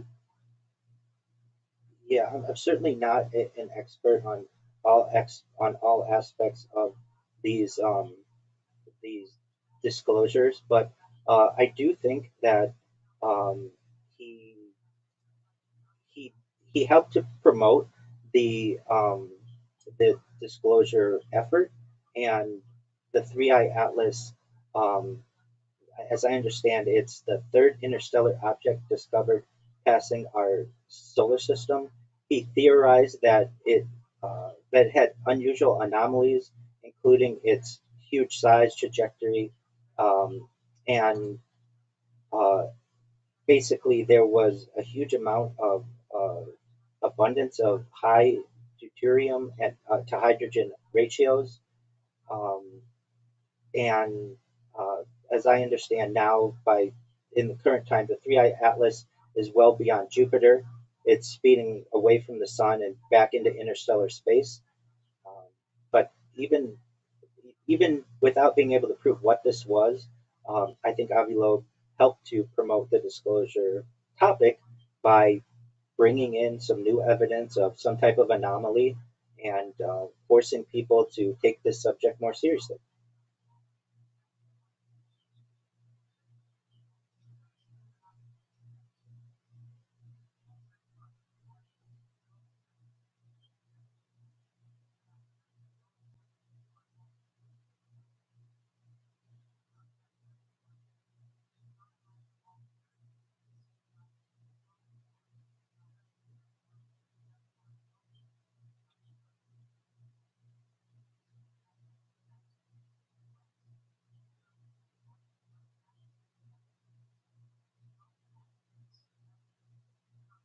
Most certainly. So one thing that you have mentioned previously is developing from a Type 1 civilization or Type 0 civilization to Type 1. And for those who don't know what we're referencing, this is the Kardashev scale. For those who don't know, this was developed by Nikolai Kardashev. He was a Russian astrophysicist who died in 2019. He worked for the Russian Space Institute. He focused on radio astronomy and the search for extraterrestrial intelligence. The Kardashev scale was first proposed in 1964 in the paper Transmission of Information by extraterrestrial civilizations. So the idea of a Type 1 civilization, which has been proposed, we are not quite yet there, is a planetary civilization. It uses all energy available on its home planet. It's able to control its climate systems, its oceans, the planetary energy grid, and humanity today has been estimated to be about zero point 0.7. That's Carl Sagan, who said that decades ago, and I still don't know if we're there yet. There's a Type 2, which is a stellar civilization. It uses energy from its entire star, possibly megastructures like a Dyson swarm or Dyson sphere, and we are most likely far from this level. That may be millennia or tens of millennia into the future. And then a galactic civilization, which is a Type 3. It harnesses the energy of its entire galaxy. It's able to control billions of star systems, and we're not remotely close. There, the Kardashev scale has had some speculative add-ons for anyone who is of interest. There's a Type 4, a supergalactic civilization that uses energy across multiple galaxies. It may manipulate galactic clusters, dark energy, and allows civilization spans enormous distances. There's Type 5, which is a multiverse civilization, operates across multiple universes, requires physics beyond known science, and has access to parallel universes or space-time domains. There's Part 6, universe creating civilization. It can create entire universes, designs physical laws and constraints, and reality engineering capability. And then Type 7, a meta-reality civilization that exists beyond physical reality itself. It controls all possible universes, all timelines, and mathematical realities, and it's often described as a godlike intelligence and speculative philosophy. And these are speculative. The only ones that Kardashev developed are the first three. Now, in terms of where we stand as humanity, it's been estimated that we're at 0.7. I don't know if we're quite yet there. I've heard hypotheses that state that humans need peace on Earth before we will be offered an opportunity at the table of the Galactic Federation. And I see this to be an inevitability if we don't destroy the Earth, that peace is inevitable if given enough time. And the reason why I say that, if we study civilizations on Earth of the past, when they would do exploring, they would need to have peace in the home country before they would have necessarily the ability to have exploration teams and set up colonies and such. And the same is true on Earth, that we're not going to be able to dedicate the energy and the materials and resources to space exploration if we are warring here on Earth. And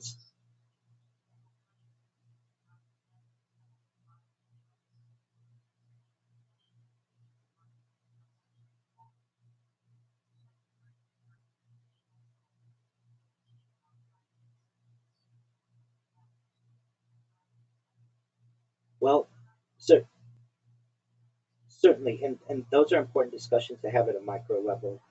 In terms of space exploration and such, those are macro ideas. So I'm saying before the year 3000, I think that perhaps we'll have some element of peace on Earth. If we study what alien abductees have stated, that generally they're the abductors,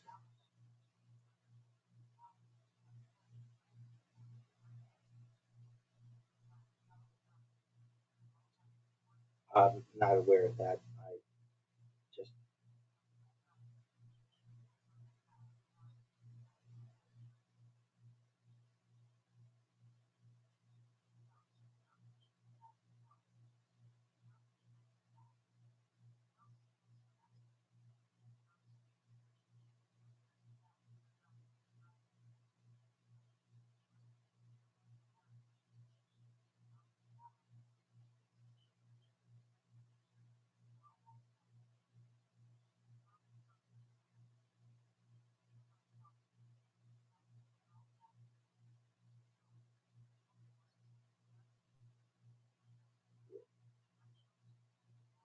so there's a lot to unpack with that. The idea that we may have had some type of um, DNA alterations is consistent with what Bob Lazar was briefed on at S4, Site 4 of Area 51. Within his disclosure, his whistleblowing in the late 1980s, he stated that aliens treat Earth like a zoo or like in a large experiment, a long-term experiment, and that human DNA has been altered at least 65 times, which is consistent with what you have said. And so we actually have some type of guided evolution as opposed to the traditional type of evolution that many times we've studied within the scientific realm. This would explain some of the development that we have in terms of the immense amount of evolution and advancement over the course of, say, the last million years of human development that we don't necessarily see from other from other um, from other species. In terms of the idea of were we founded here? Are there founder races? Does something like that exist?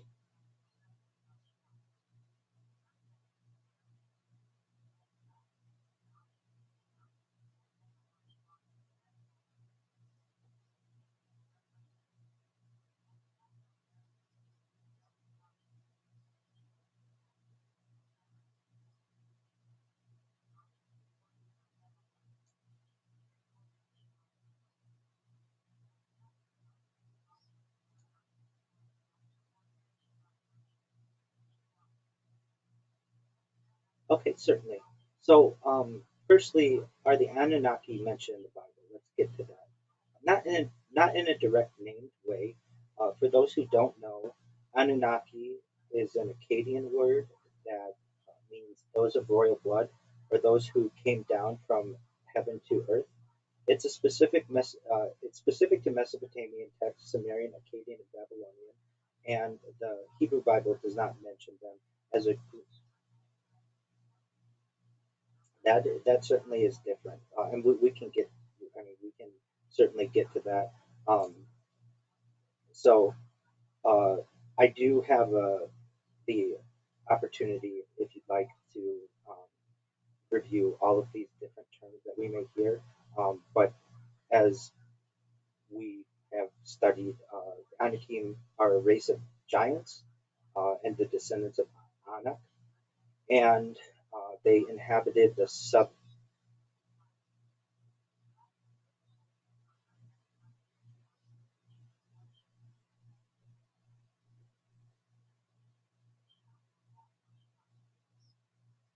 Anything certainly could be possible. Generally, they're considered separate. Um, the Anakim inhabited a southern hill in Canaan near Hebron, and they were much taller and warlike, or at least had that type of reputation, and intimidated the ancient Israelites, and certainly shaped the the the, the biblical narrative of the Exodus. In terms of the Anunnaki, um, this is they're not mentioned directly in the Bible, unlike the Anakim. Um, no Hebrew word corresponds directly to Anunnaki. There's no biblical passage referring to this group of deities. However, the reason why people think there's a connection, there's a gods or divine council parallel. The Bible does not describe. The Bible does describe a heavenly council of divine beings, and you referenced this earlier. Now, some of these words are also words that within Orthodox Judaism we use for God. So I need to be very careful. And so I want to preface this by saying this is all for educational purposes, and I may distort the names slightly to be able to, for religious purposes. So the first term that you used, and I'm going to break up the word, it's Elo and then Him, which I will call Elohim. Uh, this is a form related to the God that's spelled E and then L, which means God, and the translation is usually God or gods or divine beings. And then there's the B'nai Ha Elohim, but some people may say Ha Elo and then Elo, Ha Elo and then Him. And this is the sons of God or divine beings. These appear in Genesis 6 as the sons of God and the daughters of humans, and then also Job 1 and 2.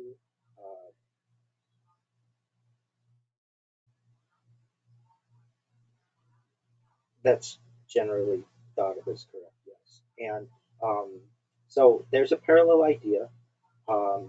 Much of at least Jewish study is from ancient developments, and while some people may use a term as plural, other people may consider that to be singular, and eventually the monotheistic uh, basis of Judaism would take its form, but it was not immediate. If you look at the text, that many different names of God were developed, and then also some terms may be like Elohim in a plural sense as being the um, the God or gods or divine beings, but that might not always have been in reference to God. So the idea of the Anunnaki as being a divine council of God uh, is certainly prevalent. And in biblical text, there's an Elohim council, a divine court under one supreme God. But these are generally considered to be separate religious systems, not shared entities. Now, within the Genesis flood parallel, there are some similarities that exist between Mesopotamian tradition. In the Epic of Gilgamesh, for those who don't know, this is the, most certainly, yeah, absolutely. So the Epic of Gilgamesh, Gilgamesh is a legendary king. There's a flood story, and there is the Atrasis myth, human destruction, and then a flood narrative. Then we have the biblical tradition, of course, with Noah's flood in Genesis. They both share a global flood narrative and a divine decision to reset humanity and a chosen survivor. However, the Bible does not use the Mesopotamian deity names, and the Anunnaki are not involved in the biblical flood story. So there are some other later traditions, more modern. Some modern writers try to link the Anunnaki, the Nephilim, and the sons of God passages, but academically, the Nephilim are not identified with the Anunnaki in ancient texts. These are separate traditions that developed independently. Now, with that, let's go into the Nephilim a little bit. So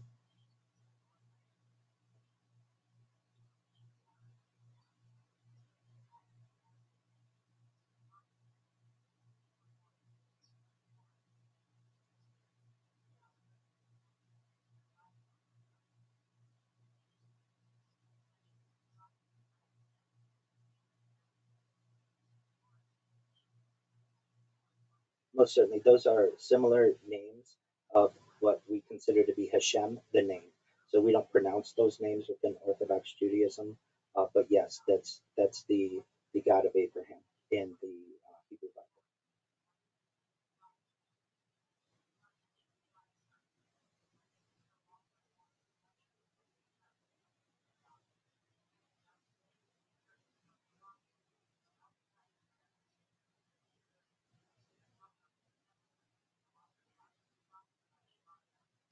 Sure. If you want to call it a plasma ball, I wouldn't.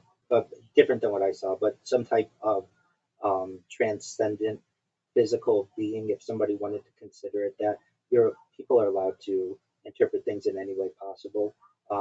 Lightning would be something that would be, I think, an apt description, especially with the, the writing of the tablets. Uh, but generally, within mainstream orthodoxy, we think of God as being incorporeal, meaning not having a body, and thus wouldn't be described as having any kind of human form. If people wanted to consider it as being an energy form, that is more in line with how I would understand it.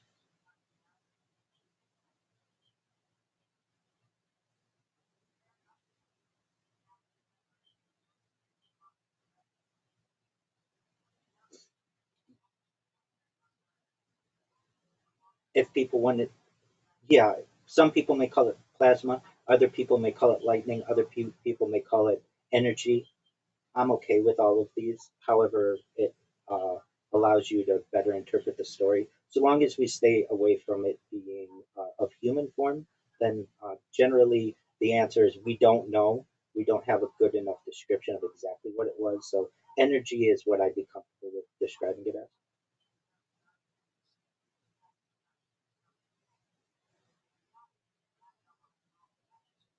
Absolutely. Absolutely. So the Nephilim are the fallen ones.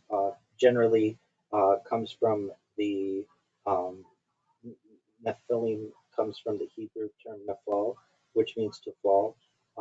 The possible translations are fallen ones, those who have fallen, those who cause others to fall, violent ones, and then later translations are giants. Um, so we have the uh, the reference of the Nephilim twice within the Hebrew Bible. This occurs in Genesis. The reference is the Nephilim were on the earth in those days and also afterward when the sons of God came to the daughters of man and they bore children to them. These were the mighty men of old, men of renown. Uh, so there's this is the first biblical appearance of the Nephilim. It appears immediately before the flood narrative. It does not explicitly define what the Nephilim were, and interpretation certainly depends heavily on the surrounding verses. Now, the second occurrence happens in the book of Numbers, and and there we saw the Nephilim, the sons of Anak, from the Nephilim, and we were in our own sight like grasshoppers, and so we were in their sight. So Anak, this is what we had discussed earlier, the Anakim, the descendants of Anak. This is the second and final appearance of the Nephilim. It was spoken by the Israelite spies. It creates a chronological tension with Genesis, and it is often interpreted as exaggeration or comparison. But a major interpretive question that exists with the Nephilim: how do they exist after the flood, or do they exist after the flood? So Genesis places them before the flood. Numbers reference them after the flood. The text does not resolve the issue. Classical explanations is that there was exaggeration. The spies used legendary language to describe fear. There's a comparison theory that the Anakim were compared to the legendary Nephilim.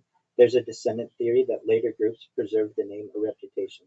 The traditional Jewish rabbinic approach is that the sons of God means rulers or nobles, and that the Nephilim were violent human elites.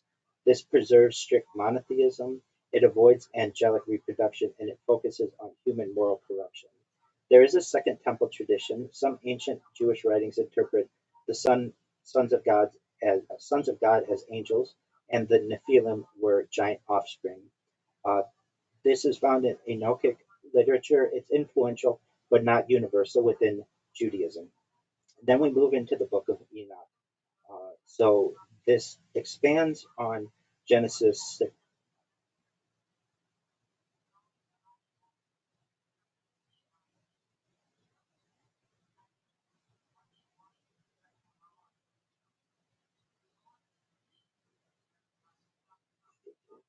Egyptian.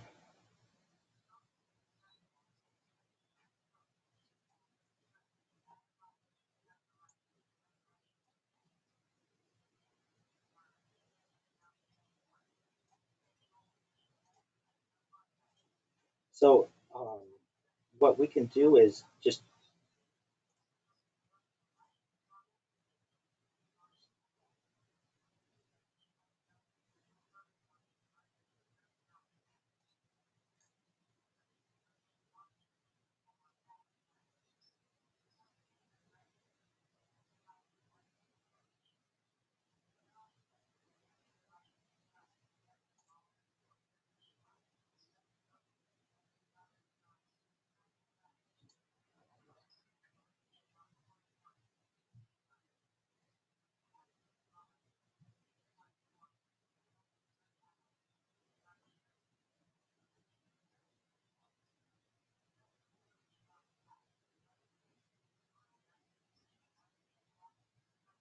okay. So we've got two questions here. Let's address the YouTube question, and then we can get into Chimera. So the idea of the Anunnaki, it's usually understood as referring to Mesopotamian deities. The name is often analyzed as relating to Anu, the sky god, and the ending referring to a group of divine beings. The exact original Sumerian meaning is debated, but it is not derived from a known word Anku, meaning key to light. Now there's the Ankh, the Egyptian symbol meaning light. It is a different language and tradition from the Mesopotamian Anuna or Anunnaki. The key of life idea comes from Egyptian symbolism, not Sumerian. There is also a Mesopotamian word family involving An, which means sky or heaven, and the divine concepts, which may be why some people notice a spiritual connection. Uh, there is a bridge between realms, though. I mean, these are all people within the same 1,000-mile radius, and so there was definitely some connection between them. The Egyptian Ankh usually represents vitality, divine human connection. The Mesopotamian gods is an interaction between divine and human realms. And then the Enoch traditions are heavenly beings crossing into the human world. So those themes generally occur across all the cultures.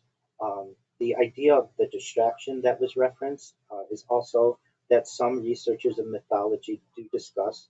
Sometimes there's a modern focus on the Anunnaki as aliens that can overshadow the actual ancient material, which is more about cosmic order, kingship, creation, divine authority, and humanity's relationship with the gods. So a historically grounded way to frame that idea from an excellent question in the comments is that the Anunnaki may be less important as beings who came here, but more important as symbols of the ancient human attempt to describe the connection between the divine, the cosmos, and human existence. And then, as to your question, the chimera, generally in mythology, as I understand, would be like a fire-breathing Greek monster with a lion's head, a goat's body, and a serpent's tail. And there are also ways that it's been described in biology as an animal or plant that contains two or more different sets of DNA. And then certainly in genetics, a person who absorbed their twin in the womb results in two distinct DNA profiles. So the idea of a chimera can certainly have the mythology sense or the modern biological sense. The you were asking what specifically about the chimera?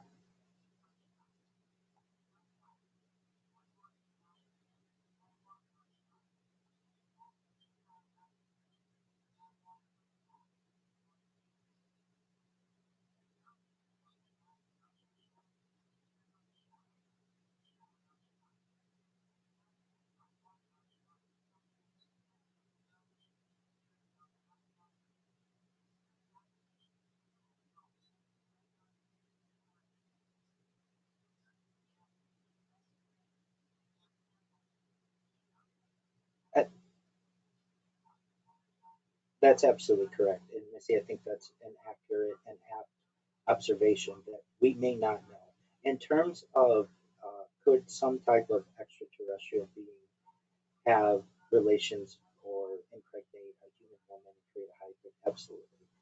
Could a woman have her eggs or ovum extracted and create a hybrid being off world? I think that's possible too. The important aspect to I think not forget is that with sufficiently advanced technology, anything is possible. So when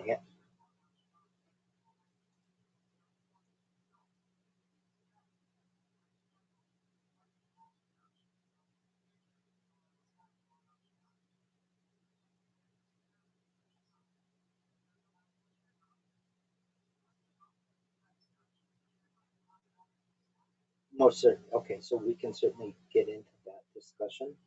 So usually this is the wheel within a wheel vision that is approximately around 600 before the common era. Pardon me. Well, this is the biblical book of Ezekiel. If you're talking about the wheel within a wheel, that, absolutely. So this occurred around historians think around 593 before the common era, and it was a vision that occurred during the Babylonian exile. Some modern UFO theorists claim that this vision describes advanced technology or spacecraft. Mainstream interpretations view the vision as symbolic. So, some basic facts in Ezekiel chapter 1, it contains one of the most detailed visionary descriptions of in the ancient world. The vision became one of the foundations to later Jewish mysticism, and certainly Kabbalistic understanding. The wheel within a wheel is one of the most analyzed images in all of biblical literature, and many ancient readers understood the account as a supernatural vision rather than a technical report. So we have Ezekiel. His name in Hebrew means God strengthens, and he was a Jewish prophet active during the 6th century before the Common Era. He was likely born around 622 of the Common Era, and he belonged to a priestly family of Judah. He was taken into Babylonian captivity in around 597 before the Common Era. We have the Judeans, the people of Judah, the population of the kingdom of Judah, and many were deported to Babylonia after military defeat. We have Nebuchadnezzar, who his Akkadian name is connects the name Nabu, Babylonian god of wisdom, in Kudiri, air in Usur, protect. So his name literally means, "O Nabu, protect the air." He was the king of the Neo-Babylonian Empire from 605 to around 562 before the Common Era.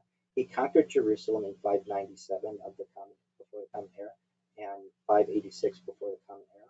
And he's responsible for the deportations of Judeans. Ezekiel is one of the few biblical prophets whose ministry can be dated with unusual precision. He lived among exiles rather than in Jerusalem. His writings contain more visionary imagery than almost any other biblical prophet, and his priestly background may explain the strong emphasis on divine glory and sacred symbolism. So now let's get to this wheel within a wheel. What is it? He describes giant wheels beside heavenly beings. Each wheel appears to contain another wheel intersecting it. The wheels can move in any direction without turning. He also describes living creatures. 4 supernatural beings accompanied the wheels, each possessing 4 faces and 4 wings. There is a divine throne. It was positioned above the creatures and the wheels, and it supports a radiant divine figure. There's the idea that the glory of God was a visible manifestation of the divine presence. The wheels were covered with eyes. The wheels move in perfect coordination with the living creatures, and the entire structure functions as a heavenly throne chariot.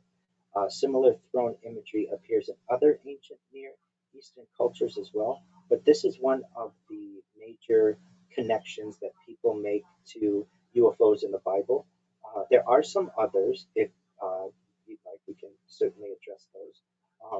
And like, is the term UFO actually mentioned in the Bible or something along those lines? And generally, it is not, but some people do have some interpretations as to what occurred. So within the Hebrew Bible, we're talking about Tanakh. This is Torah, Nevi'im, and Ketuvim, meaning our Hebrew Bible canon. There is divine throne imagery, which we just discussed somewhat, angelic messengers, hybrid or ambiguous beings, fiery ascension events, structured celestial hosts, complex visionary systems, especially like what we're talking about in Ezekiel. So Genesis, the earliest ambiguous divine human narrative. There's a key passage. Certainly, the sons of God saw the daughters of man, that they were fair, and there were giants on earth in those days. The sons of God, these divine beings, which we discussed, were the Nephilim. Then within Deuteronomy, we have the idea of when you see the sun, the moon, and the stars, even all the host of heaven, there is an idea of celestial bodies described as an organized host. It reflects ancient cosmological worldview. It reflects an ancient cosmological worldview. It's not described as biological beings or spacecraft, but it indicates a structured hierarchical view of the heavens. Now, in the second book of Kings, there's a fiery ascension event. This occurs, there appeared a chariot of fire and horses of fire, and Elijah went up by a whirlwind into heaven. And I think this is maybe what you were referencing with Elijah. Absolutely. So, absolutely. And they both start with E, no big deal. Prophetic ascension. This is a prophetic ascension narrative. The fire and whirlwind imagery signal divine presence. There's no mechanical structure, device, or craft described, but it does share a thematic pattern with other non-death departure figures. Then there's Ezekiel, the complex visionary system, and it's the most detailed text. So basically, there's a whirlwind and cloud approach. There's a fire within the cloud, 4 living beings, 4-faced anatomy, interlocking wheels, radiant expanse, throne above the expanse, and human-like figure on the throne. So there's a key being the Hayo, which are the living beings. These are the four faces. There's a human, which is intelligence. There's a lion, which generally is a Hebrew word aryeh, which references strength and kingship. There's an ox, which is shore, which is stability and labor, and then an eagle, nesher, which is sky and height. And I should say human is the intelligence aspect about this. The four faces were not necessarily separate beings, but a simultaneous multi-face structure. There's a symbolic representation of the domains of creation, and it reflects.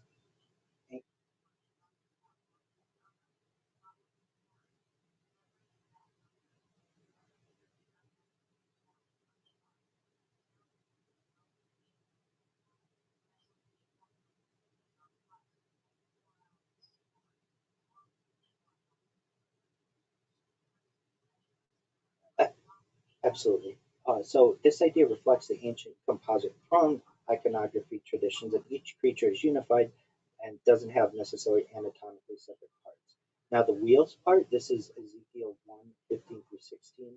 We have the Ophanim, which means wheels, a wheel within a wheel. It's described as self-moving. It's coordinated with living beings above them. They contain a spirit of or movement. The idea of spirit is a term, ruach, and multi-directional motion without turning.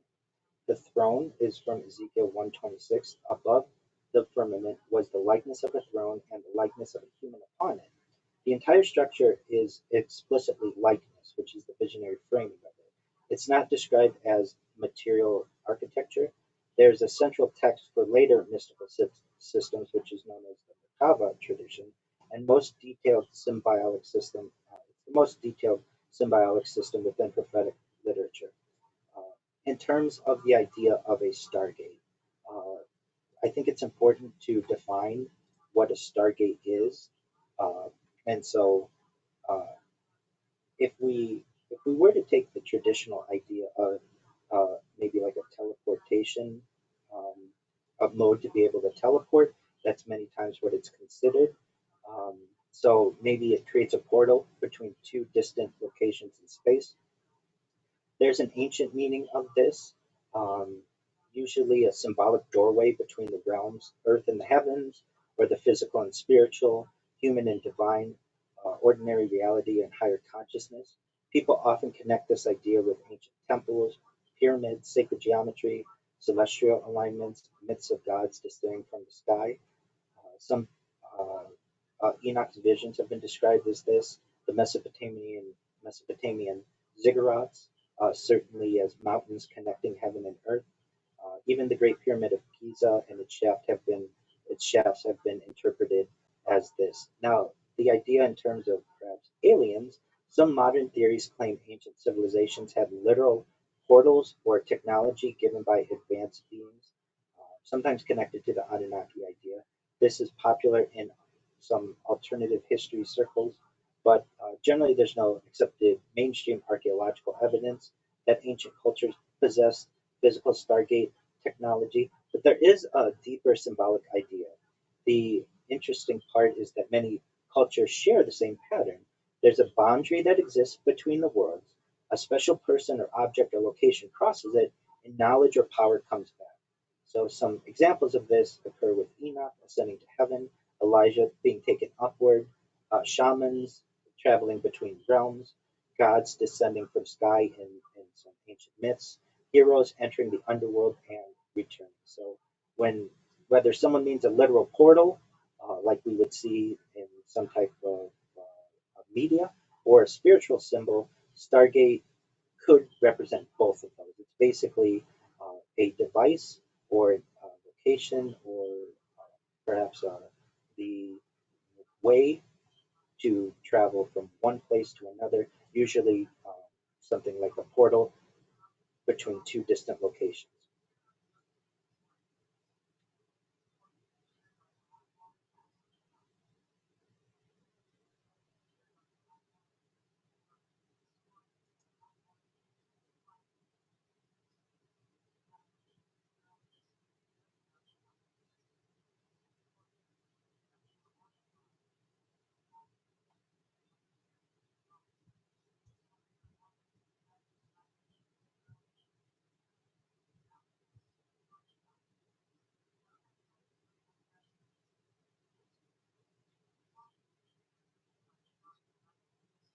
Yes, this is all sacred geometry, and the ancient peoples were always trying to either transcend the, the real world into some other type of portal. They were obsessed with the infinite, be obsessed with power and energy, and the one interpretation is that they used this type of symbology to be able to describe that which they desired. And all of the examples that you gave are perhaps examples of this. And we use them to this day. So we're not much different, even in corporate logos and such. Many of these ancient symbols are utilized in the modern age.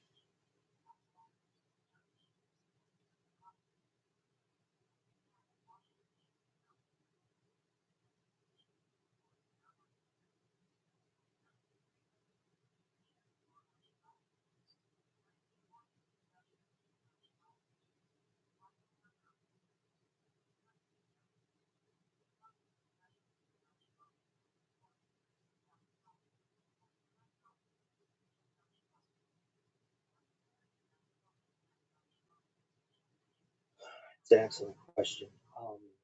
There is an argument that CERN itself is a underground project. For those that don't know what we're referencing, this is the super collider in Switzerland that, to my knowledge, is going to close until 2029 to have some renovations, which is somewhat interesting to me, um, most certainly. But it's the largest particle collider in the world. I want to say that there's a scientific answer that's given, but then there are also alternative theories. I don't know what I believe, but I will tell you what I've heard. I've heard that CERN is a place that perhaps is a center core for the deep state, that there it may have connections to some type of underground tunnel system, that it may be used as a cover for the intelligence agency, that you can generally say that you're an engineer and people don't press you on the issue too much, especially if you say, oh, they're an engineer at CERN, because then you can really travel the world unobstructed, um, and always be able to give the answer that you're an engineer at CERN. This is a similar cover story that many people gave with the Manhattan Project during the development of atomic weapons in New Mexico.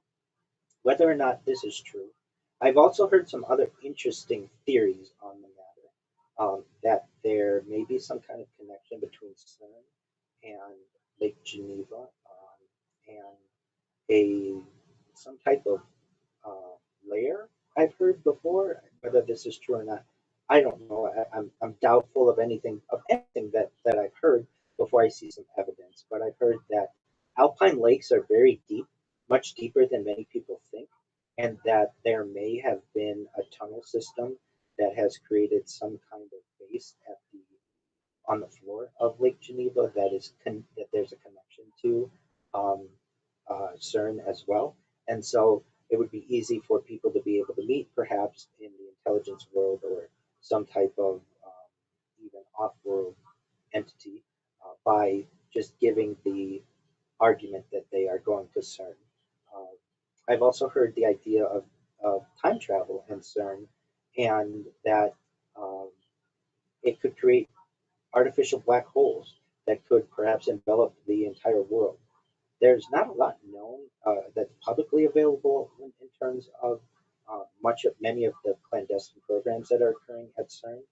But if time travel is going to occur anywhere, or even any evidence of such, it is my thought that CERN would be probably at the epicenter of this because it's the largest particle collider in the world. Um, and You had mentioned earlier as well the idea of time travel. Do you want to get into that?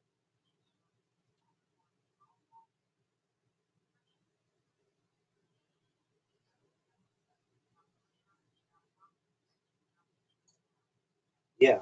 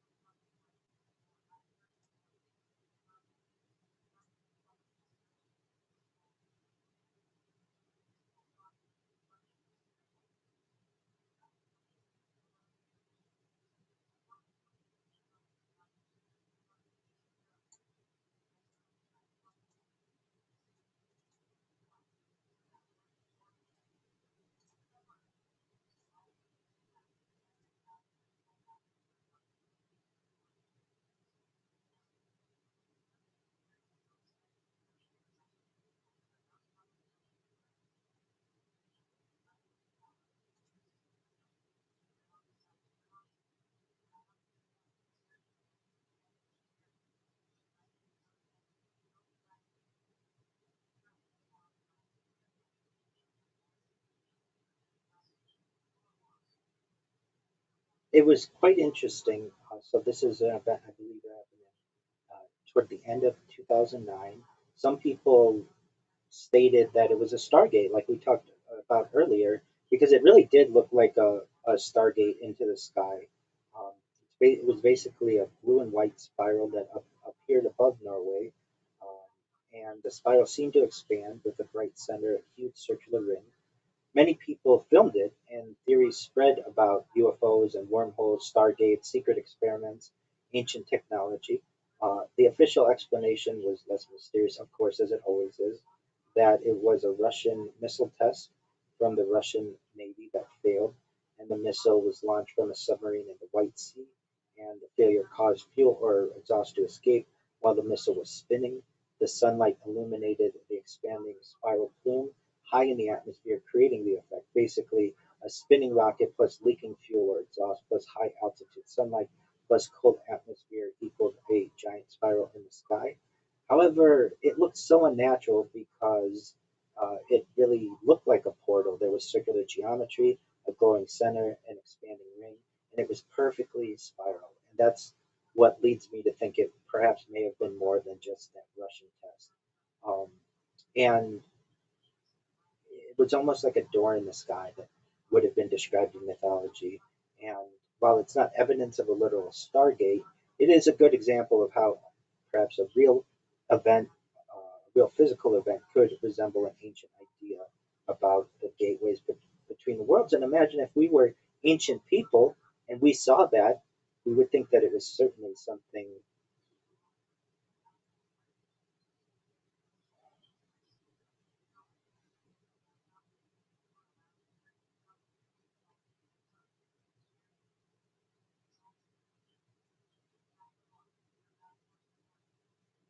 Yeah, so that's consistent to what I know. So as I understand, CERN is shutting down for 3 years after that collision, um, and it's not shutting down permanently, but the Large Hadron Collider is scheduled for a major planned shutdown called Long Shutdown 3 (LS3).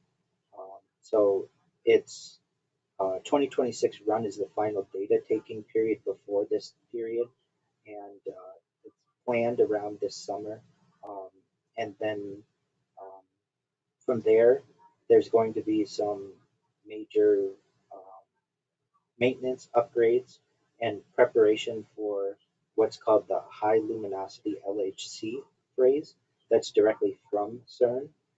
It's interesting though that they would need to shut down for so long or all of it. It seems like maybe you could work on it in pieces, but apparently you cannot. And but yeah, as I understand the final um, run occurs this summer. It will close down mid 2026 or so, and then start up again in 2029.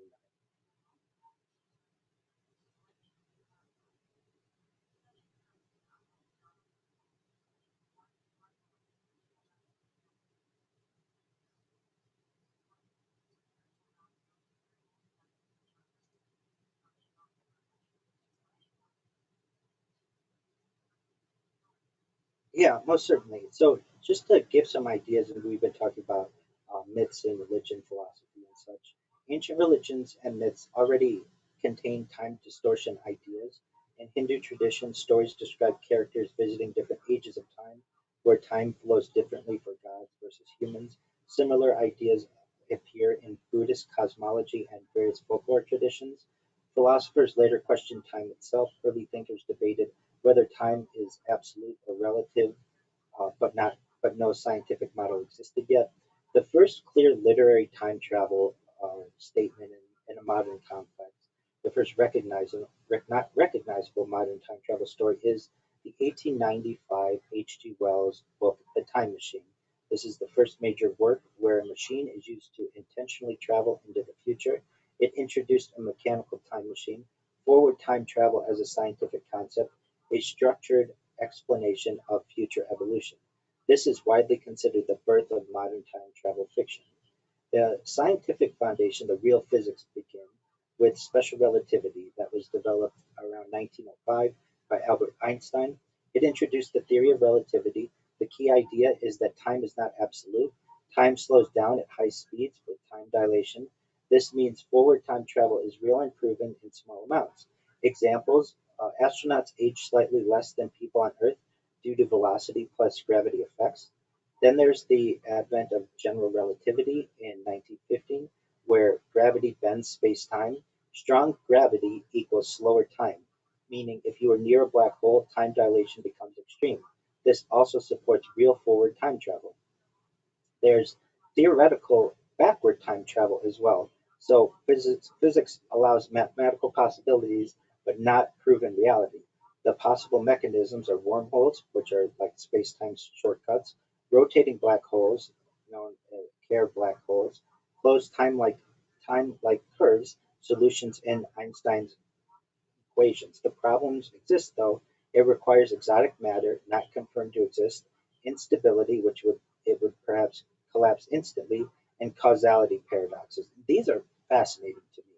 So some of the paradoxes why at least backward time travel is hard. There's the grandfather paradox. If you change the past, you might erase yourself. The bootstrap paradox. Information or objects loop with no origin. These raise major consistency issues in physics. The main scientific views today, modern physics consensus is that forward time travel is real via relativity. Backward time travel is theoretically possible but unproven and perhaps quite difficult. Most physicists lean toward that nature protects causality. Time travel to the past may be forbidden, but it may not be. But at least utilizing Stephen Hawking's chronology protection conjecture, it may have some forbidden aspects. So, in terms of how can we time travel, at least, there are some theorized and some speculation on how we can do it. So, of course, what we just referenced, special relativity, traveling near the speed of light causes time to pass more slowly for the traveler. This was proposed by Albert Einstein. Time dilation has been experimentally confirmed. Astronauts age slightly slower than people on Earth. Faster speeds create greater time differences and it allows travel into the future, not the past. Then there's general relativity, which we touched on as well, that strong gravity slows time. Massive objects warp spacetime. Clocks run slower near strong gravity. GPS satellites must account for the effect. Black holes create extreme time dilation, and future time travel becomes theoretically possible. There's black hole time dilation, where time slows dramatically near a black hole. This is predicted by general relativity. Extreme gravitational fields affect time. Minutes near a black hole could equal years elsewhere. It's been popularized by the movie Interstellar and other works, but there's no practical method currently existing. Then we have wormholes, which are basically hypothetical shortcuts through space-time. Sometimes called Einstein-Rosen bridges, they could connect distant locations. They may connect different times. They require exotic material in most models, but these have yet to be observed. There are cosmic strings. So this is a hypothetical defect in spacetime. It's been predicted in some cosmological models. They could warp spacetime dramatically. They might create closed time-like curves. There's no confirmed detection, and they still remain theoretical. There's a Tipler cylinder, which is an infinitely long rotating cylinder. This was proposed by Frank J. Tipler. The rotation bends spacetime. It could theoretically permit time loops. It requires impossible engineering, and it's considered impractical. There's Kerr black holes, which are rotating black holes. These were predicted solutions to Einstein's equations. They contain unusual space-time geometries. They may allow closed time-like paths. Internal stability is debated and unproven as time machines. There's closed time-like curves, paths that loop back in time. These are allowed by some relativity solutions. They would return a traveler to an earlier point.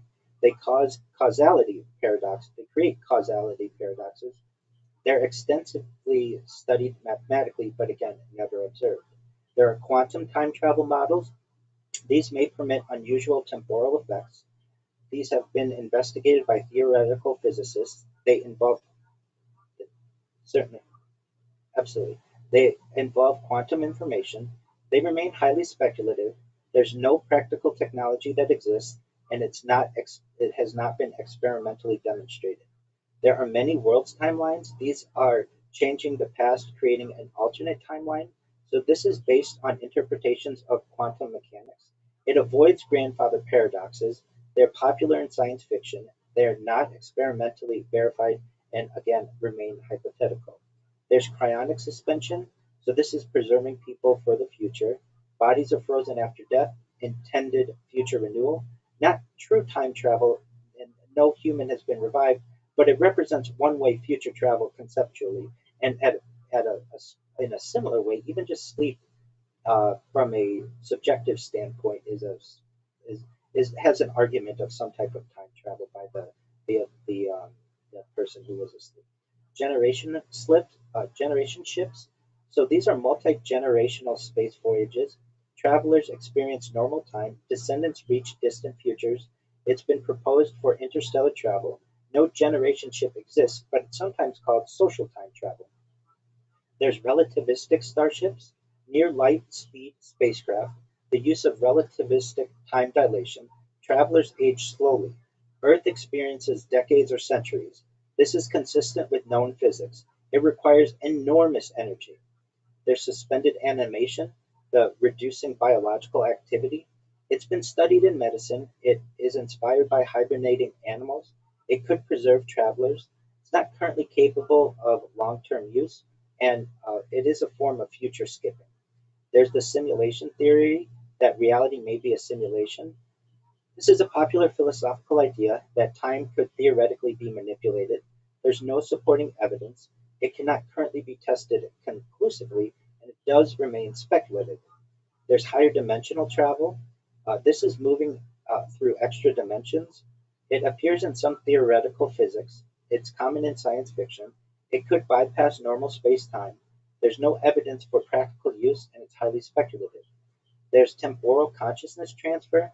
This is sending information rather than matter. So this is popular in science fiction. That consciousness, it's the idea that consciousness moves through time, avoiding physical transport issues, no scientific evidence, again, it's hypothetical. Retrocausality, this is that future events influence past events. It appears in some quantum interpretations. It's studied philosophically. It does not imply human time machines. The evidence remains controversial and it's mostly theoretical. There's the ancient mythological time shifts. Many traditions describe altered time. This does appear in Jewish, Hindu, Celtic, and Buddhist stories. Heroes enter other realms. Different time rates occur, usually symbolic or theological, and these are not scientific claims. And then there are fictional time machines, the mechanical devices used to travel through time. This was introduced in The Time Machine. They're common in literature and film. It includes vehicles, portals, and devices. Of course, we don't have any real examples yet, and they are fictional concepts. But those are some time travel methods that we can currently hypothesize. And then you also had the question about the moon. Is that correct?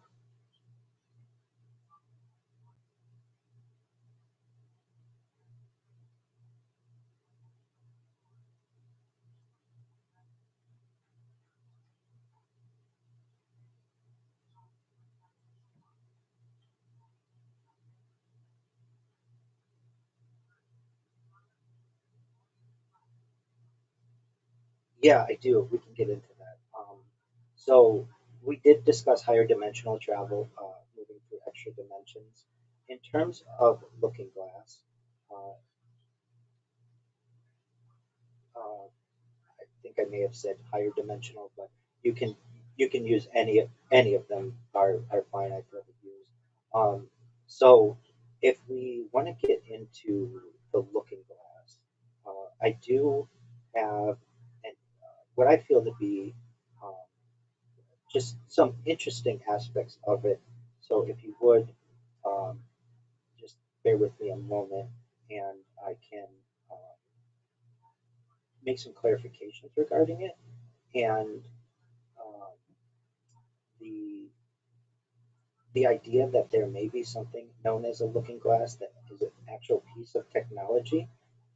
So this is just a fabulous story that I want to go into. I know that some other people may find it interesting as well. So this is the idea of President Eisenhower, the Greada Treaty narrative, and the Looking Glass system. So this is a story, why the story exists as a system. And I want to say this is a narrative. As anything that I've said, there's very little, if no evidence. These are just stories. If anything, we would just be telling a vision or telling an understanding of ancient peoples. But this is a narrative built around the idea that the first contact between humans and non-human intelligence occurred during the Cold War. There are arguments made, maybe it's been happening for longer periods of time, but perhaps this is the first time that we actually had humans had some type of treaty that was developed. The governments treated it as a national security issue, that contact led to controlled agreements rather than open disclosure, that long-term classified programs developed around knowledge gained. And in this work, UFO encounters are not necessarily random events. They represent structured interaction between two technological civilizations. So the Eisenhower era context, the 1950s were framed as a turning point because nuclear weapons were introduced and created a global existential risk. Aerospace technology advanced extremely quickly. Radar and early warning systems began detecting unknown aerial objects. Within the narrative logic, these conditions made contact more likely or more urgent. Leadership decisions would prioritize stability over transparency. Highly classified channels would be used for sensitive encounters. Now, allegedly, and that's with all of this, I can't emphasize that enough, all of this is alleged. Edwards Air Force Base and Holloman Air Force Base had a key role. These bases are central because they are secure, restricted military aerospace facilities. They are already handled experimental aircraft and classified testing. They have large open desert surroundings suitable for controlled operations. The narrative is that Edwards Air Force Base is often framed as an observation or staging site, and Holloman Air Force Base is often framed as a landing or meeting site. The claim sequence pattern was that radar detection of anomalous, uh, anomalous craft was occurring. There were military interception attempts, controlled landing arrangements, and then restricted access meetings involving secret secret meetings involving select officials. The Greada Treaty concept is the idea that there was a technology exchange, basically proportion concepts beyond known aerospace capability, energy generation principles not publicly understood at the time, advanced materials knowledge, in exchange for limited human subject involvement for study the alien abduction phenomenon, medical and genetic observation programs, which is what you were referencing earlier, Missy, with the idea of this hybrid DNA type system. Yes, yes. So that may be an example of predictive programming, allowing humans to um, essentially become exposed to these stimuli before they actually occur. So the secrecy framework was strict compartmentalization, no public acknowledgement, and then controlled dissemination within the government. The logic behind it is that humans are technologically asymmetrical compared to the other party. The agreement is framed as pragmatic survival diplomacy rather than equality. The internal government structure in the narrative is a major part of the story, is this institutional separation. The claims include the creation of special access programs outside normal oversight. Only a small number of officials have full knowledge. Intelligence agencies operate compartmentally. The outcome of the narrative is that knowledge is fragmented across departments. No single person has full visibility. Long-term secrecy becomes self-reinforcing.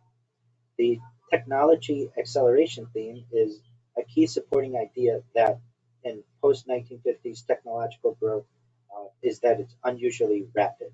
Areas often cited are aerospace propulsion improvements, satellite reconnaissance development, stealth technology emergence, computing and semiconductor expansion.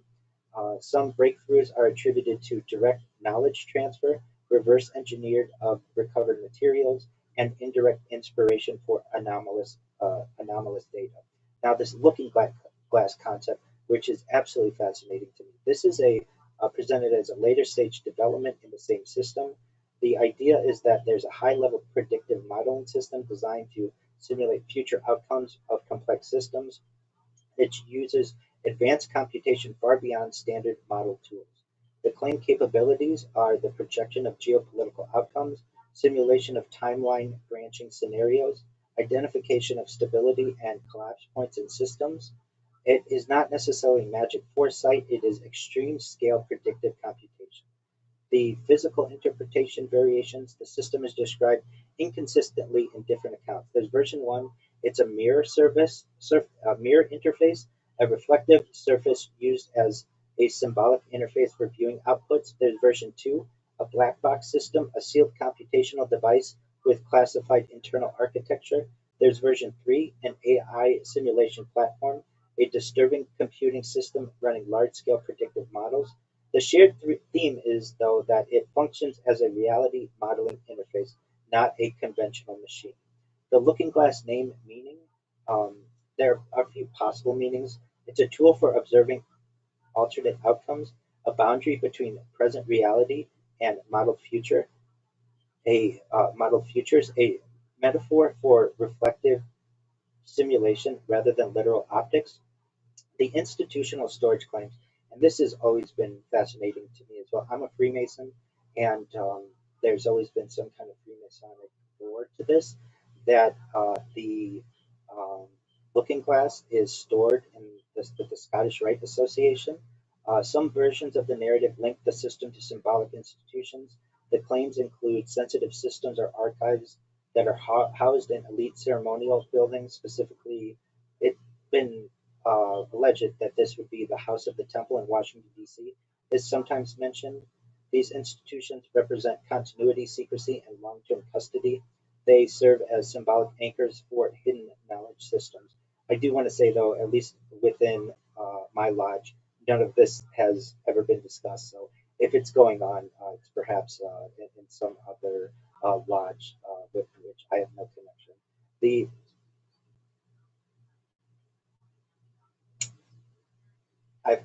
I've heard these arguments as well. So the idea of a breakaway capability concept, there's another key idea that there's a long-term separation of technological development. The structure is that highly classified programs operate independently of public science.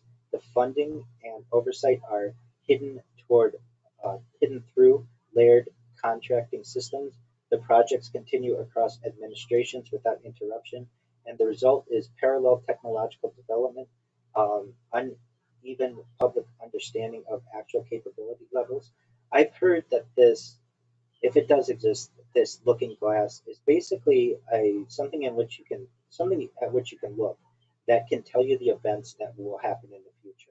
And I've always thought to myself, if you can have any closed system, whether it's the universe or even the solar system, and you could know the position and velocity, which violates the Heisenberg theory, but if somehow you could get around some of the difficulties of knowing the velocity and position of a particle, you could basically run a simulation in that closed system to know every outcome that may potentially occur.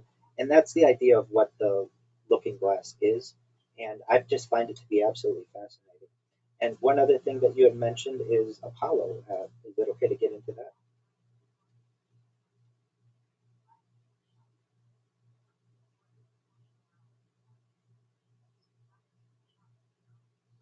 Oh, an excellent question.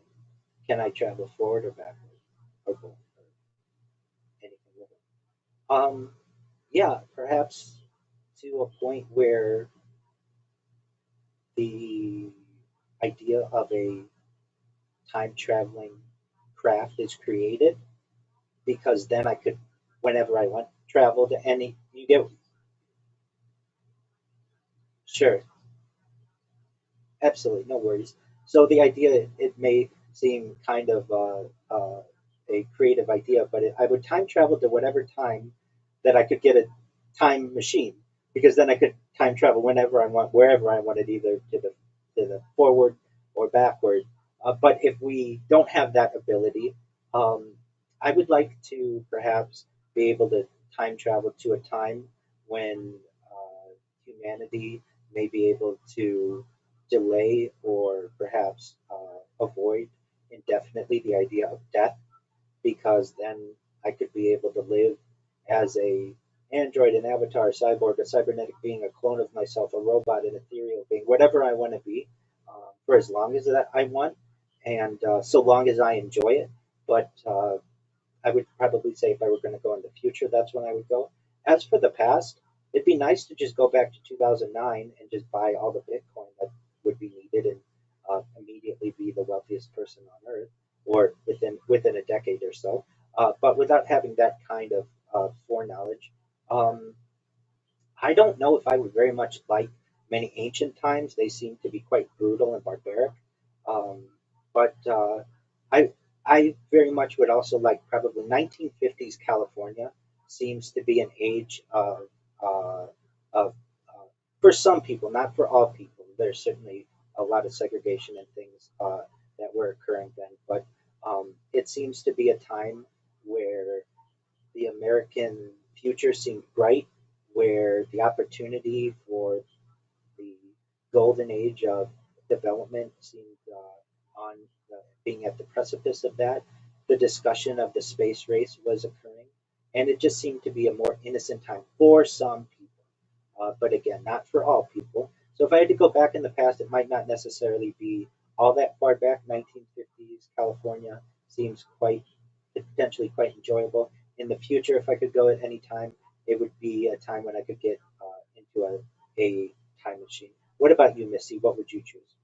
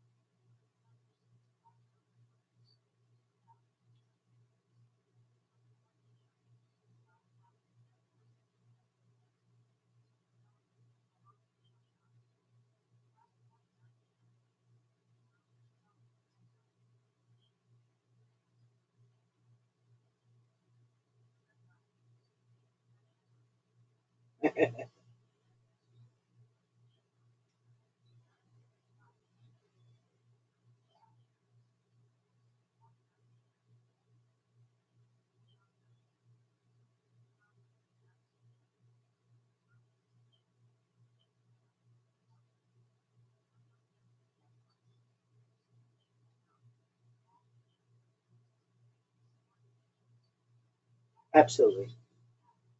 All right. Absolutely. So I'd like to first say, what evidence do we have that we did go to the moon? I think that's important, and then we will have any type of evidence that we didn't. So the big thing, and something that for many years I had faith in, were the retroreflectors.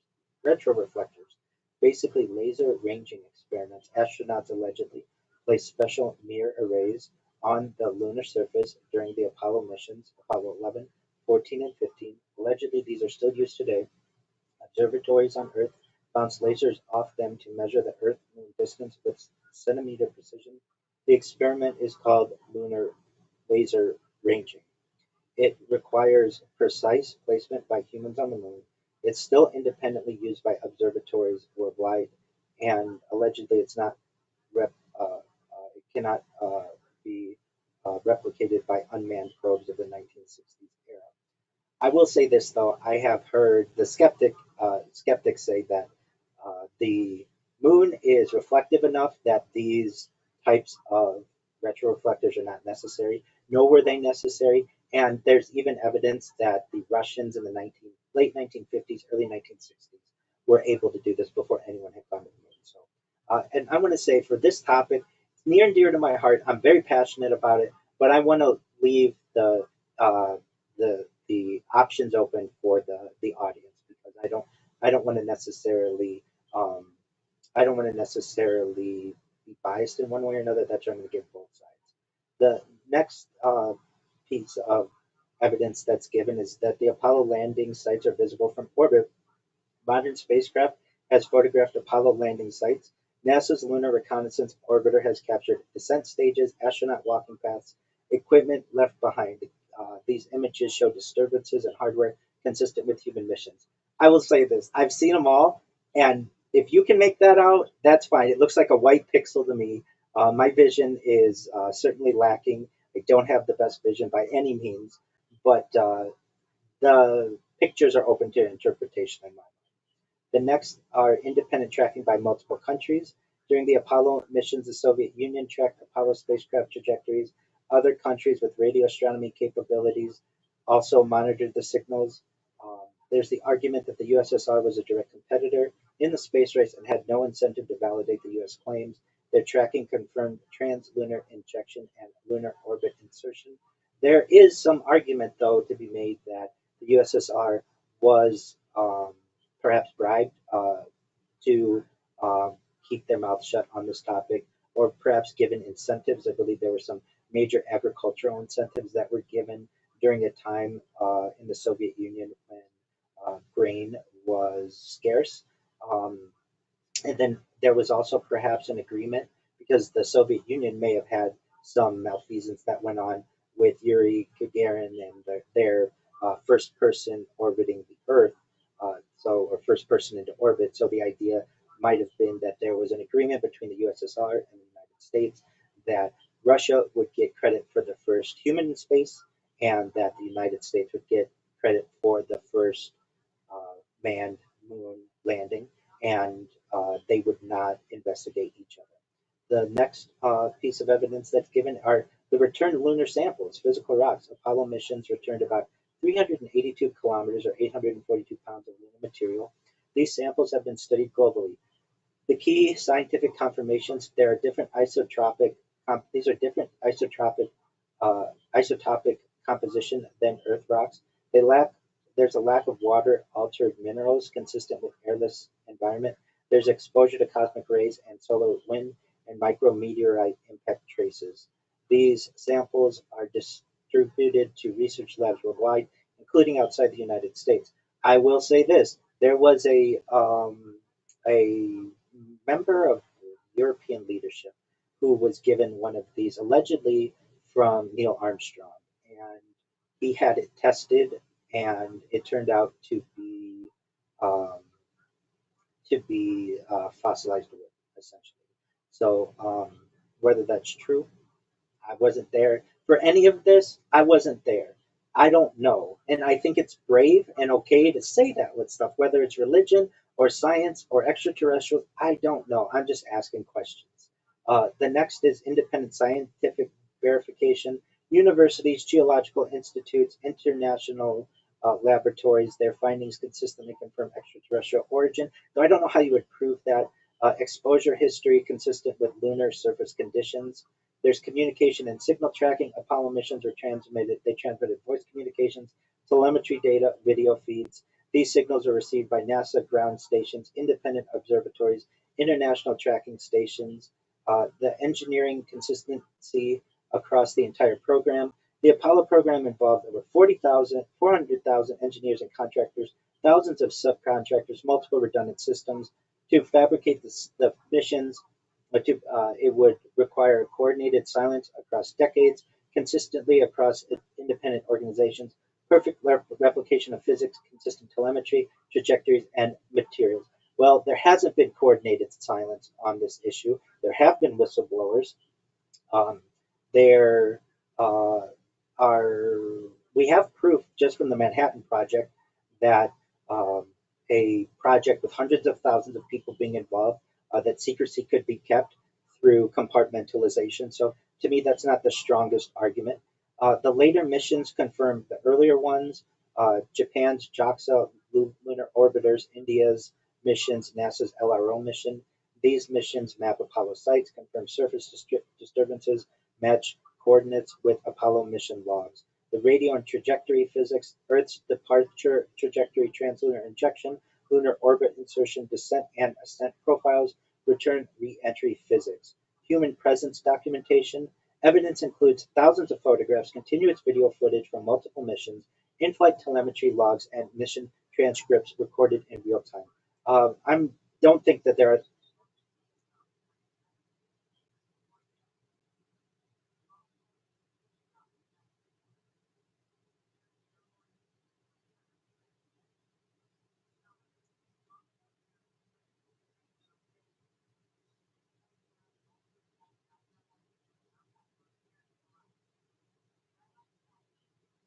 That's correct. Yeah, that's correct. I have notes on all of these topics. I'm asked about them regularly, and I felt it was time to organize them. So there's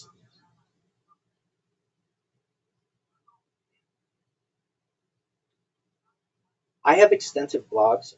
The main one that you can read a lot of my beliefs and thoughts, but they're more on real world um, topics. You can find it at rabbirothschild.medium.com.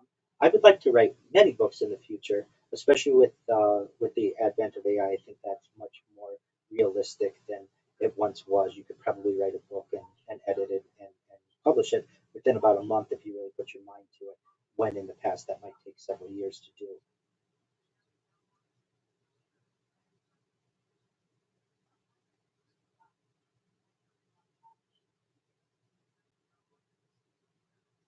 It very well could be, and is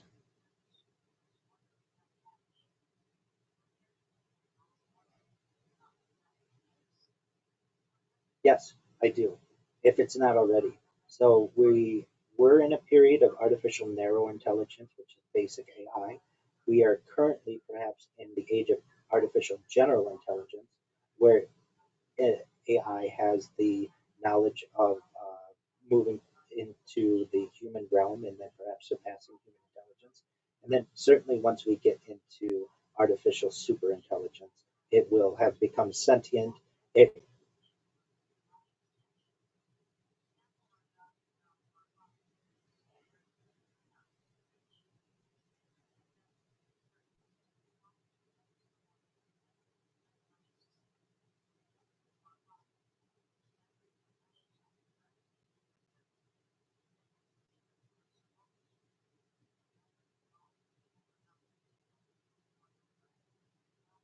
most certainly. It's like any tool. I see it.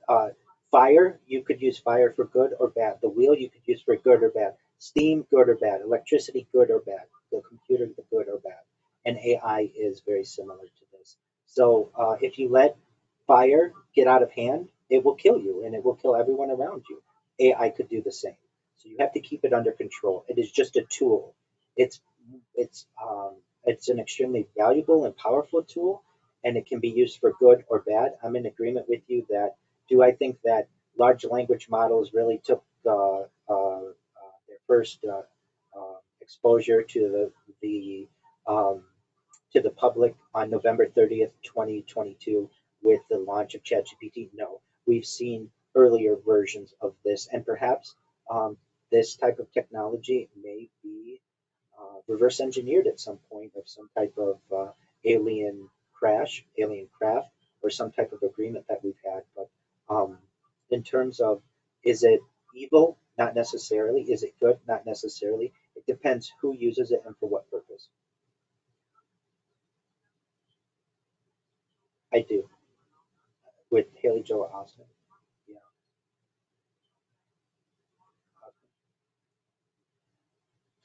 and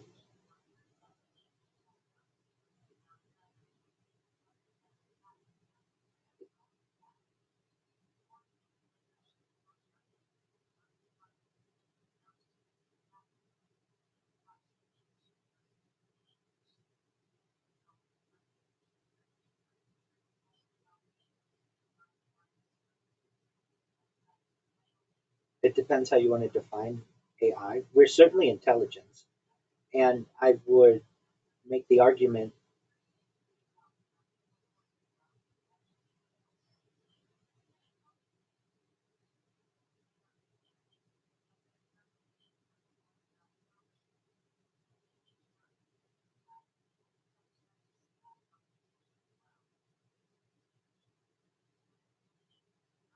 that's certainly a concern. We can get to that in a moment. There's an argument to be made that the first cyborgs are already existing. There's the first successful Neuralink patient. His name is Nolan Aspro.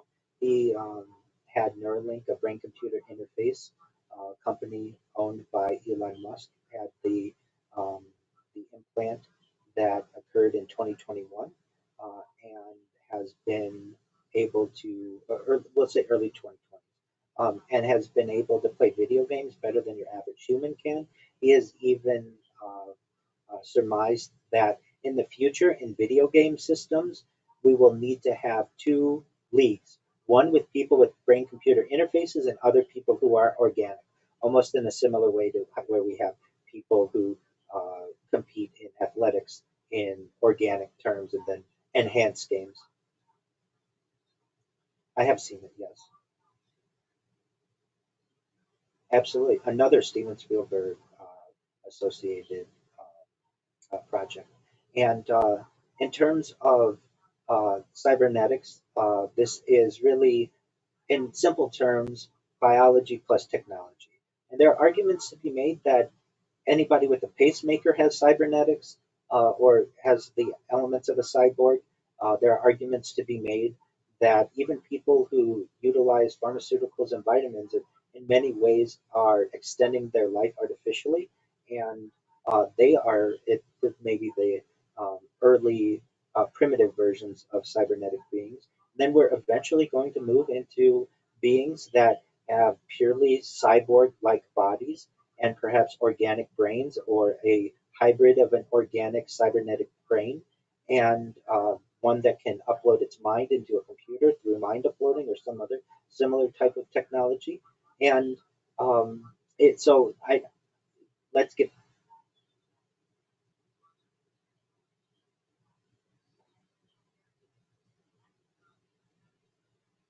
I have not, but I do know of that technology.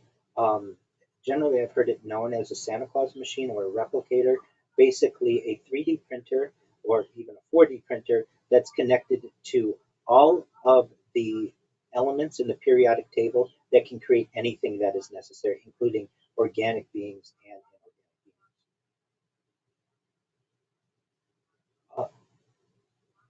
So in terms of why the claims that the Apollo missions went to the moon, and I think that there's some clarification that should be made there. We're talking, so that's the major argument that is made by many of the skeptics of the moon landing, and we'll get into that in a moment.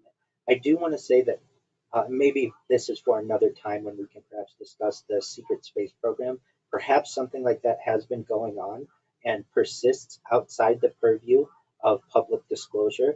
But what we're talking about with the Apollo moon landings are a series of alleged moon landings that occurred beginning on July 20th, 1969, involving um, Neil Armstrong, the first purported man to walk on the moon, Buzz Aldrin, the second purported man to walk on the moon, and Michael Collins, who stayed in the orbiter around the moon, did not actually touch the surface of the moon. So the reasons why people say this hasn't occurred goes to what you're saying, Missy, the Van Allen radiation belts, which is this area of perhaps immense radiation extending from about 1,000 miles off of the Earth's surface and extending for another tens or anywhere between 10 and 35,000 miles into space. There's an inner Van Allen belt and an outer Van Allen belt. There are arguments to be made, at least in the past, that immense amount of shielding would be needed to be able to get through these Van Allen radiation belts, and that aside from the Apollo moon landings, or Apollo moon missions, I should say, and the most recent Artemis 2 mission that occurred in April of 2026, just a few months ago, no human has ever traveled more than approximately 700 miles or so off of the surface of the Earth. So basically, we don't have a lot of evidence of humans being able to do this, and then all of a sudden we're able to do it multiple times without any casualties. There are a lot of skeptics who there are a lot of people who are skeptical of this. Yeah, exactly. Isn't that funny? April 1st, 2026. So this is a program that happened April 1st, 2026 until April 10th, 2026. It involved four individuals. Allegedly, they went further into space than any humans have gone. They went around the dark side of the moon, and I was frankly very disappointed with it, with the amount of evidence that they have. I'm a human who's been live streaming my life 24/7 for more than 4 years. And if I can live stream my life, I have the feeling that they should be able to live stream what they're doing, and they were not. We have heard that they have tens of thousands of pictures that are published. Go to the NASA website, the Artemis 2 multimedia page, and there are fewer than 1,000 pictures that are posted. Most of them are of the crew either before takeoff or after splashdown. Very few pictures that we get of the Earth. Even the pictures that we get of the Earth are very blurry. They're not high def. We don't have videos, which is what I would expect. If I can live stream my life, I expect NASA to be able to live stream that such an event as that, and I'm able to do it from multiple angles. I want the same for NASA. So I'm skeptical of that event. When NASA says that they have over 20 hours of video footage, but you go to their website and it's fewer than 10 minutes, I'm skeptical of that. When NASA went into space for 10 days, but still only publicly acknowledge that they have 20 hours worth of footage, I'm saying to myself, if you were there for 10 days, you should have 240 hours worth of footage, at least from one camera. Why wouldn't you live stream this? This would be such an amazing accomplishment to be able to do a time lapse of what life was, of what the going up in the craft would be, going around the dark side of the moon and coming back for splashdown. We don't have that. Never a straight answer.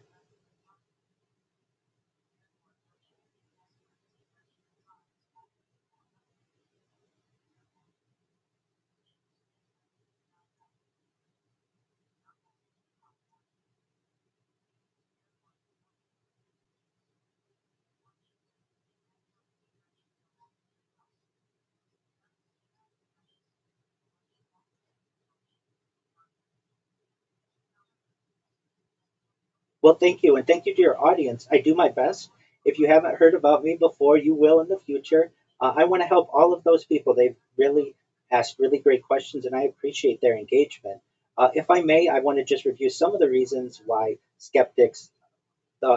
Absolutely. First and foremost, I've got to say a shout out to some of the people in the skeptic community. One is Bart Sibrel. He published a movie called A Funny Thing Happened on the Way to the Moon.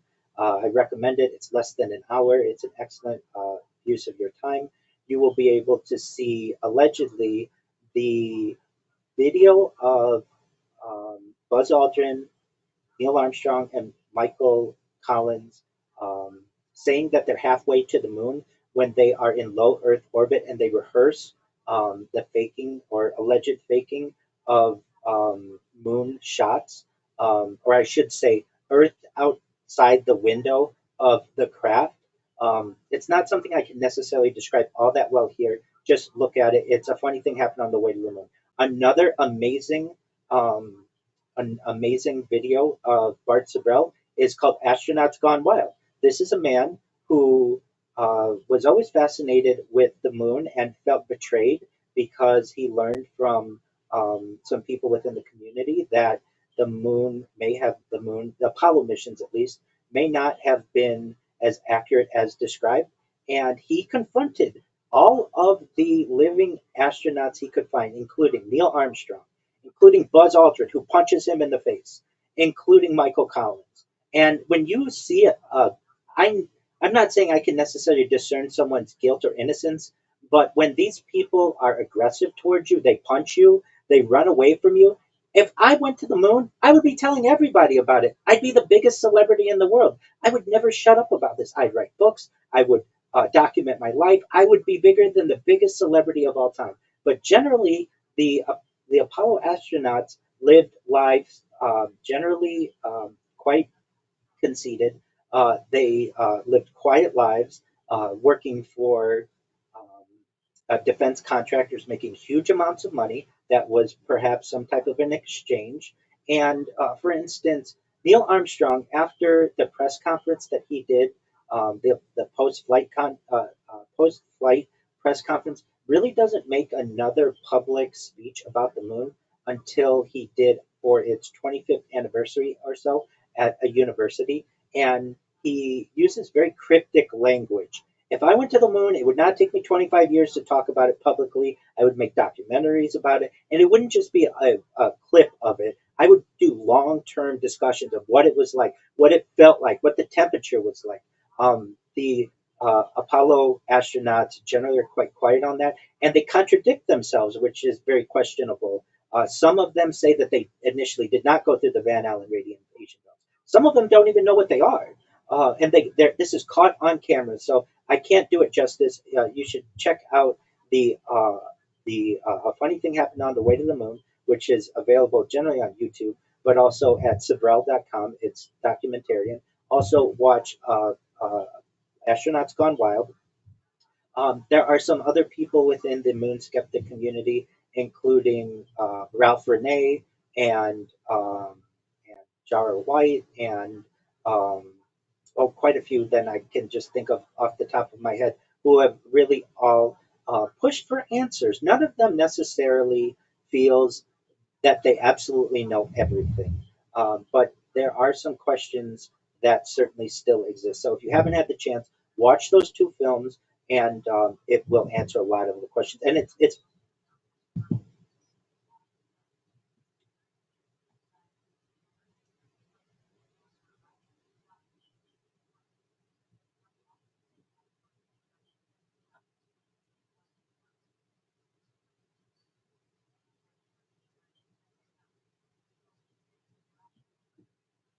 I certainly agree that there's an electricity within birth pangs, um, in both good and bad. There's the pain of it, and then there's certainly the idea that that life is being brought to the forefront, and there's something really cool about that.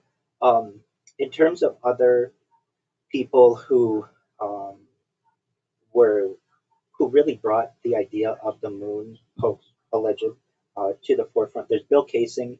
He is often considered the person who popularized the moon hoax movement. He wrote "We Never Went to the Moon" in 1976, claiming NASA staged the landings. There's of course Bart Sibrel. There's David Percy, who's a British writer producer associated with these arguments. There's Gerhard Wisniewski. He wrote about the alleged skepticism in Germany. There's Philippe Leroux, another international promoter of these claims. The major things that you're going to see, though, just watch A Funny Thing Happened on the Way to the Moon and Astronauts Gone Wild. And if you still aren't convinced that something funny went on, please come to my Discord. Come to my Discord anyway, discord.me/rabbi. Let's talk it out. I love this subject. But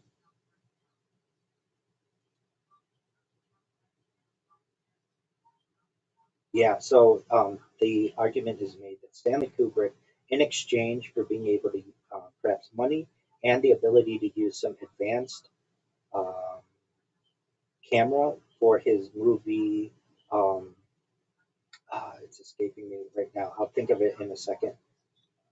No, no. Yes, he did.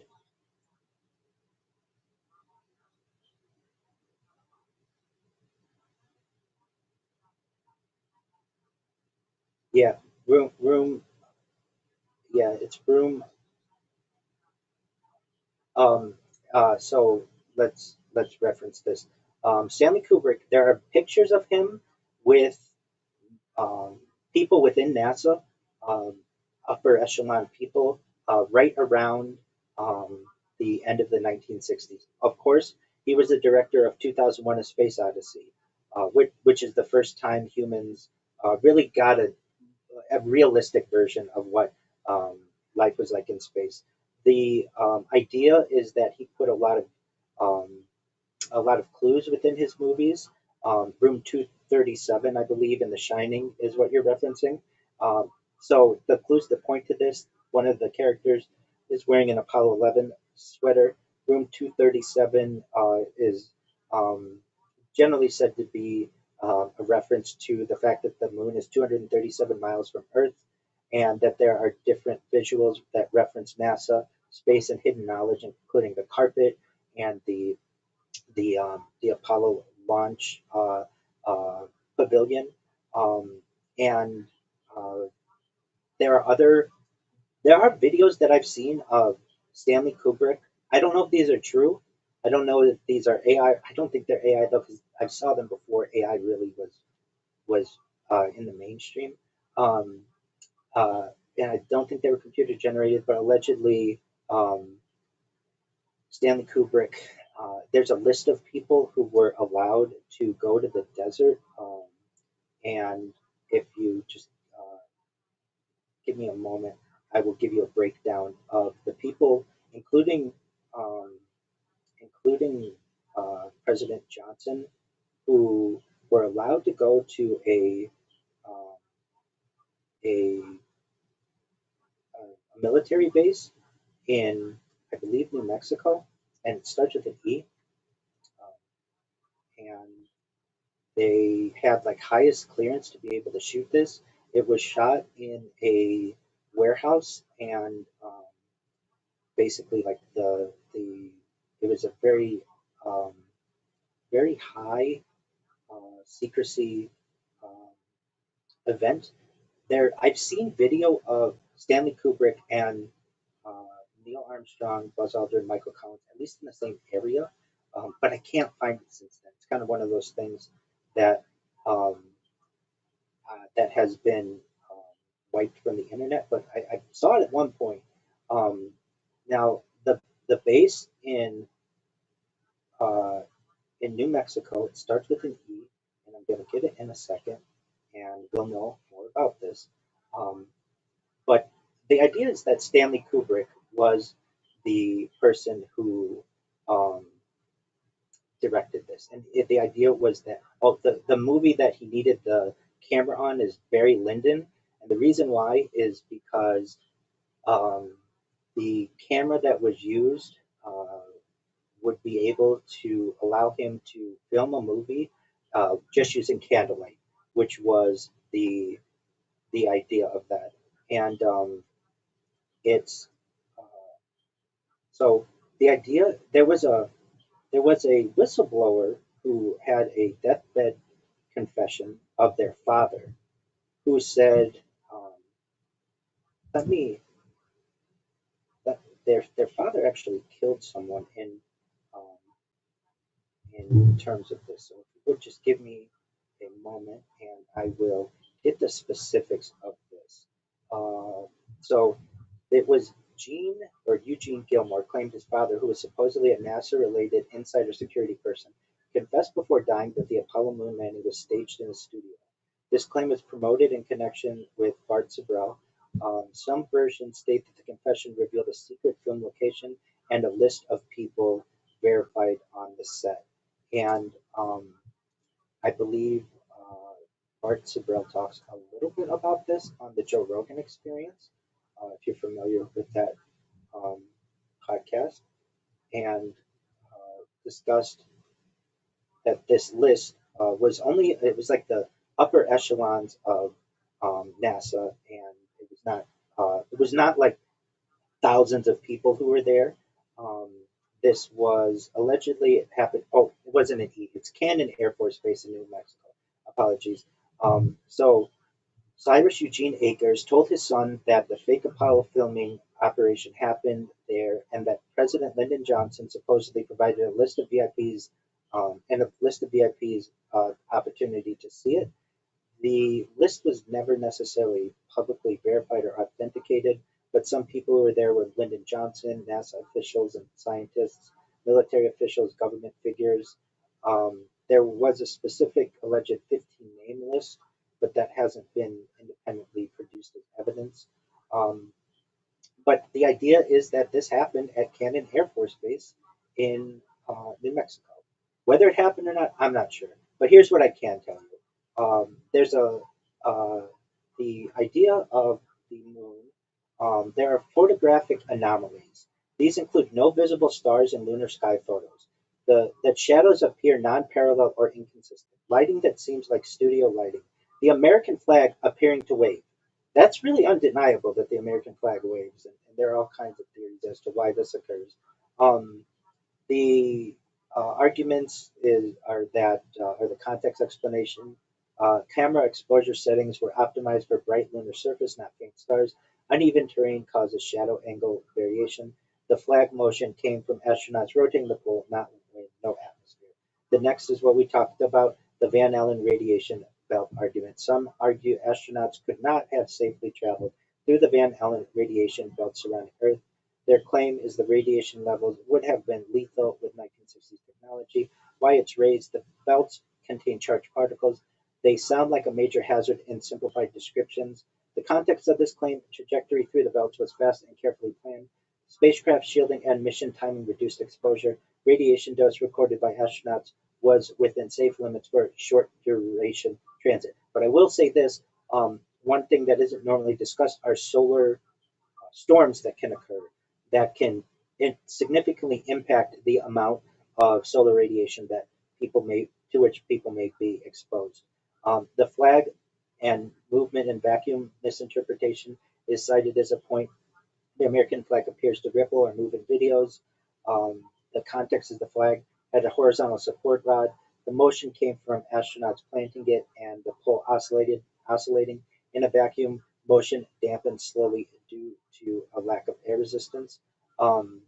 Lighting and shadow geometry confusion. Some observers argue the shadows point in different directions. Lighting seems too uniform or stage-like. Why it seems suspicious. On Earth, studio lighting is often single source or controlled. Lunar terrain is uneven with slopes and craters. The context explanation is that the sun is a single light source. Uneven surfaces alter apparent shadow angles. Camera perspective distortion affects perception. Radiation temperature and survivability doubts. Another argument is environmental extremes. There's extreme heat and cold on the lunar surface. Just to give people an idea, the lunar surface in the sun is hotter than in an oven, and in the shade is colder than a freezer. That's an extreme amount of fluctuation. No atmosphere or protection.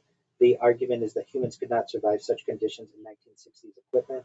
The context is that astronauts were insulated, wearing pressurized suits. The missions were short, hours on surface, not prolonged exposure, and life support systems were engineered specifically for these conditions. The next argument is technology limitations of the 1960s. A common skepticism point is that computers at the time were far weaker than modern phones. The claim is navigation, landing, and communication were too advanced for the era. Why it seemed persuasive. Modern expectations bias perception of past technology. The context is that the Apollo guidance computer was specialized, not general purpose. Missions relied heavily on pre-calculated trajectories. Ground control performed much of the computation. A lack of independent live public tracking. Some argue that only NASA claimed success. No independent confirmation at the time. The context is, or this claim is, other countries or observatories did not verify the missions. The context is multiple non-U.S. tracking stations and observatories did monitor Apollo signals. The Soviet Union tracked Apollo trajectories due to the space race monitoring. Much verification was not widely publicized or to the general public at the time. There's, of course, suspicion of government motivations, that there was Cold War pressure to beat the Soviet Union, political motivation to win the space race, the possibility of staged demonstration for propaganda value. Also, President Kennedy, who died November 22nd, 1963, had made the prediction by the end of the decade of the 1960s that this would occur. Why these influenced the belief? The large-scale government programs are sometimes viewed skeptically. High political stakes make the idea of deception seem plausible to some people. Some people say that rocks or terrain look too perfect or studio-like. Background mountains appear close or artificial. The idea is that the moon has no atmospheric haze. Distant objects appear sharper. Wide-angle lenses distort perception or distance. Lighting is harsh and unfiltered compared to the Earth. Now, I can't show pictures and I can't show video. Just watch a funny thing happen on the way to the moon. You will see there's something called the C rock.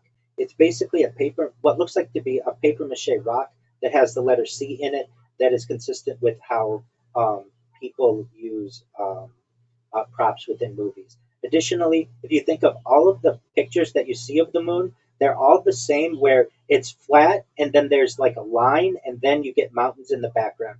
This is very similar to how 2001 A Space Odyssey was shot.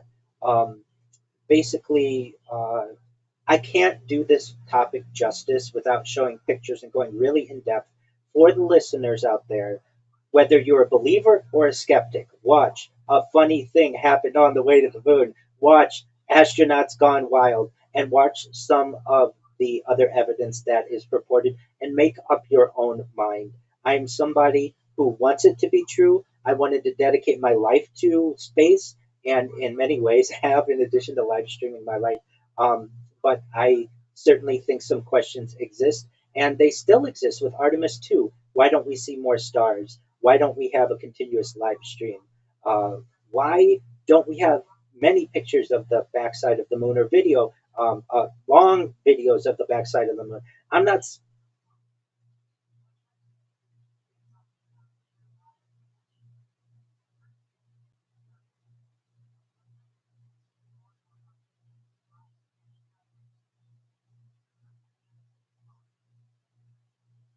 That's freaky.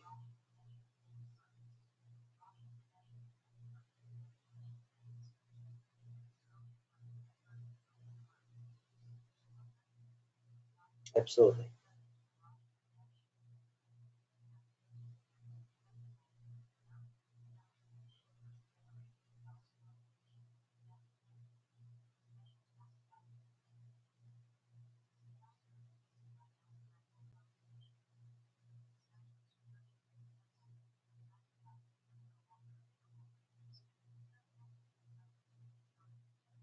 Very well could be. Well, with that, I want to thank your audience. I want to thank you first and foremost, Miss, for giving me this opportunity to share just some of the knowledge. Additionally, I want to thank the audience for their amazing questions. Shout out to you all for being skeptics and deep thinkers and wanting to know more and not being satisfied with the status quo. So excellent. I tip my cap to you all. If you want to find more about me, the best place to do it, find my social media is linktree.com/Rabbi Rothschild. You can read my writings on rabbirothschild.medium.com. You can join my Discord, discord.me/rabbi.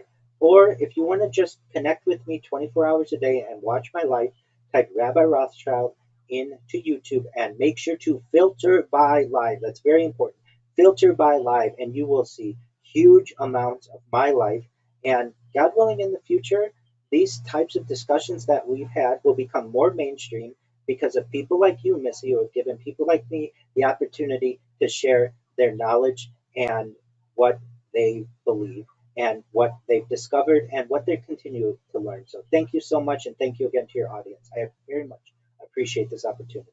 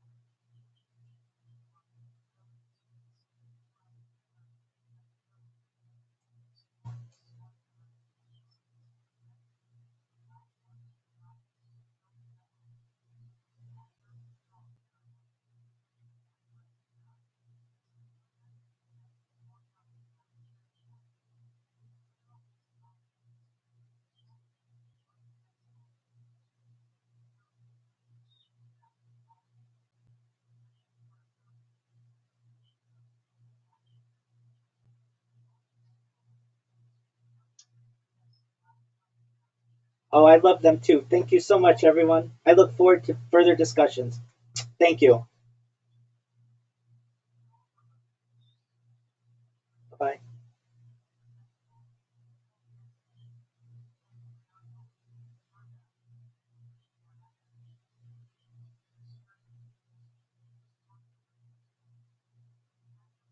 Great question. Let me check my calendar. Oh, thank you so much for the opportunity, Missy. This was wonderful. Okay, I do have some.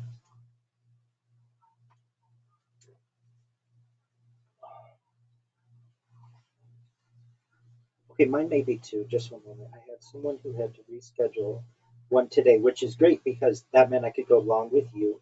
And I believe they rescheduled to next Tuesday. So let me take a look at my Wednesday schedule, and we can lock something in. And um, you have a really great audience. You should know that.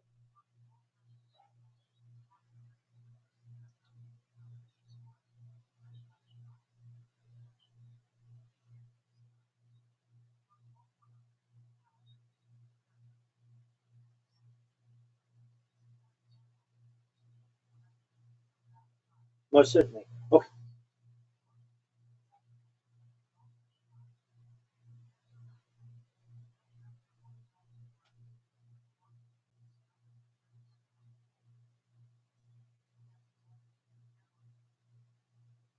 Way too expensive. Yeah, I can help you with all that. Okay, so let's lock in, and then we'll talk about the technology. So you're talking Wednesday, July 1st, correct? Okay. Does the same time work for you? Noon, your time? Okay. It's 9 o'clock my time. So just one moment, um, and I'll get you scheduled in. And I know I talk a lot because I have a lot to share. And you should know that if you ever are in the chat or whatever, and you're just like, I need to go take a break or something like that, go for it. I can keep going. I have extensive notes on things that I think are probably really of interest to your audience, including like I didn't even really get into uh, emerging technologies or hypothetical technologies, so perhaps the next time we'll be able to get into more of those, um, and then all of the other topics that we discussed. I am going to lock you in for 3 hours. Not saying we'll need all that, but just in case. And then we are okay. So I can tell you, I I podcast with a lot of different people, and the main platforms that people use are StreamYard and Riverside and Zoom. Yeah, so um, I am going to look up the pricing on it for you, and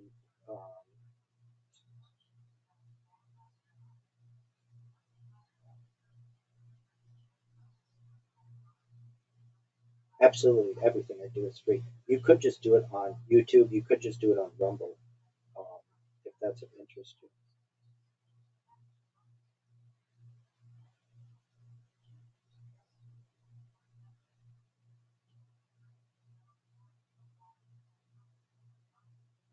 That's okay. That's okay. And you should know. Do you ever use Discord? Oh,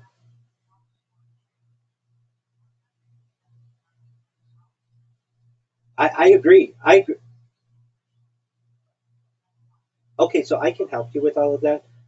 If you wanted to do this for free, there are ways. So, in terms of Riverside, how much is it for their Pro? It's like $24 a month, so it's more expensive than StreamYard. So that is not the way we want to go. If I were you, no, no, no, no, $24 a month. Oh yeah, yeah, you're right. You said it was 80. Okay, so if you wanted to do it for free, this is how you can do it.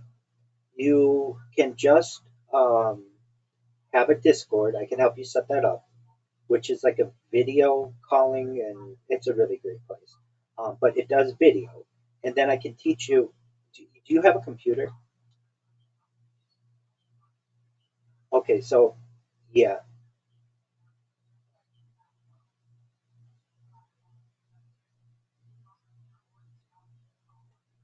okay. So if you don't have a computer, um, then my free way is going to cause you probably some issues.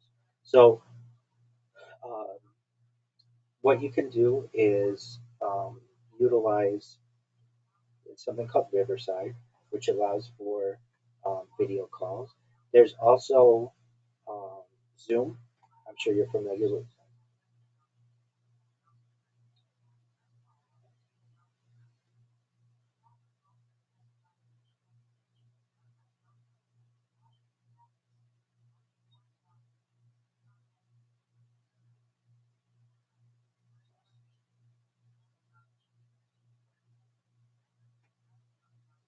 Yeah, you can always email me if you need to.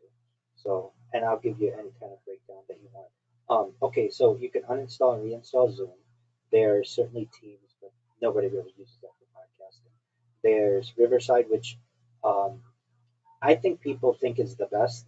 Um, whether you'll see how user friendly it is and stuff. Some of these platforms, especially if they're not live, they have an option to record on both ends. So if like during that discussion of 3 hours, like my Wi-Fi went down for a little bit or whatever it was, my computer, I don't know. I was just going and recognized that hopefully we reconnect. But with some of these other platforms, you can view my. I could send you like at the end, it will upload my version and it uploads your version, and then completes anything that basically got cut out. So they're basically like redundant versions of it, just in case anything happens. Um,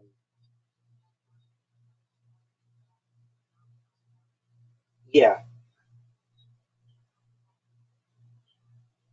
yeah. I know people who. I have one friend. He's in Czech. Yeah, absolutely. I do Discord. So how could we do it on Discord? Um, well, uh,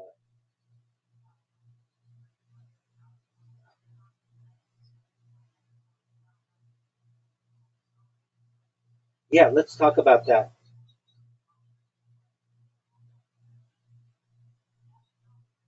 I 100% agree. And you get questions.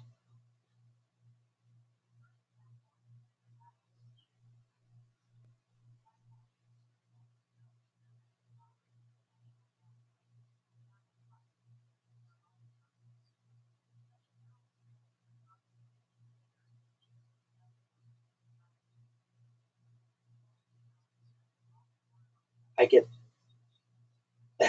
exactly. I've written on that topic. That's very annoying to me. I know exactly what you're going through. Okay. Um, Let me ask you this: do you have at all a laptop budget, or it has to be free?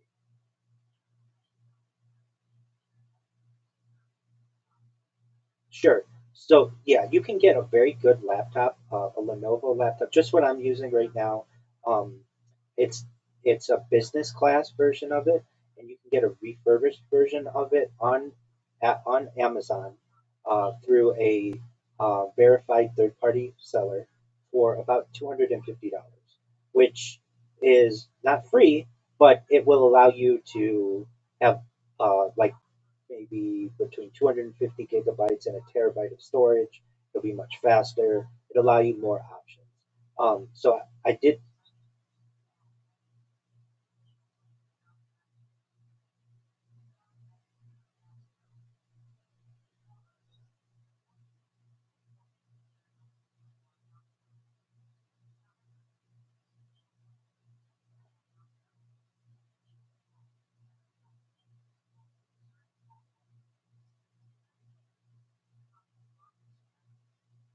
Right.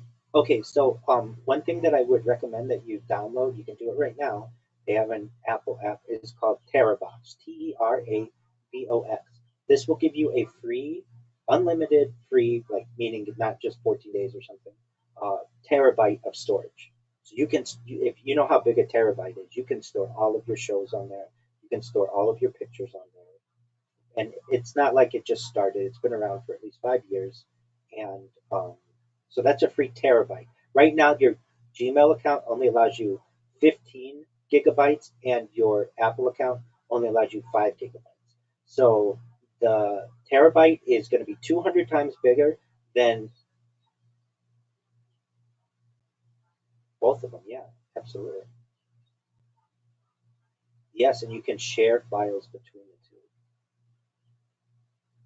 So it's called Teravox, Teravox. It's phenomenal. You're welcome, sir.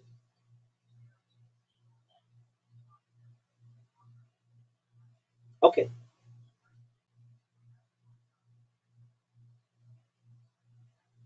Sounds like a plan, Missy.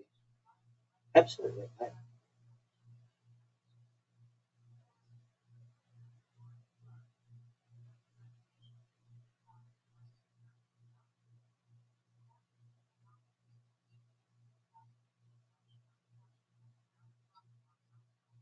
Absolutely. 100%. 100%. I did too. If you have the opportunity to talk to any members of your community, thank them on my behalf again. They had really wonderful questions, and I very much enjoyed the opportunity. Take care, Missy. Thank you. Bye. Oh boy. Oh. Oh. Oh.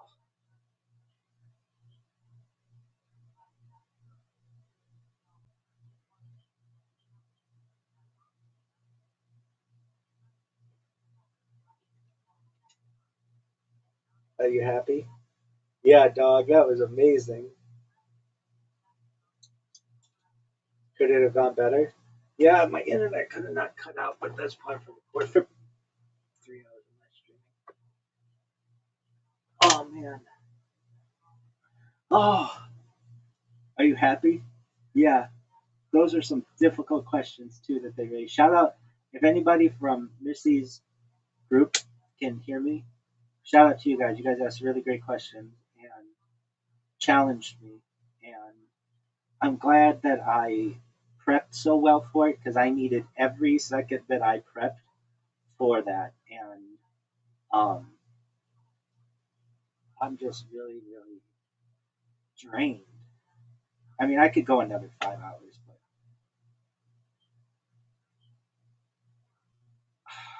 I'm really proud of that interview. It was it was very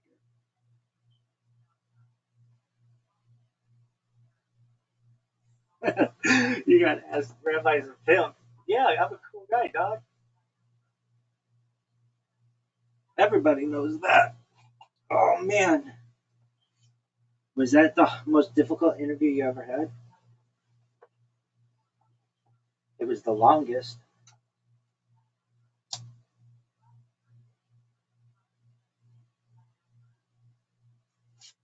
But was it the most difficult? I would say yes. Why? I got asked everything from secret space program to Anunnaki and the feeling and Anak, and it was incredibly exhausted. Like normally, I'm allowed to just go. I got question after question, a lot of questions, and we went into time travel and the moon,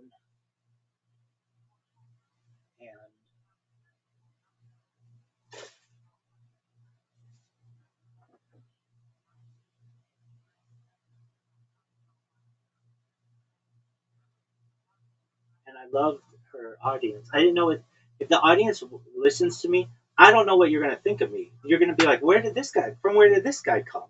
Why isn't he like a mainstream ufologist? I just learned from good people.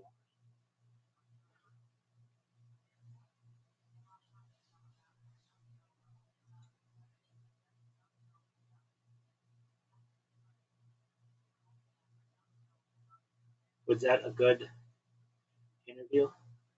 Yeah, it was exhausting because we just went through so much stuff. Are you happy? Yeah. If anybody's watching this right now, you should know I do this after every major podcast where I do a debriefing. How could it have gone better? How could it have not? I want people to hear what I'm thinking because I know somebody's going to be watching someday.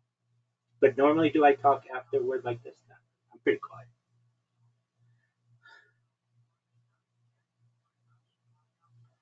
Oh, I absolutely hate when my internet is just like spinning or whatever, or disconnects, and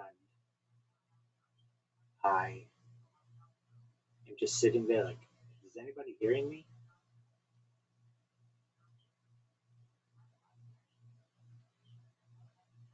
What was the favorite question that you got? There were a lot of good ones. I like that Portal one. What is it?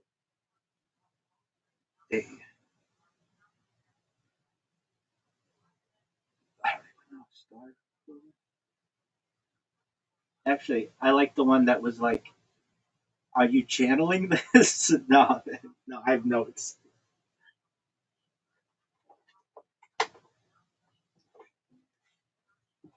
For how long do you think you could have gone today? With the amount of notes that I prepared,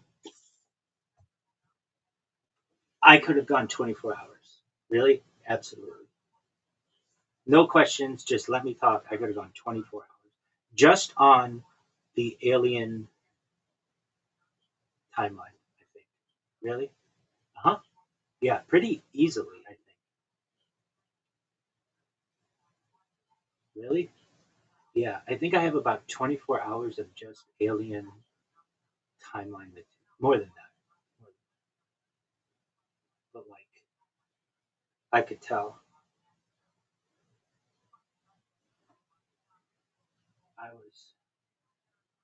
That was phenomenal. Was it though?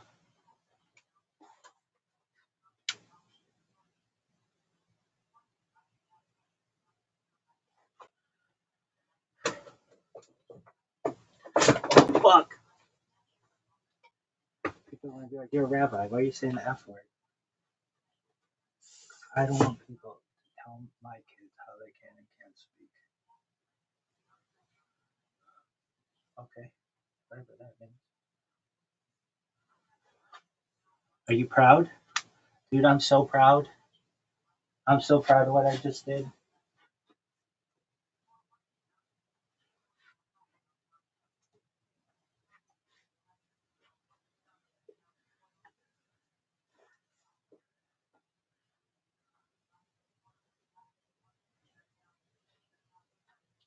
I'm so proud. Is that the one after which you've been the most proud? We just did 3 hardcore hours. I'm proud.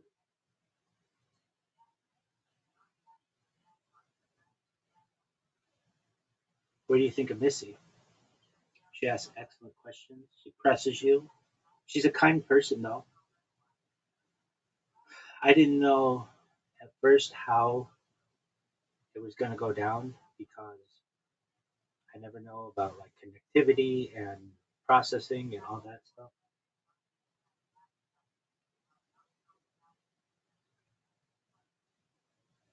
Are you a pimp?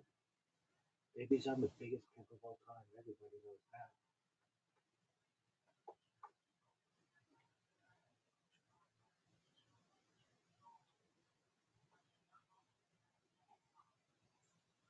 Your link trees are warning.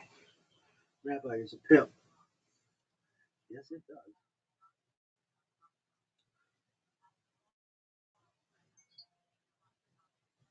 Bunch of my kids.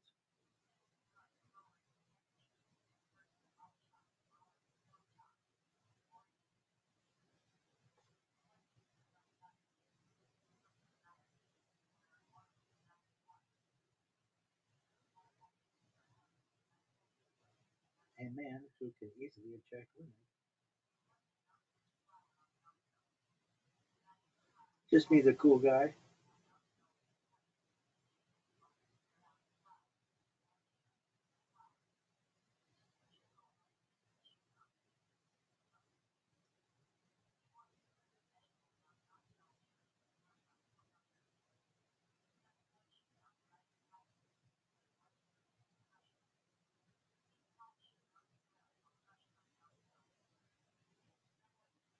Excellent, fashionable, stylish.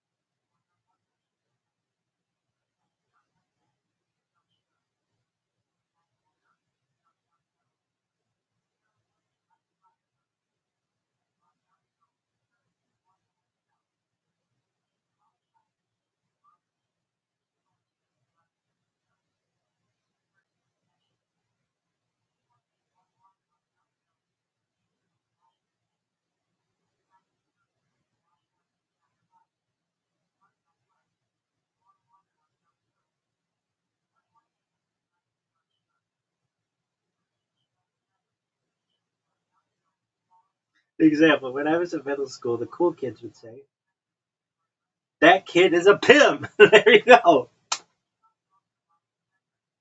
Meaning they were cool.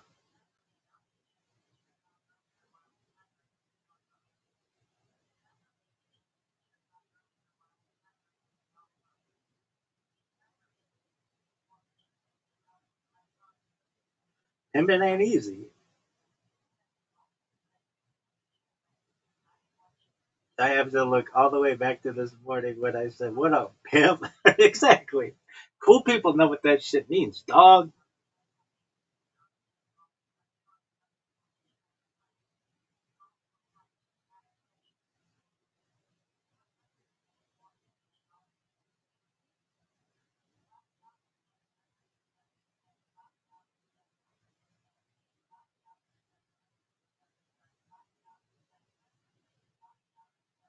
Pimp Chronicles.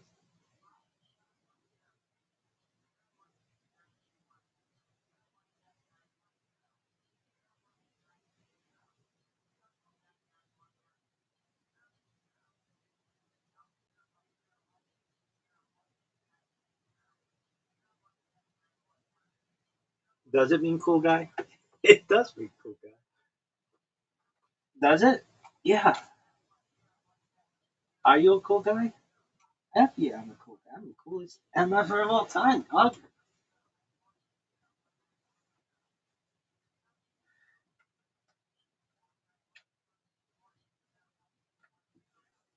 What would you say if it meant it's someone who's sex trafficked? I mean, it means that too. Like, do you want to associate yourself with being a sex trafficker? No. Then why do you associate yourself with being a pimp? Because cool people know that when you say that motherfucker's a pimp, they do not mean this motherfucker sex traffics. They mean this motherfucker gets chicks. Really? God.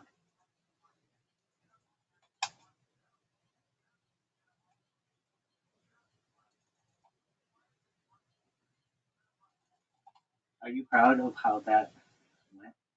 I'm incredibly proud.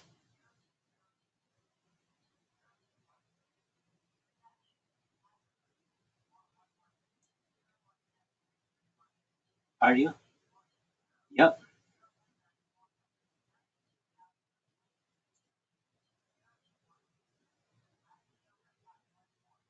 Are you channeling this? Watch, I'm like, yeah, I'm channeling this. I just have Dude, shout out to Obsidian. Nobody even knows what that software is, but it's baller. Are you proud though? Yeah. Could it have gone better? Yeah, my internet could have might not. My internet didn't cut out. That would have been cool. Okay.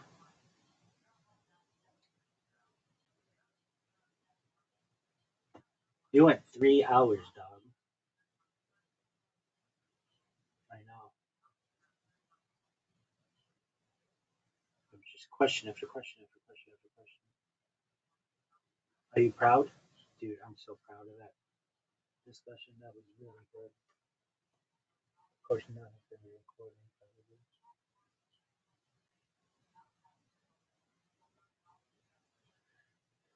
Could it have gone better?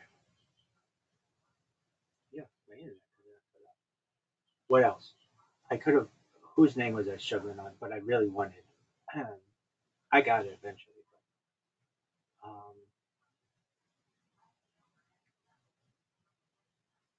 I forget his name now. Um, whatever his name is. Started with J and K or whatever.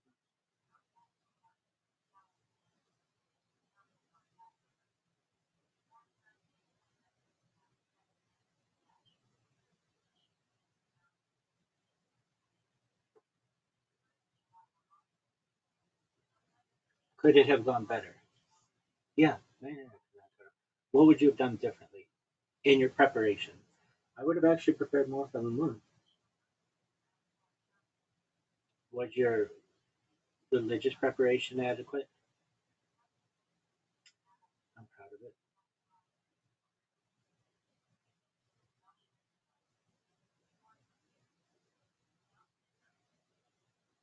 Are you channeling this?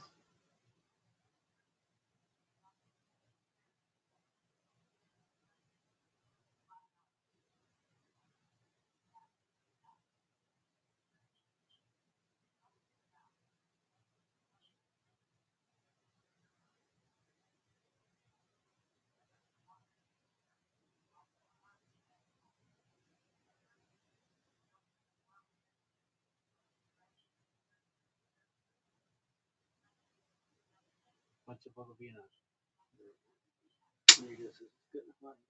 What's the epic of Gilgamesh? My friends are gonna be like, "What the fuck was that?" I'm gonna be like, "That Michael Jordan." They're gonna be like, "Dog, you just went from human live streaming to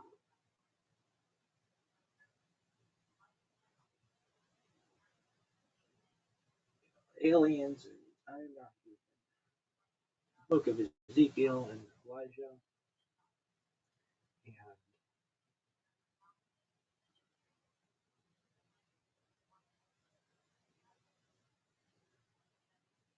what else would you change? I want a maybe I should use that keyboard, different keyboard. But with a backlight. Like the big thing I was struggling with was typing with a backlight.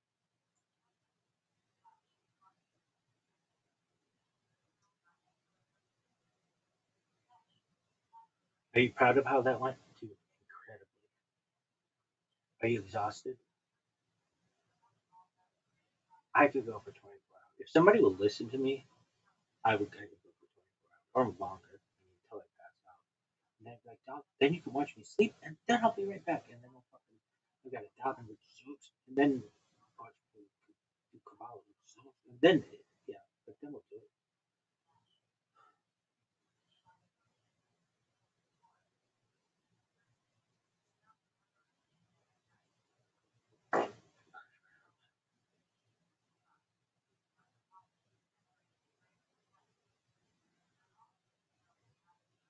Lisa, you made my flipping day when you were like, they loved you.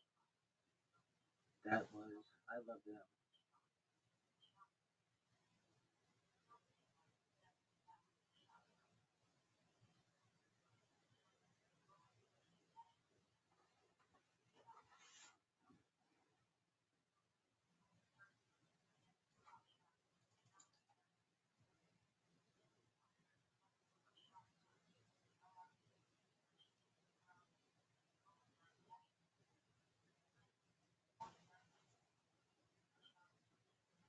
Is there anything that you would have changed aside from the connectivity?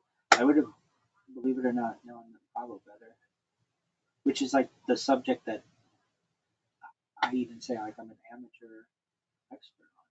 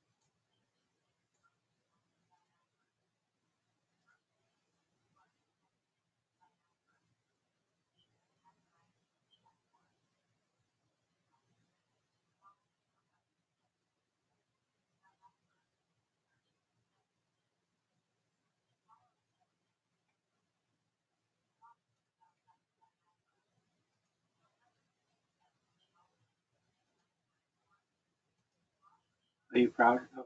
Yeah. Give yourself a ranking, 0 to 100. It was like a 98. Really? Yeah. Where could you have done better? Could your Bible preparation have been better? That's a hard one. That's about as good as I can get on that. Really?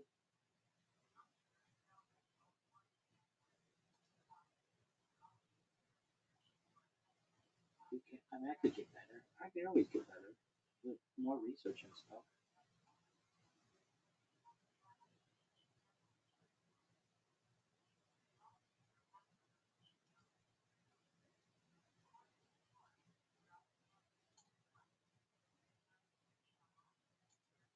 It says, warning, Rabbi is a pimp.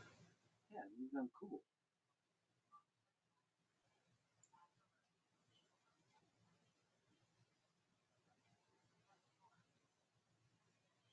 Really? Yeah. And every chick out there is going to know it.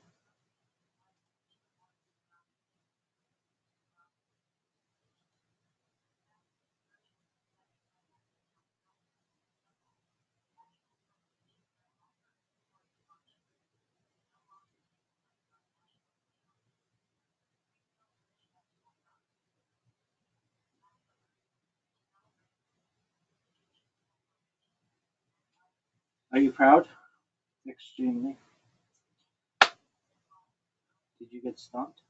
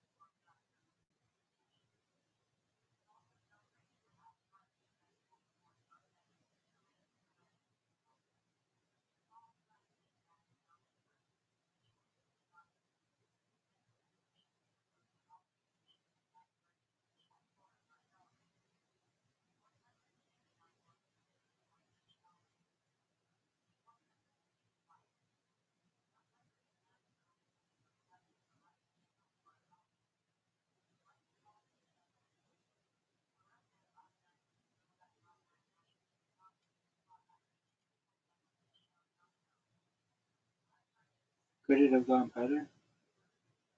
Yeah. Are you happy? Yeah. Are you going to help me? Yeah.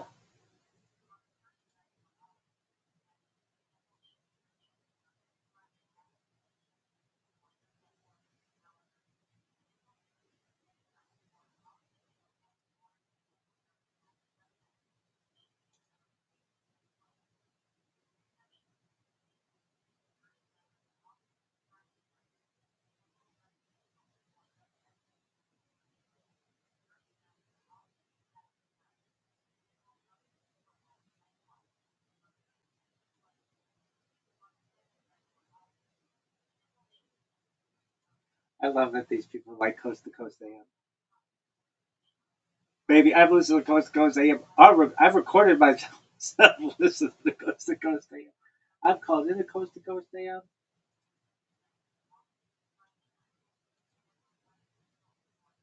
That's my jam, dog. Are you aware that your link tree says "Morning Rabbi is a pimp"? Yeah, it means I'm cool.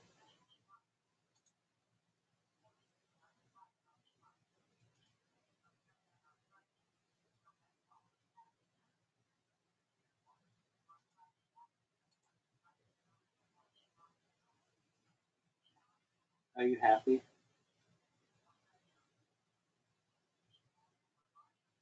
Really?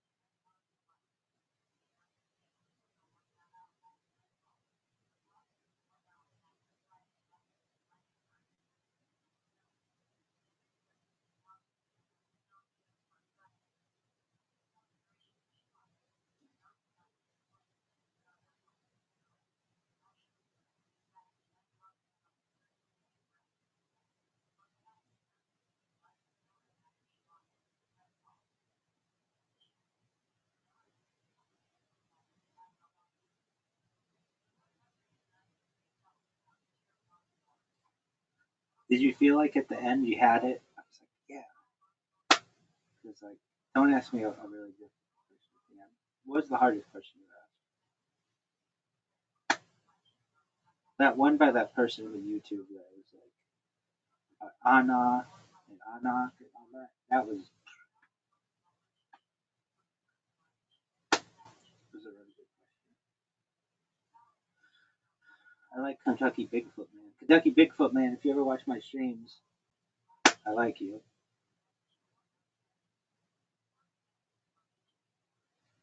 Is Kentucky Bigfoot skeptic? Does that mean he's a skeptic of the Kentucky Bigfoot? Or does it mean he's from Kentucky and a Bigfoot skeptic? Or a skeptic of Bigfoot?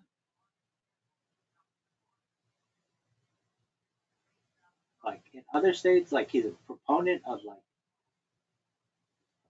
Tennessee Bigfoot, but not Kentucky Bigfoot? Are you proud? Yeah. Could you be happier? I could always be happier, baby. There's that serotonin level.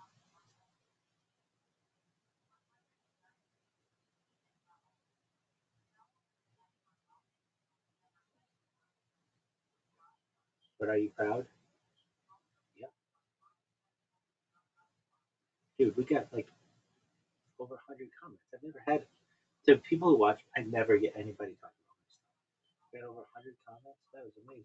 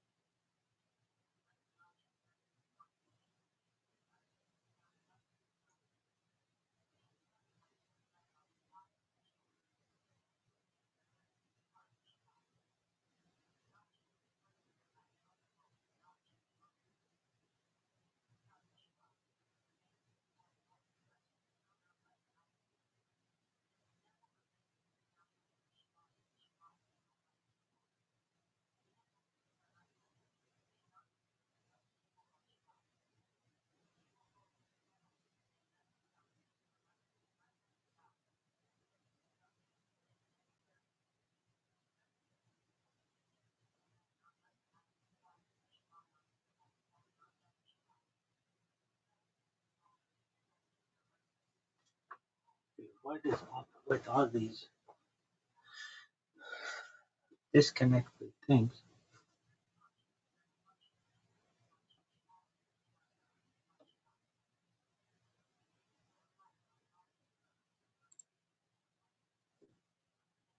You know, you don't even have to restart these things, right?